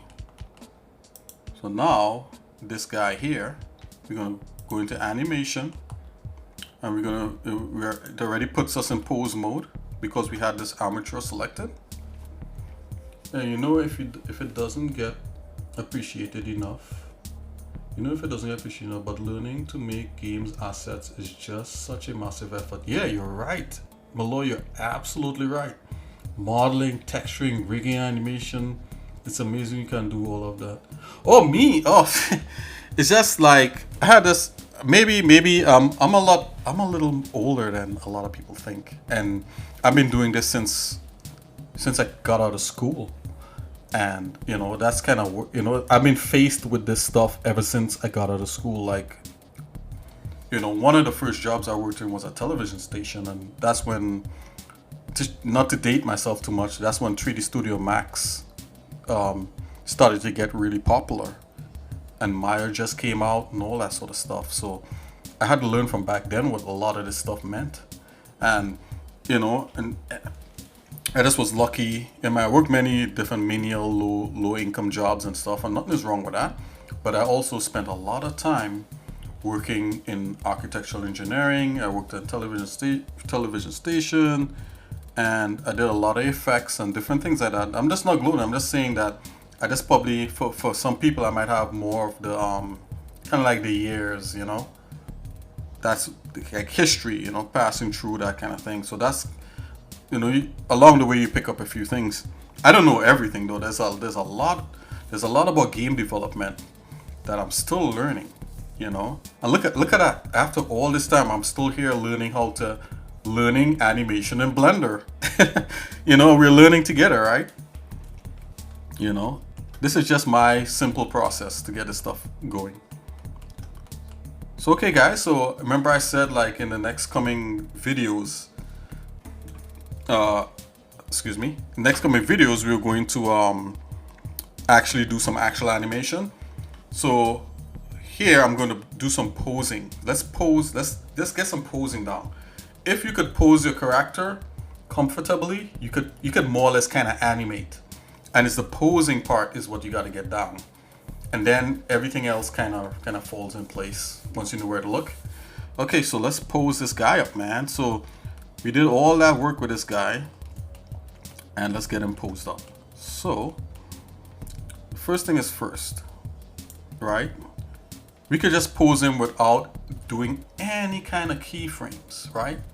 So once you do that, it's just truly a pose with no kind of animation, right? So let's see what that would look like. Right, which is it's not the way I normally like to do, because to get the guy out of the pose, you don't have any keyframes to pull him out of that, and that's where things get a little tricky, right? So let's see.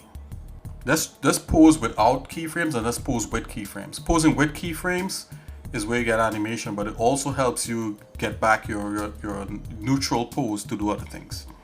So this is posing without keyframes right here. Let's go ahead. Let's have the guy crouch, right? And this posing is called forward kinematics because we haven't added any inverse kinematics on his arms or his legs. So this is truly basic. Okay, so what I'm gonna do first, I'm gonna move let's put him in a kneeling pose or something.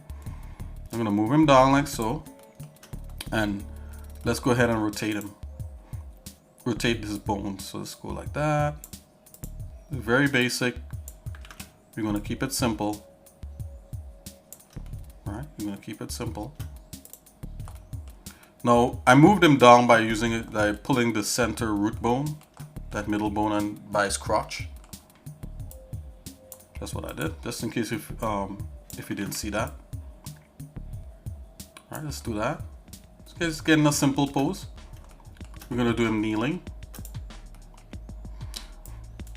Believe it or not, kneeling is a lot more difficult than a lot of people think it is, right? Because you could kneel in many different ways. Like we could rotate that,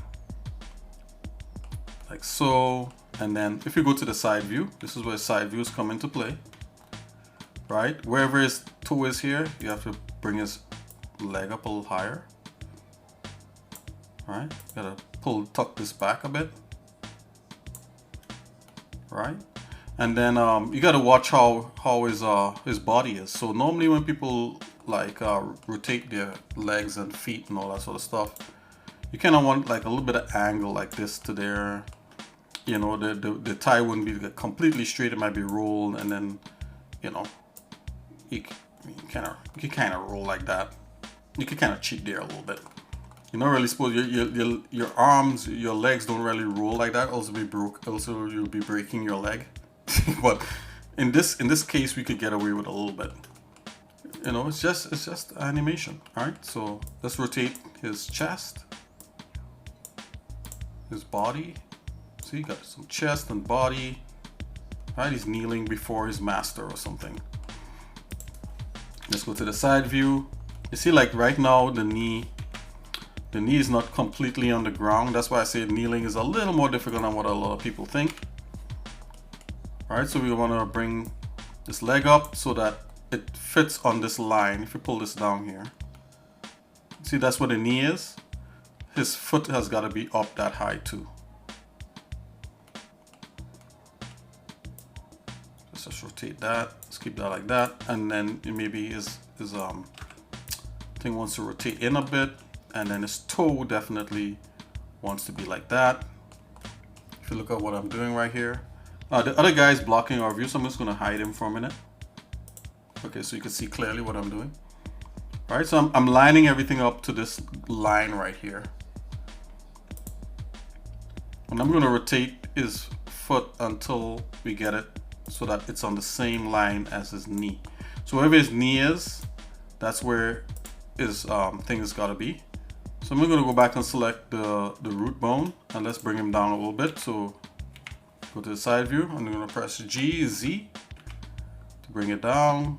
Put the knee on that line, on this line right here. Continue rotating. Now, see, now this is where the rotations start to matter. Now, I could continue rotating around the Y, but it's acting weird, right? Because we haven't, we haven't rotated that like that. So we have to come in here, rotate that back like that. Go back to the side view. And let's just bring this up a bit because we want his foot to tuck in there. And you want some pressure on his toe. So now you could bring his foot back down, kind of like that. All right. Let's bring his foot back up. So now his foot is on the same line level as his knee. Right? And he's bowing, kind of. So we just want to take a look at him. Right? Let's make him facing forward. So even though he's kneeling to his master or whatever it is, if we put him now, when you rotate that, notice how his head is squashed back there. And that's just a weight painting thing. We could adjust that later. Right? So putting your character through different poses actually helps you with the weight painting process. You can select two bones at the same time and you can rotate them, right? Like so. Or rather, up here to the top, there's a transform pivot point. If you select that and go individual origins, click that. And when you do that, it will almost bend as if like it has IK. Right, so I'm going to bring his arm down a bit. Right, I'm going to put the one arm up. I don't know why he would have the other arm up. Maybe the other arm would probably be on his knee. Just remember that I activated this thing up here. Let's zoom in so you guys see that. This thing right here. Right, and that's to rotate along individual pivots. That's what that is. Before we were on bounding box. This thing right here. That's the default, so you always want to go back to that. But because I'm doing a special trick where if I select the two bones, it will rotate it as if like there's IK, like that. See that? So we just want to remember that that's where we have it set. Just gonna rotate this up. Rotate this. And you could also look here where in the viewport where it is filtered to have no bones, so you could see how the character is sitting on here.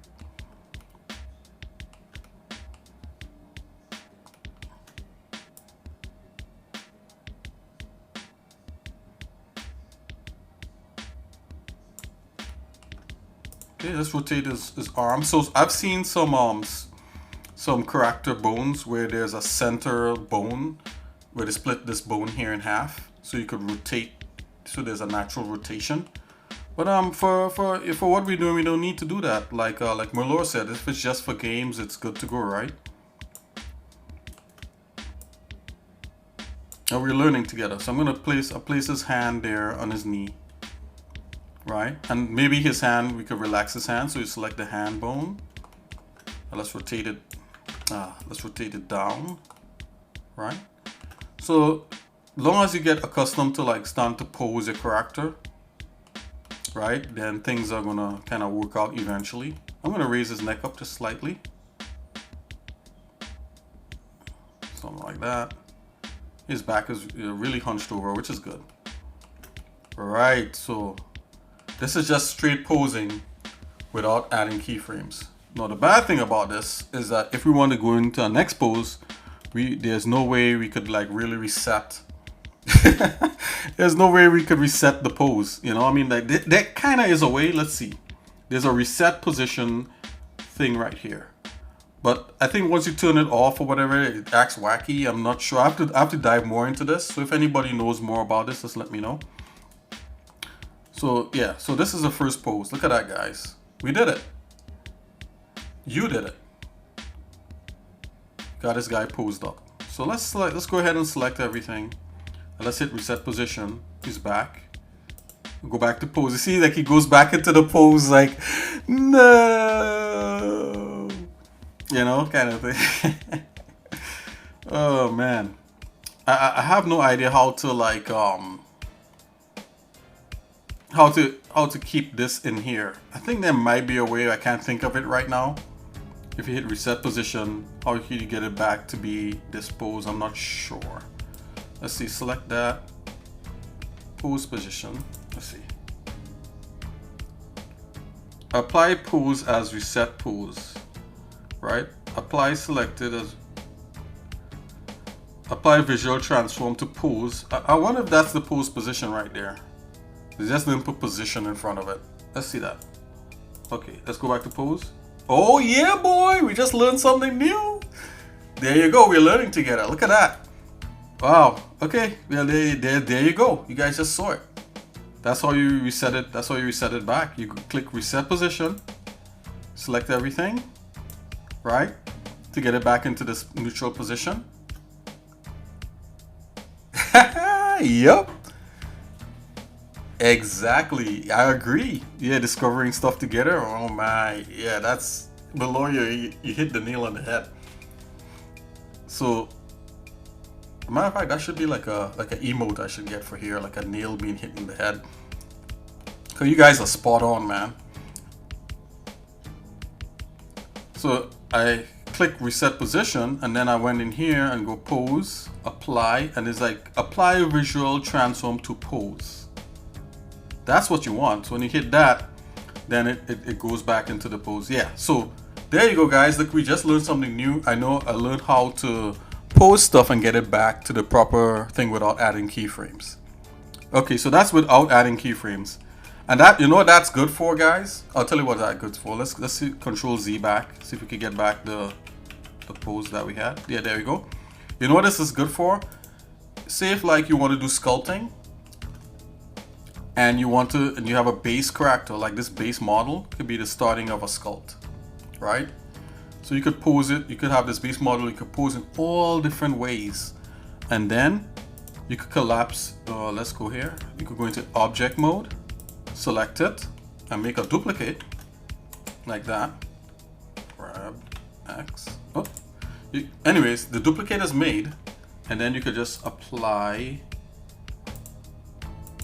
a transform to it. So now you have like a pose ready to sculpt, right, from this, right? So what I did, I hit apply on the modifier, I applied the armature thing. You could come here, I'll show you where that is. You could zoom into here, see this little arrow right here. So when you attach bones to a character, it makes this modifier called armature. If you come here and you hit apply, it will freeze the pose onto the character, and you could no longer manipulate the character using bones. It will just be like a static model posed in this action. But again, this is good for if you want to now come with this guy and you want to go into sculpting. Let's come here. Where are we? Come back in here. Oh, animation, okay. Hold on there, guys. Okay, here we go. Right. This is just clear any kind of appearance. Okay, there we go. Alright, so yeah, so we just made a guy, we just duplicated him, and then we refroze the modifier so he sticks in this pose, and now it's just a regular mesh in that pose. So now with this guy selected, if you click sculpting, you go into sculpt room and you can just start sculpting on this guy. Oh, and like there's symmetry on him and everything. Oh yeah. Whoa. Actually, you know, it's been a while since showed you any of my stuff. Yeah, okay, yeah, definitely. This is just a practice model I'm working on. Oh yeah, absolutely. Let's check that out. It's been a, yeah, it really has been a little bit. Oh wow, guys, look at this. This is what Malor did. Malor, this is excellent. I love it. How did he do the hair, if you don't mind me asking? I love the way it looks. The midsection here is a little weird. I don't know what's going on here, but other than that, it looks great. You see, every day I'm getting closer to decent human beings. Absolutely. This, what I'm seeing here, like just the face and everything, and that's the body. Oh, I need to fix the shoulder. Okay, yeah, that's no big deal. Just that one shoulder there, but nah, yeah, this thing is amazing, man. Like from what you showed me at the beginning to this, it's like head and shoulders over anything I've seen from you so far. This is amazing.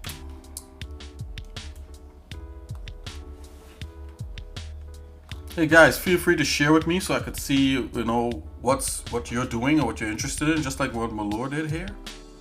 So the hair, so Malor said he made this. Okay, so Malor is saying that the hair was done using sculpting spheres. Okay, and then strands.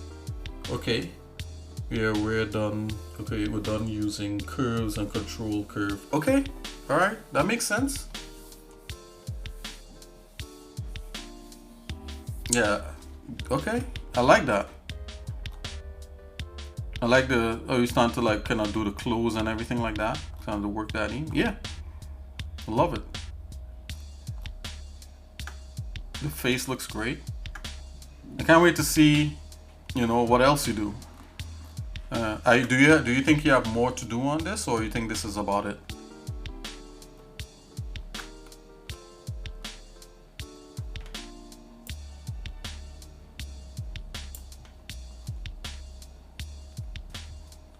Okay, you're gonna work some more on it. Okay, you need to refine it.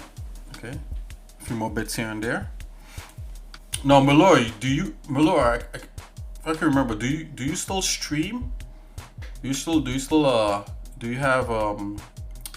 yourself doing this stuff, or this is more offline stuff, or?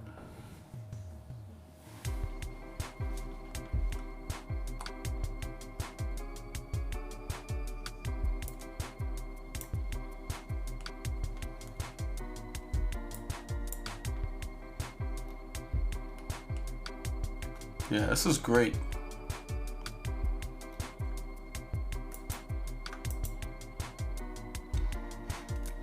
It's funny that you mentioned that. I keep a process blog. Okay. Yeah, I used to stream a year ago, but stopped. Okay, yeah. I recently started doing it again. Okay. Well, everybody, you know, check out Malor's stream. Let me see if I could find the stream here.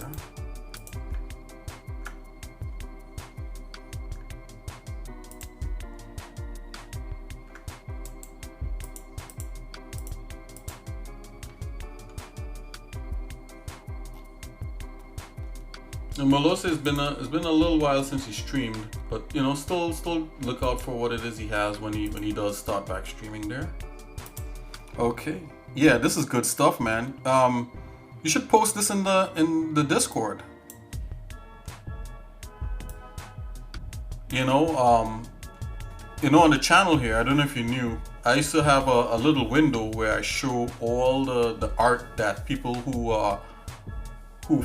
follow me here on Twitch and Discord. I actually show the art here on stream while I'm doing other stuff. So if you're interested in that stuff, just, you know, post your stuff on in the Discord, and I'll put it up here while I'm streaming so other people can see what you're doing. That looks great.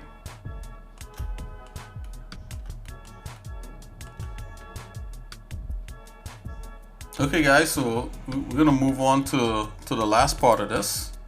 So we're learning together. We learn how to make pose sculpts and stuff, and we learn how to reset the pose without a keyframe. You know, which is a big deal for me, because I was like, there's no way to do it, and I just like looked over here and was like, okay. And then you come here and you go apply.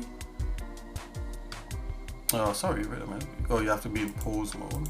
Yeah, there we go. Select everything, pose, apply visual transform to pose, and there you go. Haha, back on track. Okay, so I'll show you how to pose with keyframes, and this is the last bit of this series. This is the last bit of the warm-up here. Okay, so remember we made a second guy. So this is how we're gonna pose with a keyframe. Now, if you remember, I'm gonna bring back that screen. I remember talking about having an action as a container. Let's do that. So in order to do that here in Blender, Blender normally starts with a dope sheet, but take what I tell you, you don't need a dope sheet right off. Click on the dope sheet itself right here and go to the action editor. That's what you want. That should be the first thing. I'm just going to zoom in so you guys can see exactly what I'm talking about. Oh. Right here, the action editor. It's above X Nikki's head. She's blocking it. Right here, action editor. That's what you want. And normally it's on the dope sheet, this thing right here. So click on that, go to action editor. That's what you want. Okay.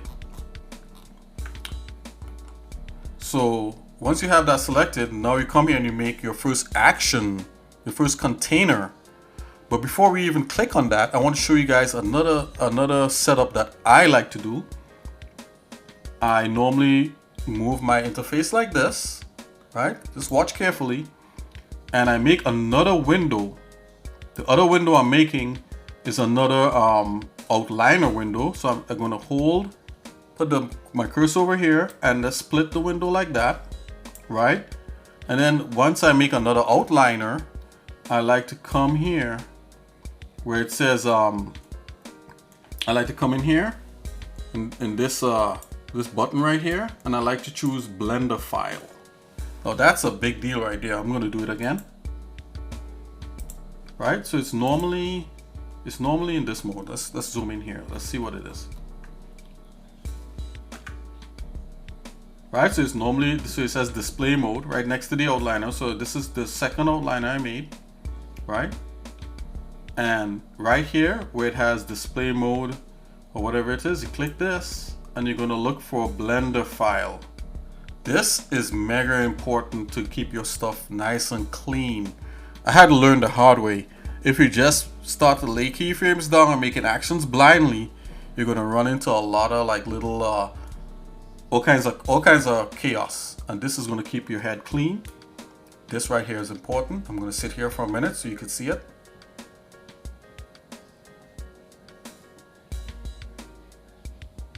Okay, so we're going to click on that, right?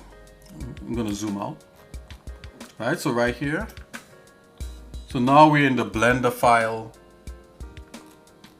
Now we're in the Blender file thing.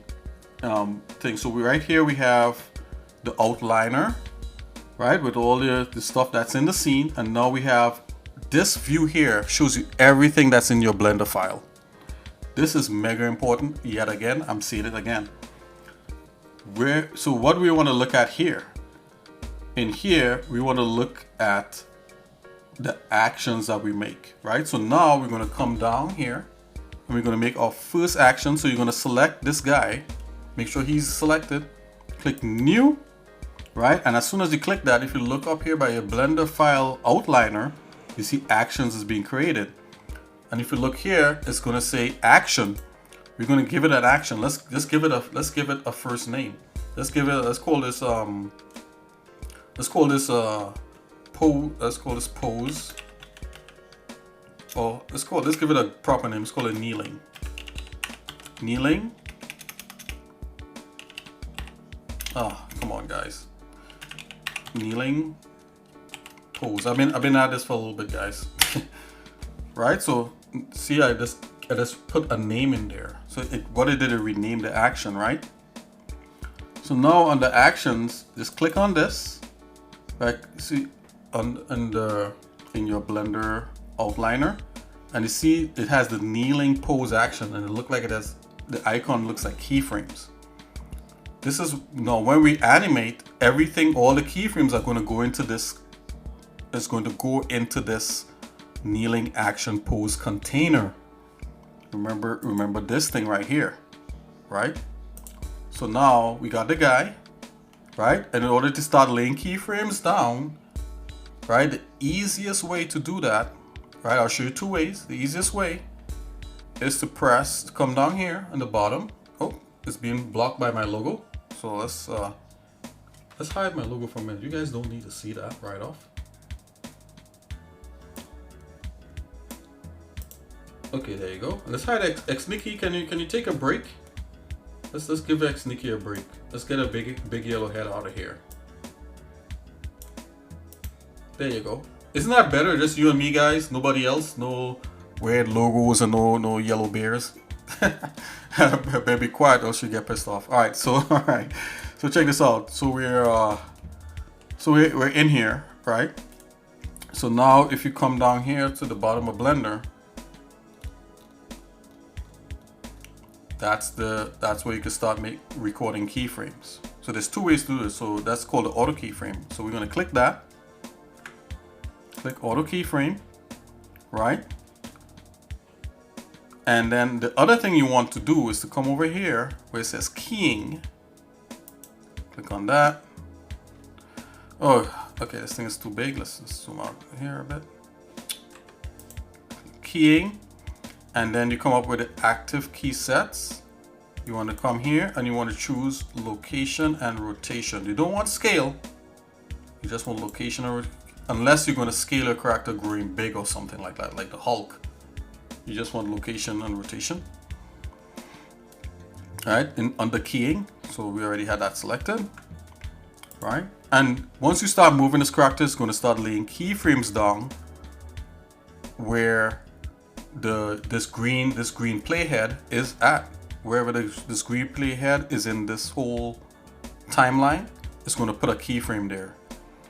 Okay, so I'll show you my way how I like to do keyframes, right? And when I animate, I like to start from the center out.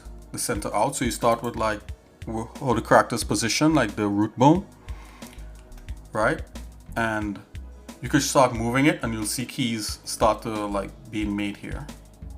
So I'm gonna move him back in the position that we had. Oh, it can't change. Oh, I'm in the rest position still? Okay, hold on guys. I think I skipped the, okay, go back here. Make sure you're in the pose position, not the rest position. Okay, so that's fine. That was my bad. Okay. Anyways, so let's move this character back like how we posed him the last time. Alright.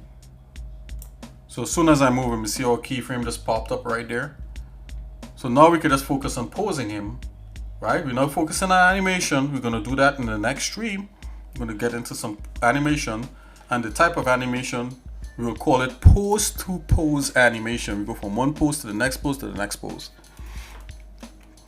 Right? So there's many different ways to do animation. That's the one that I know about so far. And we'll learn about the different ways and all that later. So I'm gonna bring this down to where I need him, because I want him back in that same kneeling position that we did earlier. And let's re-kneel him again. re-kneel him. Okay, let's hide his brother here. Where is it? Right here. Okay, so we just got this guy. Let's select that, put it back. Let's put it back a little bit. Let's put his leg up. Right, so now you can just focus on posing him. Right, and you can use this tool here to move it into place.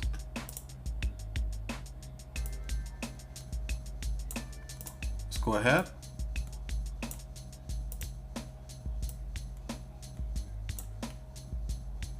Okay, let's go to the side view by you could press this X to get to the side view if you want.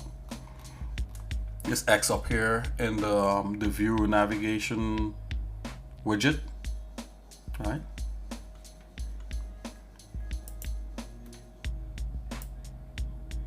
Just make sure, like, just try to get the knee on the ground.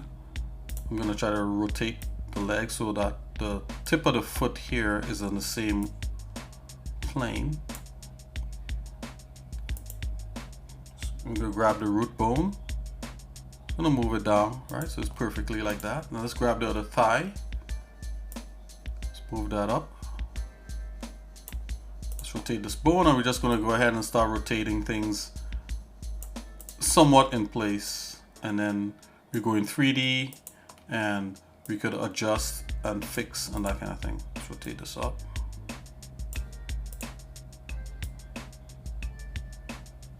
Let's do that. Rotate the foot here a bit, get that like nice and flat, and then you can look here in this view to see how your character is being posed without the bones in the way. Let's rotate this foot down. All right, this is looking good so far. Let's go into 3D here, and let's like really look at what we're seeing here. So if you go to the front view, you see how this foot here lands in the center of his body. That's correct. That's how you would try to balance yourself. Let's rotate this leg this way. And what happens here is that maybe the leg rotates out slightly.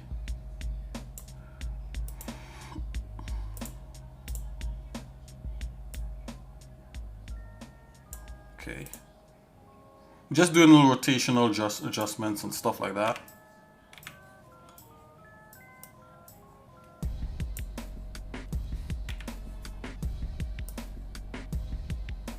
Okay.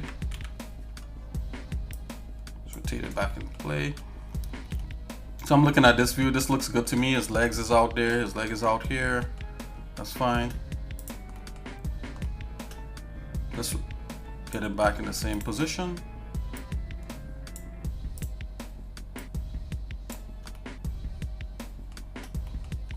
And let's get his arm rotated. Remember that little trick with the individual rotation pivots up there? When you select more than one, it helps you to kind of mimic IK just a little bit without adding any IK constraints in as yet. And we'll get into IK constraints in a later time. But for now, we're just going to do forward kinematics. Just, you know, just straight up almost Disney animation type things, right? And then later we'll get into the other stuff. You know, as I said, you know, I'm just it's just my way. I'm not the aficionado on this is how it has to be.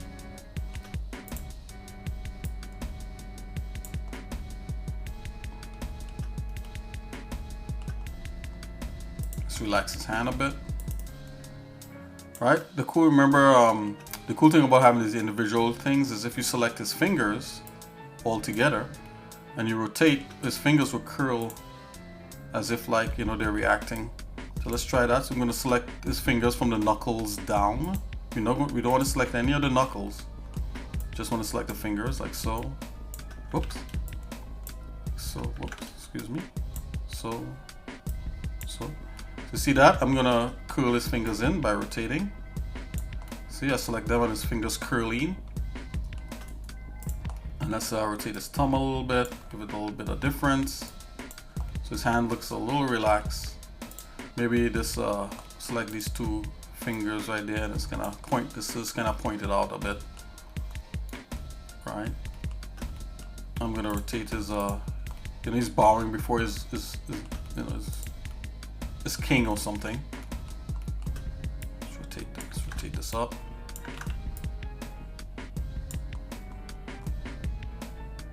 Let's rotate this in place.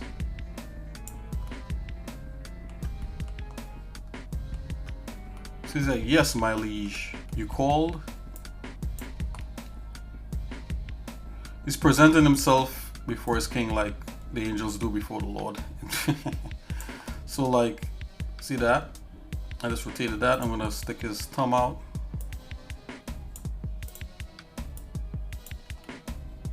So yeah, he's presenting himself. Yes, my lord. You don't dare look up, you know. But now we gotta have him looking up a little bit. Let's do it like that. I think he's a superhero.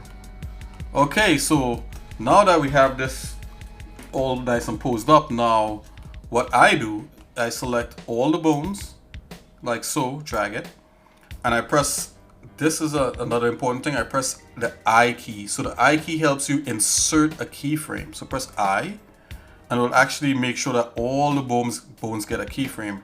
Now this is important when you do pose-to-pose animation, is that all the bones get a keyframe on whatever frame you're on once you're finished posing. If I come here to like, if I come over here and scrub the playhead here over to like, let's put it on 10, like 10 frames right here, and I press I, it would actually insert keyframes. So when we go back to here, you'll be like in this pose, and we go back to here, the pose will remain. And if I come over here to frame 20, and we then do the same kind of reset position, right? And we come here, reset position, apply visual transform to pose, right? And we insert, his pose will be on frame 20, this pose, right? But this wouldn't work because we need like an intermediary in between. This is too much. But I'm just showing you guys so you could go from this pose, like he's kneeling, to standing. But this is not a natural standing, right? Natural standing, let's go ahead and jump on frame 20. His arms wouldn't be out. His arms will probably be to the side.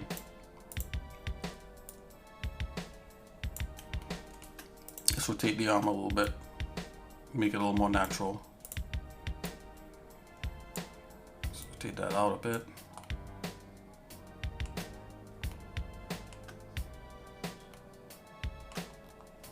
Let's just do him standing like that. It's fine. It's not completely natural, but it's better than his arms sticking out. So yeah, so then once I do that, I select everything and I press I to make sure all the keyframes are applied to all that. So you see? Now, if you notice his legs are going through the floor, this is where IK comes into play. Having like an IK system, right? So I promise you guys that we would have just ended right here, right? We would not jump into too much detail. But I'll show you guys the difference with the IK, right? So seeing that we have this right here, so let's apply an IK to his legs so that his feet doesn't go through the ground. So I'm gonna go select this bone, select that bone, right? And let's apply like an IK to this. So we're gonna go in pose, inverse kinematics, add IK bone to active bone. Okay, so you see how it is there? It's like this because the IK, you know, is going all the way up to his center bone. So all you gotta do is come over here, come over here to the properties manager, select this bone here that's supposed to have the IK, and this is where we want to go. Hold on there, guys. I just gotta find the position where it is. Okay, right here under constraint, bone constraint, and right here you want to tell it. You want to tell it to only go 2, 1, 2, 3. Oh, wait a minute. Hold on.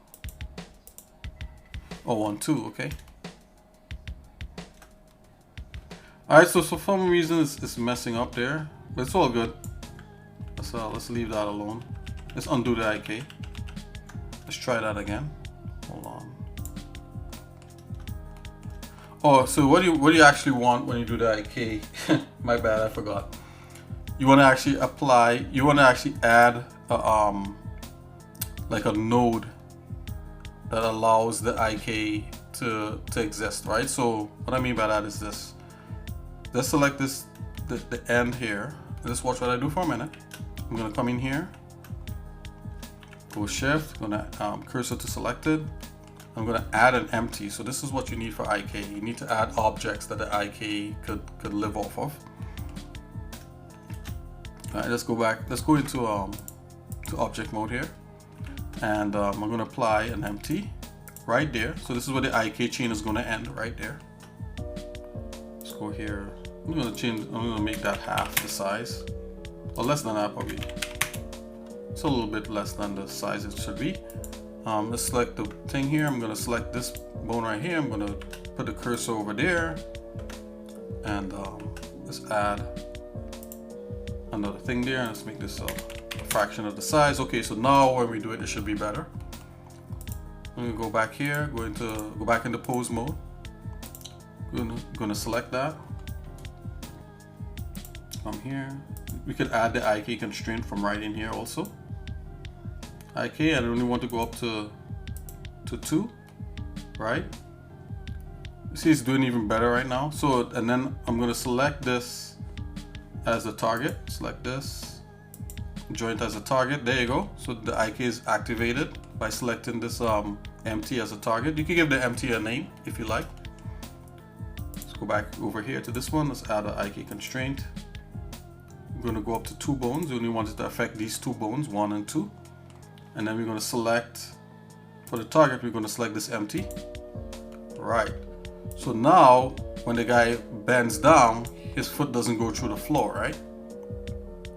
But of course, you're going to say, well, Exercise Nick, you know, you still got a ton of problems here. Like, he's not posed properly, or whatever it is, and his feet goes through the ground. Well, we could solve that.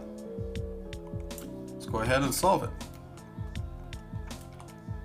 Let's add another IK right here to the toe. So I'm going to come in here, add constraint. And actually, what you want to do before you even do any pose-to-pose animation or any posing, if you're going to do animation, you probably would want IK in there anyway. If you're just doing poses, you might not want it, but it's up to you. So I'm going to select this. I'm going to tell it to IK to these 2 bones.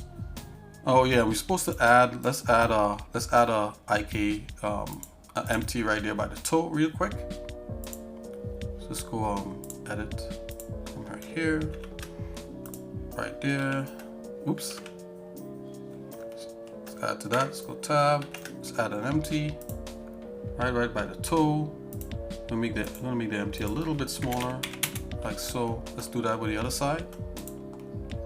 Tab. Oops. Let's add an empty.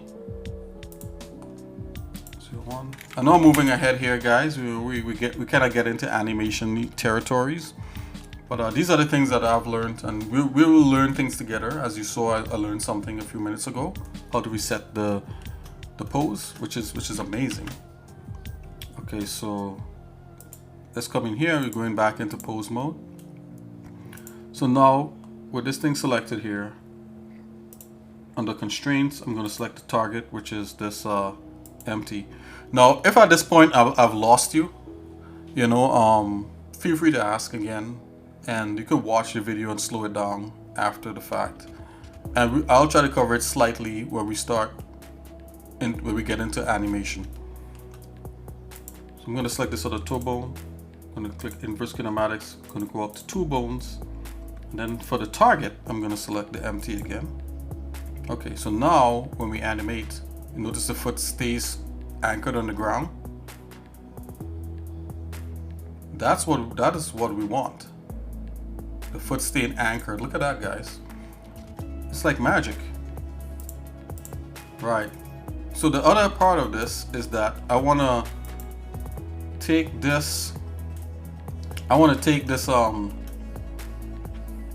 This empty, and I want to parent it to this other empty. I want to parent the toe empty to the ankle. So I'm going to select the toe and then the ankle empty, and press Control P, and I'm going to parent to object keep transform right there, like that. I'm going to do it with the other one. I'm going to select the toe here, go to this ankle right here, and Control P, keep transform. So now let's see what that does. So now if we animate the feet going into the right position, everything else would work, right? So He's at this position and then he raises up. So at 10, let's put the, so we just have to control this one. Now we are getting into some rigging here, right? There's all kinds of things. You could put stuff for the feet and you could really start to rig this guy all the way up. I'm not going to do that. We're going to try to keep it simple and move forward. Already as it is, this might be confusing to a lot of people, but it's all good, guys. We're going to get there. So I'm going to turn, so we already had the keyframe on, right? I'm going to come here and select all these animate, these objects that should be animated together. Right, I'm going to press I. I'm going to lay a keyframe down there.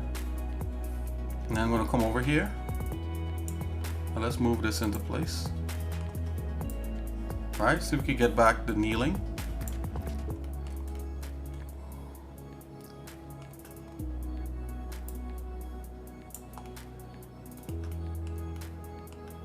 Right, let's push this one back.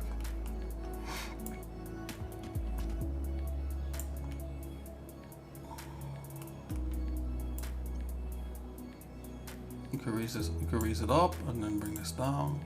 It's all good. Something like that.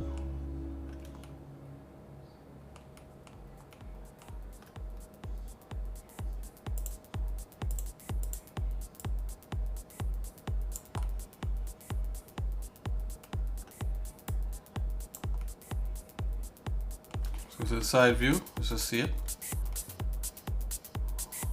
Right, we got that there. And let's bring the, let's grab, let's bring the tool back. Right, like so. Right, we're already kind of doing animation, right? We're going from a pose to another pose.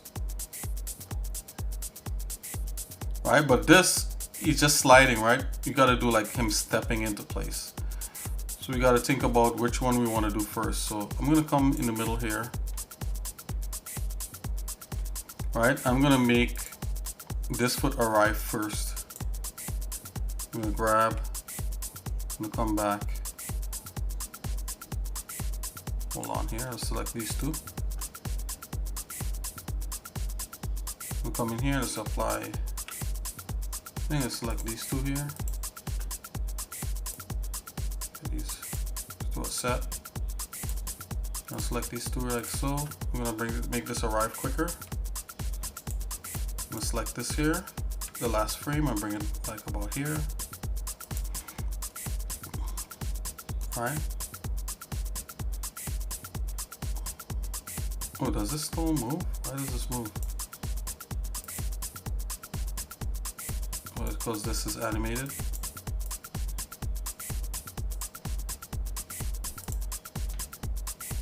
Hold on here.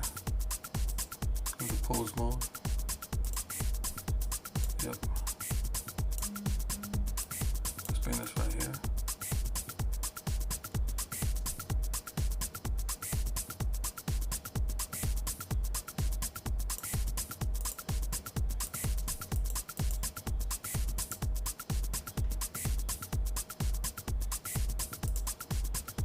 Here, so let's make this arrive last. So now we actually moving keyframes around. So I'm gonna end somewhere around here because I don't want to get into, you know, to any kind of confusion. Let's go back out.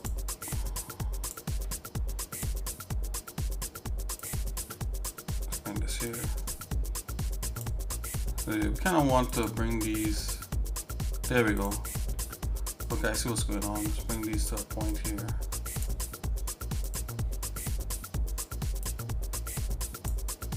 Okay.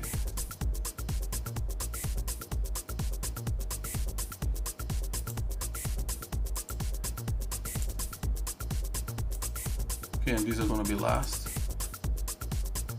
Yes, sirree. Like so. Okay. So what we're gonna do here, we're gonna make this step. So we're doing this, we're gonna raise this guy up. This is what I've learned. By no means the main way, but this is the way that I know. I'm gonna move this down. Like so, it looks relaxed. We're gonna come on this one and do the same thing. In the midway here, you're just gonna raise this guy up. And then right here, we're gonna relax this guy a bit.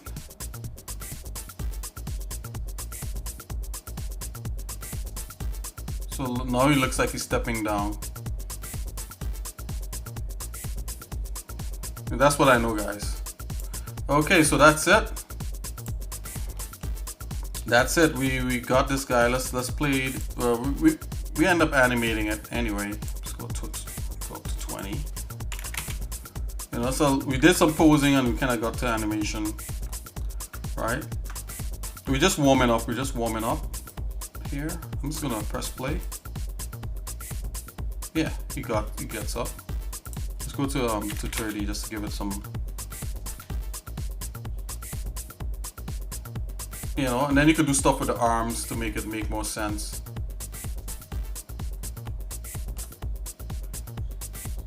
Right? You can make it smoother than that, but this is a good start to get you guys standing up and kneeling or whatever it is you want to do. Then so let's see here. So now,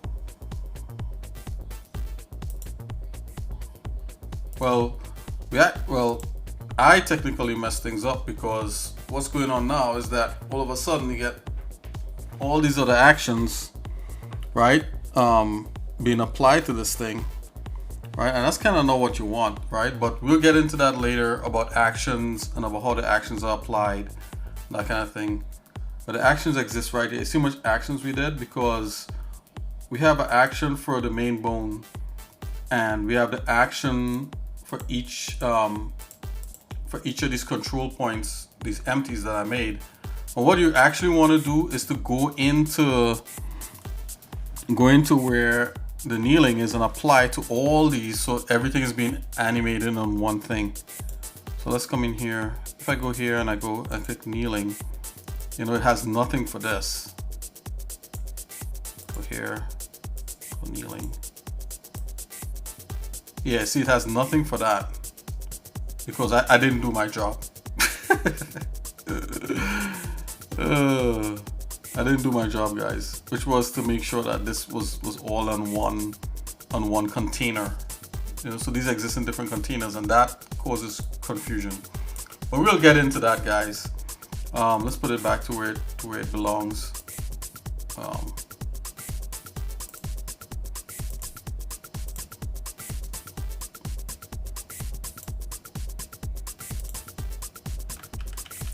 Let's put it back to where it belongs. Yeah, there you go. Yep.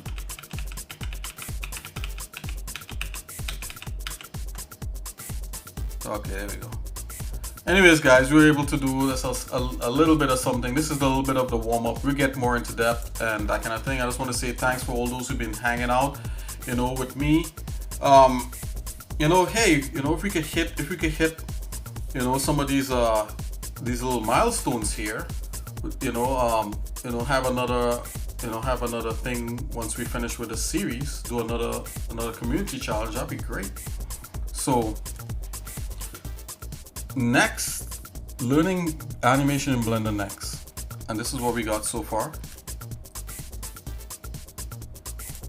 And of course, you know how I like to go into the shader mode and get these guys looking all cool, shaded up and stuff like that.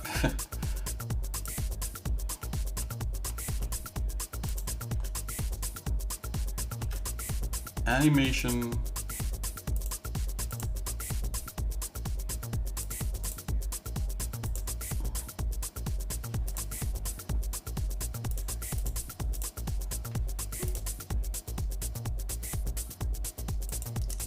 I definitely love these kind of madcap things. I think they're pretty cool.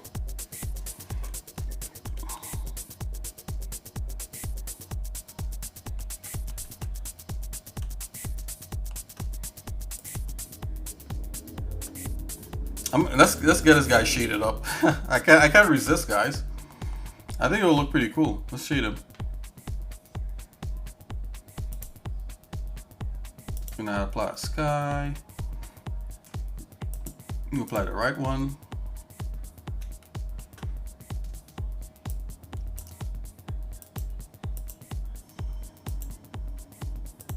Okay, one on that.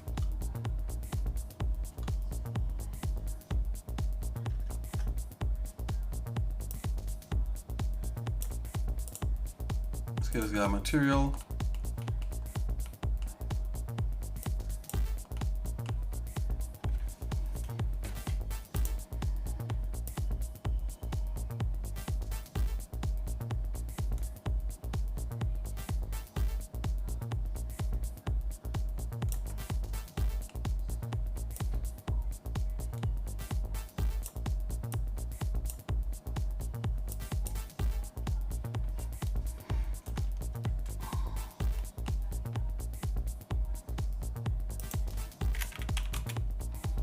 Supply a light to this. It'll look pretty cool. Oh, we supply sunlight. Oh yeah, look at that.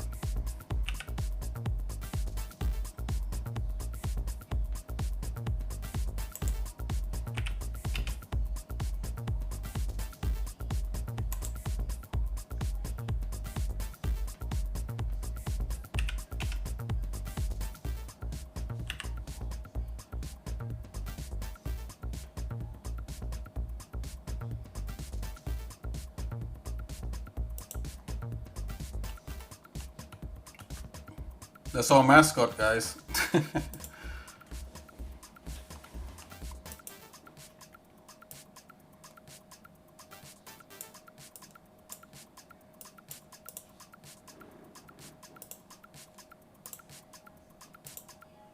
Put lambda occlusion on him and stuff like that. Scheme space reflections.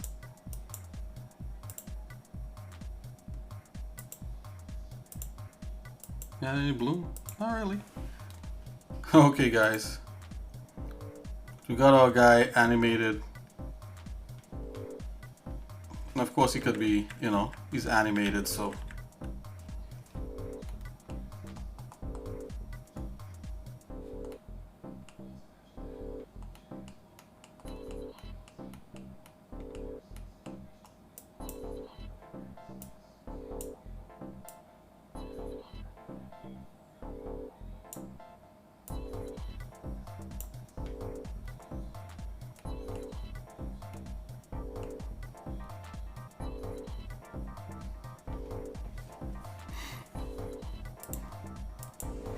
You know, this definitely is and I'm pretty excited for this series, guys, and I'm glad everybody like Milora and Monat and everyone is, who contributed to this. You know, mystical white rose is you know, yeah.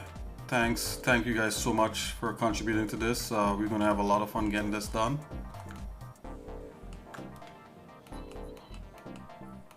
Be very cool. Yeah, I feel like I can drop a Fresnel on this guy.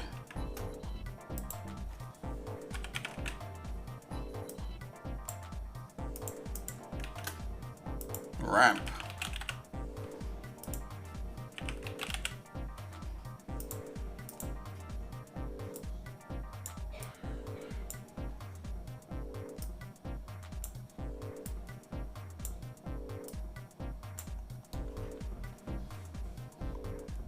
Oh, look at that.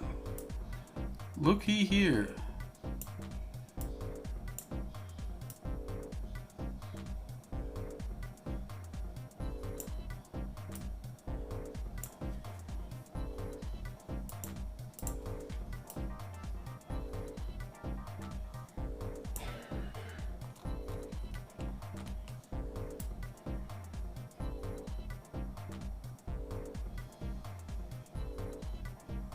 That's pretty interesting things there.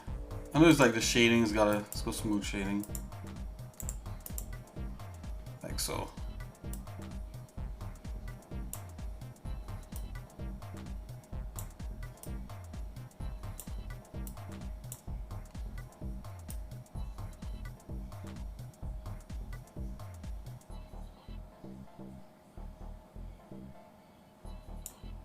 Very interesting.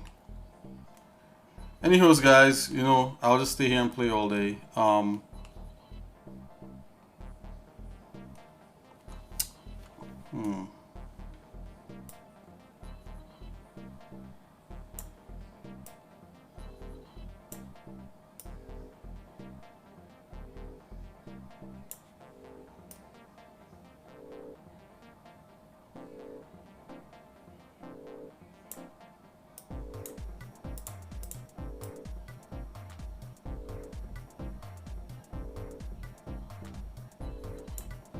Man, it's almost like Silver Surfer, but different.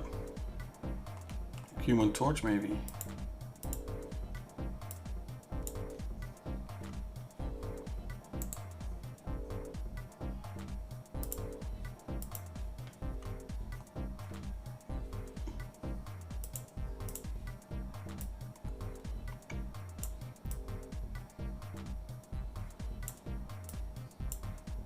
Just playing around a bit here, guys. Hope you guys are not overly annoyed by this. It's kind of cooling down for the exit.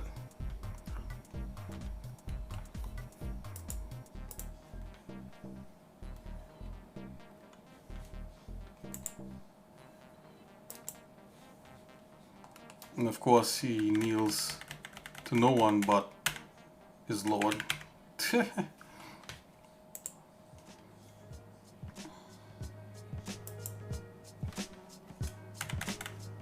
Come on, kneel all the way, buddy.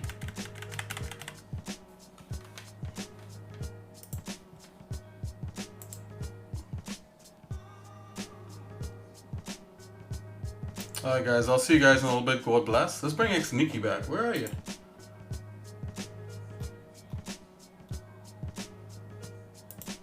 Okay guys, take it easy. God bless.